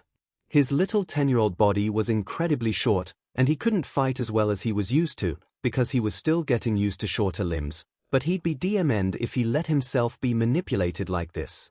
"That quirk really changed you, brat. Fine. You wanna go against me? Then listen here. I'm not your father." Dee blinked in surprise. "Well, that's a relief. But I work for him. He gave me orders a decade ago to watch over his son and steer him away from the wrong path." Dee snorted. "Yeah, you've done a swell job of that. Your father is a villain, boy, and he expects you to follow in his footsteps. Perhaps you've heard mention of his name?" Hisoshi grinned a sickening grin. "All for One." Dee went stiff and pale. He'd heard that name before. All for One was something like the villain equivalent to All Might. He was the rumored god of the criminal underworld, and was definitely someone that you didn't want to cross. The man had connections, and Dee was fairly certain that he'd made several hundred heroes disappear and look like accidents. He'd need to do more in-depth research, but right now, as he didn't have the connections to take on a villain like this. He clenched his fist in frustration. "So you do know, then. If I disappear, you go to his custody. And Inko will die. I've made sure of it. So, boy, you won't be sending in those files. Things will stay exactly as they are now. And the day you graduate high school, or the day I end up dead or arrested, you will become a villain under his careful tutelage. Do I make myself clear?" Dee clenched his fist. There were so many uncontrollable variables right now. He didn't have much of a choice here. If he made his move and arrested Hisoshi, his real biological father would kidnap him and kill his mother. And Midoriya Izuku was just a quirkless kid, right now. Nobody would search for him. He didn't have enough connections, yet. "Yes, sir." "Good." Hisoshi grinned. "Now, you've been bad. Time for your punishment." He just needed to hold out until he made it to UA. The school was notoriously protective of their students, even the Gen Ed ones. And if he got into the hero course, then they'd surely notice a kid going missing. He'd stay put for now, but when the time was right, he'd strike. He was Robin, after all. And a bat had a lot of patience. Izuku clenched his phone in his hand as he stood before his apartment door. It looked like today would finally be the day. By this time tomorrow, it was highly likely he'd be in villain custody. "I just have to hold on." He took a deep breath to steel himself. Surely, All for One has nothing on Joker, anyways, right? Hello everyone. It's been 9 months since I updated this story. I'm so sorry. And I also feel bad that this chapter is only 5k words or so long, but at least it's a chapter? Sports Festival should be next. Sorry for such a long wait, but happy holidays. I wanted to get this out by Christmas to make everyone smile. 3 Did YA smile? I hope so. I also added some edits to the previous chapters, but I'll post those at a later date because uploading even just one chapter takes me the better part of an hour. No joke. No, seriously, she's not in this chapter. Oh. At any rate, I wanted to thank everyone who submitted epic fan art. I loved it all. I get so excited every time I see new art. I've compiled it all into one link, so please enjoy. Laughing face. And if anyone has new fan art to send, please email it izawa@email.com along with the username you'd like to go by. Happy face. Robin's Nest fan art. https imager.com gallery 3f1 nqrw. https imager.com gallery 3f1 nqrw. That being said, please enjoy the chapter. Izuku smirked as he laid on his bed. Hisoshi was a little smarter than he'd given him credit for. The man hadn't laid a finger on him, and instead sent him to his room. He'd locked the door from the outside, switching the door handle out for one that Izuku couldn't pick the lock of. No food, of course, and no water. But Izuku had been counting on this. He'd stocked up years of evidence against this man. Videos, audio, photos, written threats, everything he could get his hands on. He'd even recorded that one day that he'd revealed he wasn't Izuku's biological father. Hisoshi was smart enough to know that giving Izuku bruises when he attended UA was a bad idea. But the man had underestimated Izuku's ability to make connections. He knew Izuku was a heroic student, because his mother was just so proud and wanted his father to be proud, too, but he mistakenly thought that he was a nobody in the class. After all, who would pay much, positive, attention to the quirkless heroics kid? So he didn't bother even considering the fact that Izuku's teachers would notice an absentee student on Monday. Because they'd never noticed at his other school, and they'd certainly never cared. And maybe the excuse of him not feeling well could have worked, had he not taken Izuku's cell phone, turned it off, and shoved it in a locked drawer in the kitchen. Because Izuku knew his teachers would send him messages asking him if he was okay, and when they didn't get a response they'd worry. If a strange man answered the house phone when he'd blatantly told them his mother was essentially single, that'd only set off more alarm bells. And Izuku was certain that they'd come looking for him. The only hitch in his plan was his mother. He needed to make sure she was safe. But he had no way of getting out of his room right now, without busting down the door. The handle Hisoshi had changed didn't even have a keyhole on this side, and a deadbolt was pretty freaking hard to slip a credit card through. His window was bolted shut and made of bulletproof glass, something Hisoshi had insisted upon years ago, citing the bad neighborhood. It was annoying, really. But again, Izuku had planned for this. It's why he downloaded a new app onto his phone on the way home from school on Friday. It allowed him to send a text on a timer even when his phone was out of commission. He'd honestly half expected Hisoshi to destroy the thing. He glanced at his alarm clock. It was Monday afternoon, and he was certain his teachers were concerned now. School had gotten out 10 minutes ago, which meant his text would go out in 5. He smirked. Hisoshi wouldn't know what hit him. He waited another 5 minutes after the text went out before moving to sit by his window. It was only 10 minutes after that he saw a worried ectoplasm standing in the tree outside said window. He smiled when he saw him, and the teacher looked relieved. Until Izuku held up a sign he'd written. Windows bolted shut. Doors locked from the outside. Before you do anything, please take my mother somewhere safe, she's in danger. Ectoplasm's gaze became sharp and serious as he nodded and vanished from view. A clone, then, likely sent to check up on him. That meant that Ectoplasm was still at UA with the other teachers, who had now been alerted to the situation. Good. Now, all Izuku had to do was wait. Aizawa Shouter had woken up that morning with a headache. That was always a sign of a bad day. The last time he'd woken up with a headache had been the morning of the USJ incident, so he was already on edge. His gut was rolling, trying to tell him something was wrong, but he really couldn't tell what it was. Hisashi was fine, and all his cats were awake and healthy. That meant that it was likely something that had happened later in the day. He took some extra precautions just in case. It wasn't until he started homeroom that he realized that Midoriya was missing. The kid hadn't been so much as late once, let alone absent. He'd checked his phone the first chance he'd gotten, but there was no message from the kid.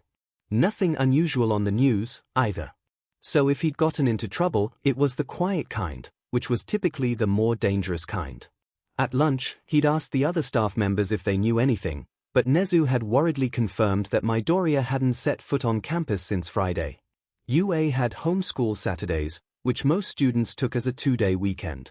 Though the extra day of rest doubled as a full day of training opportunity for the students who were more serious about heroics. It gave opportunity for students in non-hero courses to study under a teacher one-on-one, or in small groups depending on how many students wanted to join, using the facilities on campus. That way, if someone wanted to transfer to heroics, they had the option for the same sort of training as the current heroic students. UA did try to be fair to everyone, after all. Midoriya had, thus far, used his Saturdays for training. The fact that he hadn't shown up was concerning, but they just assumed that he'd taken the extra day to rest. He did work hard, after all, and sometimes he ran the teachers into the ground. Perhaps that was their first mistake. Now, it looked like Midoriya could be missing. And possibly could have been missing since Friday afternoon. But who would be able to kidnap Robin of all people? Surely, he would have found a way to contact them? For the briefest of moments, Shouter had the sickening thought that he'd somehow been pulled back to the past. That he'd never see the kid again, and he was already gone. Give it until after school, Nezu advised. If we haven't heard from him by then, we'll check on him at his house.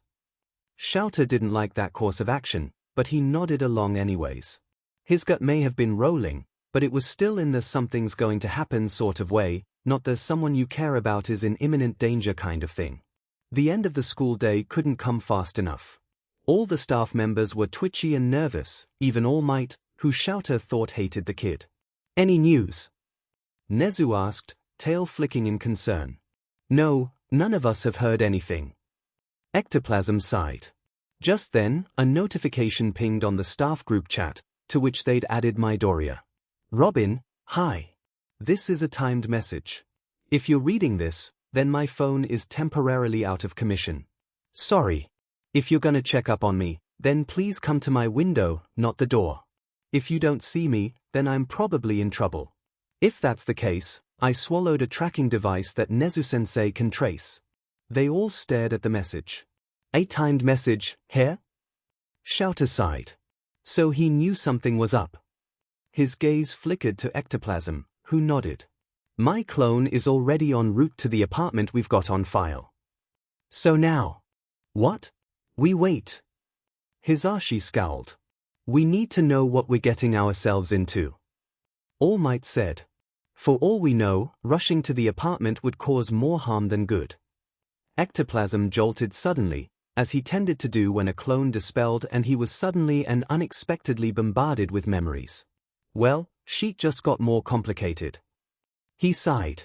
His safe, or at least his awaken, seems unharmed, but his window is bolted shut and his doors locked from the outside. He's stuck in his bedroom. He also says his mother is in danger, and to make sure she's safe. Did he say anything else? All Might asked. Like what's going on? Hold on, my other clone's still there. He explained. He didn't jolt this time. He says that he'll explain in person after we rescue him. And he actually requested that All Might come along. Me? Shouter was just as surprised. Midoriya made it no secret that he disliked the #1 hero. Yeah. Said it's just in case because his captor has connections he'd rather not take chances with. Or something like that. Well, then. Our student is in trouble. Nezu grinned as he climbed onto Shouter's shoulder. So let's go on a rescue mission. I'm bored. Izuku decided. Being a prisoner SCKS. It's so boring. He complained. Hisashi had taken out his computer while he'd been at school on Friday, so he couldn't alleviate his boredom there, and he tried to kick him around a bit earlier, after Ectoplasm left. Tried, being the key word, because the worst he'd retained from said beating was some mild bruising. He didn't want to make the man suspicious by suddenly fighting back, either. His teachers would come soon enough, and then he could spring his trap. Either way, Hisashi hit like a PP and Izuku was still bored. He didn't like waiting around for a rescue team, but it was better than busting out of there and risking dragging civilians into this fiasco. If the heroes came to him, then they could help him if Hisashi decided to call in All for One as backup. If Izuku broke out alone, Then he'd be up against the villain equivalent of All Might and his merry band of misfits alone. While it wouldn't be the dumbest thing he'd ever done, he liked to think himself smarter than that. Besides, Aizawa would have his head if he put himself in harm's way without a decent backup plan. Izuku was honestly surprised that Hisoshi hadn't had him kidnapped, yet not that he was complaining, mind you. With a guy who wielded a warp quirk, it'd be far too easy to just whisk him away. He'd managed to do some research after USJ. The League of Villains was just too convenient. They were too organized to be led by a child like Shigaraki. That meant that someone else was pulling the strings. Someone who had a mind that looked to the future. A planner. A chess player. Someone who was used to pulling strings and content to sit back and let others have the spotlight. The criteria fit all for one perfectly. With a little hacking and background research, he managed to figure out a few interesting things regarding Shigaraki. His original name had been Shimura, not Shigaraki, and he'd accidentally murdered his family at a young age when his quirk came in. At least, that's what the police assumed happened. The kid had never been found. Reports say that he likely got scared and ran, and he was jotted down as missing and lost in the system. 6 years later, however, a young boy matching the description of Shimura was spotted fleeing from the scene of a gruesome crime. A woman had her face disintegrated and she choked to death on her own blood. Police had nearly caught him, but he'd somehow managed to escape into the shadows. It sounded a lot like Kurogiri's quirk. The connection Izuku found, however, was in the disappearance of the only police officer that had seen the kid. He vanished like he'd never existed in the first place. Similar disappearances had been tracked throughout the last 100 years or so, leaving Izuku to believe that this man had a longevity quirk. But others claimed something far more terrifying: he could take other people's quirks as his own. After he'd heard that rumor years ago, he'd looked into those mysterious disappearances a little closer. They all were seemingly random at first. A cop here, a hero there, a civilian or two now and then, but the curious thing is that the investigations were shallow and short, like it was merely a procedure rather than a true investigation. As if they weren't really trying to find these people or solve the murders. In the rare occasion a body surfaced. He saw signs of memory alterations in several cases. Some people who poked their noses where it didn't belong ended up going mad and killing themselves. Izuku quickly realized that these cases were cover-ups. And there was one distinct connection between them all. Every single case file had been locked in the police records. There was nothing particularly high-profile about these cases, nothing that would require them to be locked. But they were, and they were incorrectly marked as solved. This meant that nobody would snoop even accidentally. Unless that person was Robin, of course. Because he always stuck his nose in where it didn't belong. The only reason he thought to link these cases to All for One was a single case, the one that had been beyond locked.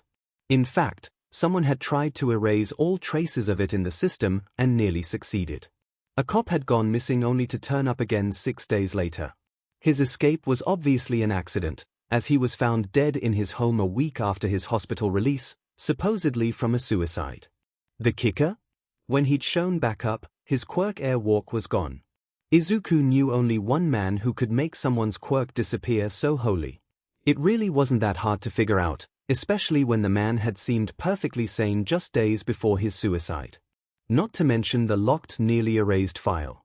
And the man had given one testament that Izuku was sure was the reason why All for One had tried to erase the case entirely.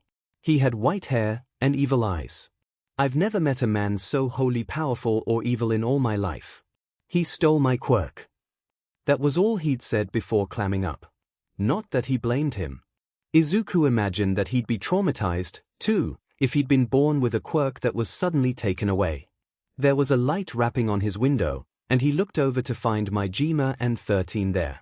He shot them a grin as Majima quickly got to work on the window. Somehow, this scenario reminds me of Harry Potter. He silently mused to himself as he pried up a loose floorboard and snatched a small satchel. He hid it in his pocket as he heard someone knock on the front door. He raised an eyebrow at the two who were making quick work of the window as he heard Aizawa's voice carry softly down the hallway. Ah. So here's the distraction. Izuku realized. Come on. 13 urged quietly as they silently opened the window. Izuku was quick to slip out into Mijima's grasp as they quickly climbed down the tree. "All right, Eraserhead. We've got him," they explained through an earpiece. Izuku smirked as he heard the commotion from his apartment, only wincing lightly when he was set down on the ground. "DMN, it was bright outside. Are you hurt?" 13 asked, noticing the wince. "Just some bruising, nothing major. He hits like a wuss. Mostly, it's just bright." Mijima snorted lightly at his jab while 13 shot the other hero a dirty look. "We're just glad you're safe, sharpshooter," Snipes stated from his perch in the tree. "Wow, did everyone come? I'm flattered." He gave them an easy smirk even as he kept a sharp eye out for trouble. "What, you really thought we wouldn't?" 13 sounded somewhat hurt. "I'm just not used to it, is all." He sheepishly rubbed the back of his head. "UA is the first place I've had in this era that cared enough to treat me like a person, let alone notice if I was gone. I'm glad I was right in thinking you guys were different." He flashed them a grin. "Eraserhead's got him in custody," Mijima announced. Izuku grinned. "Been waiting for this for a long time." "I'm sure you have," Nezu said as he climbed up onto his shoulder. He scratched the principal under his chin and the little guy leaned into the touch. Several staff members gaped, leading him to believe that he was the only person Nezu allowed to do this. "Though I am curious why you hadn't done something about this sooner. I'll explain back at the school." He gave the mouse a meaningful look as he passed the satchel discreetly to him. "I also have reason to believe that Hisoshi, the guy inside, not Yamada Hisashi, has connections to the League of Villains, which is why I asked for All Might to come along. I didn't want to chance him calling for Kurogiri's warp quirk or something. If that's the case, then I'm glad we all decided to come." 13 shuddered. If Izuku was being honest with himself, he expected things to go south at some point. The quietness unnerved him greatly. Was Hisoshi lying? No, he'd already discounted that possibility when he discreetly asked his mother years ago for details of her dating his father. She'd had obvious signs of memory alterations, likely the result of a quirk. But people with quirks like that are heavily regulated and always logged into the system. There'd been an officer years ago, he remembered, that had gone missing. He'd had a memory-altering quirk. Izuku had found his file locked like the others. It was highly likely that All for One had altered his mother's memories, then. He sat down in the chair in the meeting room at UA with a cup of coffee and a sigh. Chio was glaring at him, likely because she wanted to look at his injuries, but he'd insisted she waited until he was finished explaining. "All right, so what's going on, because you could have handled him easily." Aizawa started. "Well, maybe this recording will explain." Izuku pulled out the flash drive he'd stashed. "I recorded a conversation Hisoshi had with me soon after I came back from the past. He'd been abusing me beforehand, but I was just a normal kid at the time. I couldn't do anything," he explained, ignoring the grimaces of his friends. Nezu quickly plugged it into the computer and clicked on the file Izuku instructed him to. "Listen here, you little sheet." Hisoshi's voice filtered through the sound of rustling fabric. "I don't have to listen to you anymore. I've got more than enough evidence. You touch me or my mother again, and I'll make sure it's all sent to every hero and police agency in Japan." Several teachers nodded as his younger self spoke. "I assume that the aforementioned evidence is this?" Nezu asked, holding up the bag. "That's the digital evidence as well as some research I did. The photos and notes and whatever else I could get a hold of is stashed in the apartment, with several hard copies stashed throughout the city." Snipe whistled. "Talk about prepared. Can't be too careful." Izuku replied.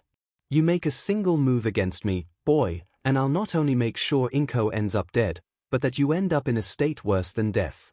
I've got connections. Your mother is safe. We've got several pairs of eyes on her as we speak, as well as some heroes on standby should anything happen." Nezu reassured. "That's a relief." Izuku smiled. He didn't think he could handle losing a mother twice. "Connections, hair? That makes two of us. That quirk really changed you, brat. Fine. You wanna go against me? Then listen here. I'm not your father. Aizawa pinched the bridge of his nose. This is going to get complicated fast, isn't it? You have no idea. Izuku groaned. Well, that's a relief. But I work for him. He gave me orders a decade ago to watch over his son and steer him away from the wrong path. So he's a villain. Ishiyama sighed. But the real question is which villain? The one that I highly suspect pulls the strings of the League of Villains. Izuku answered swiftly, noting the way All Might and Nezu stiffened, as if they knew who he was talking about. Interesting. Yeah, you've done a swell job of that. I get that you're frustrated, here, but could you maybe not taunt the guy with deadly connections? Kiyoma pleaded, looking concerned. I mean, I didn't know how deadly his connections were, yet. Your father is a villain, boy, and he expects you to follow in his footsteps. Perhaps you've heard mention of his name? All for One. The room stilled. While many didn't know if the villain was real or not, several had heard whispers of it. Especially those who worked in the underground like Eraserhead. You're All for One's son? All Might's eyes were wide. As far as I can tell, yes. Izuku nodded. I'll explain my research in a moment. So you do know, then. If I disappear, you go to his custody. And Inko will die. I've made sure of it. So, boy, you won't be sending in those files. Things will stay exactly as they are, now. And the day you graduate high school, or the day I end up dead or arrested, you will become a villain under his careful tutelage. Do I make myself clear? Yes, sir. So yeah. That's basically it. My biodad is apparently the villain version of All Might. From the research I've done, he's got a quirk that allows him to steal the quirks of other people. I've compiled a list of approximately 62 quirks I'm sure he's stolen. And the dude's got connections. I've found missing persons files for no less than 120 civilians, 94 cops, and 237 heroes across the globe. All files were mysteriously locked, and out of all 451 known kidnappings, only 62 bodies were found. Of the 62, 12 were initially found alive only to later go inexplicably insane and kill themselves later. All legal investigations were shallow and cases were marked as solved in the system. The teachers stared. I'm impressed by your research. Nezu spoke up. Figured it wouldn't be safe to do anything while I was still the quirkless nobody, so I wanted to wait until I was a student of UA. You're notoriously protective of your students, after all.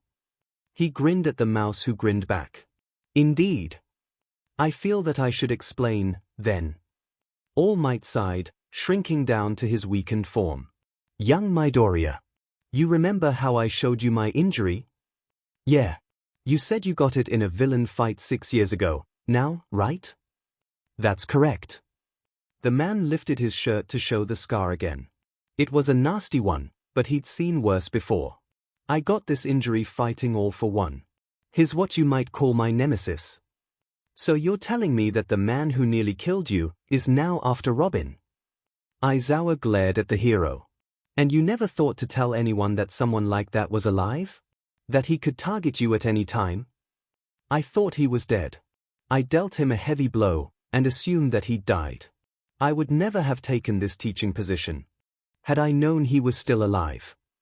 I've got reason to believe that he's Shigaraki's mentor. Izuku continued. And what leads you to that conclusion? Nezu tilted his head. Well, All for One's original name, which was hard to find, because he's been alive for well over a century and a half and tried to completely bury all his personal files, is Shigaraki Kazuo. Shigaraki Tomura doesn't legally exist. He's actually a kid who went missing after accidentally murdering his entire family with his quirk when it came in late. Tomura's name is Shimura Tenko. All Might went deathly pale. Shimura? No, it couldn't be. Was his grandmother's name Nana? Yeah. Izuku nodded. I'm guessing she was someone you knew. Shimura Nana was my mentor. She died when I was a young teenager. All Might deflated as he spoke, a sullen expression taking over. Kiyoma put a hand on his shoulder to offer him some sort of comfort. It certainly makes sense why you played it safe. Ishiyama sighed, taking a long drink from his cup. Well, I had to think of my mother, too. Speaking of, what now? With Hisoshi in jail, we obviously can't go back to living in the apartment. Izuku hummed. Well, I've always toyed with the idea of a dorm system for the students. We could go ahead and make them. Nezu grinned. Until then, you and your mother can stay in the staff dorms on campus. UA is likely the safest location for you, especially with the warp quirk jammers we've added recently. Even Kurogiri won't be able to get through that. Perfect. Izuku grinned. So then all that's left is the sports festival and my provisional exam. He paused for a moment. Hey, what's the difference between the provisional license and the real thing? Nothing, really. Aizawa spoke up. Think of the provisional one like a permit. The council will keep a closer eye on you during that time, and keep track of any collateral damage you cause alongside your capture rate. After a few months, if all adds up well or if you do something exceptionally heroic, you'll be granted the full license. And restrictions? Izuku raised an eyebrow. It's only valid in Japan at this time. Nezu set down his cup of tea. And there will be a senior hero listed on your provisional license. Should anything go horribly wrong, such as deaths caused by your inaction, mistreatment, or otherwise direct influence, that hero will take a major hit for you, and of course you'll lose the license. So I'm only able to take the exam if a hero vouches for me in the first place. Izuku realized. Under normal circumstances, I assumed that a class would fall under the jurisdiction of their teacher. That's correct. Nezu grinned. But something tells me otherwise. Izuku frowned. While you are Aizawa's apprentice and thusly able to practice so long as he is with you, I felt it would be unfair for me to sign him up without permission. Nezu's tail flicked as he spoke. So I took the liberty of signing you up under my name. You what? Snipe. Choked. Do you have any idea how much attention that's going to garner? I can't remember the last time you sponsored someone. That's because I haven't sponsored anyone before. Nezu chuckled. So you put the spotlight on me. Izuku rolled his eyes fondly. I suppose I should thank you, then. What better way of gaining publicity in a short PRD of time than having Nezu, the principal of UA, vouch for me? Right? Well, the sports festival is next week. Aizawa got things back on track. So Ectoplasm, Snipe and I will escort you back to the apartment to pack your things. The faster you're moved in here, the better. You can say that again. Izuku huffed. I'll go with Cementos to get your mother. 13 smiled. MIC's already over there keeping an eye on her. Thank you, guys. I really appreciate all this. What are you thanking us for? Power Loader laughed. Robin, you're more than our student. You're our friend. Izuku felt his cheeks heat up a bit at that. It sounded nice. Even still, as he accompanied the three heroes to pack his things, he couldn't help but feel edgy. Not once had he heard a thing from All for One. The way Hisoshi always spoke of him made it sound like the guy would appear the moment trouble started, but it seemed that wasn't the case. It wasn't a bluff, his research had told him that much. So long as his mother was safe, though, he'd face whatever All for One threw at him. He was Robin, a hero. And honestly, after training and growing up under Batman and living in Gotham, he felt more than prepared.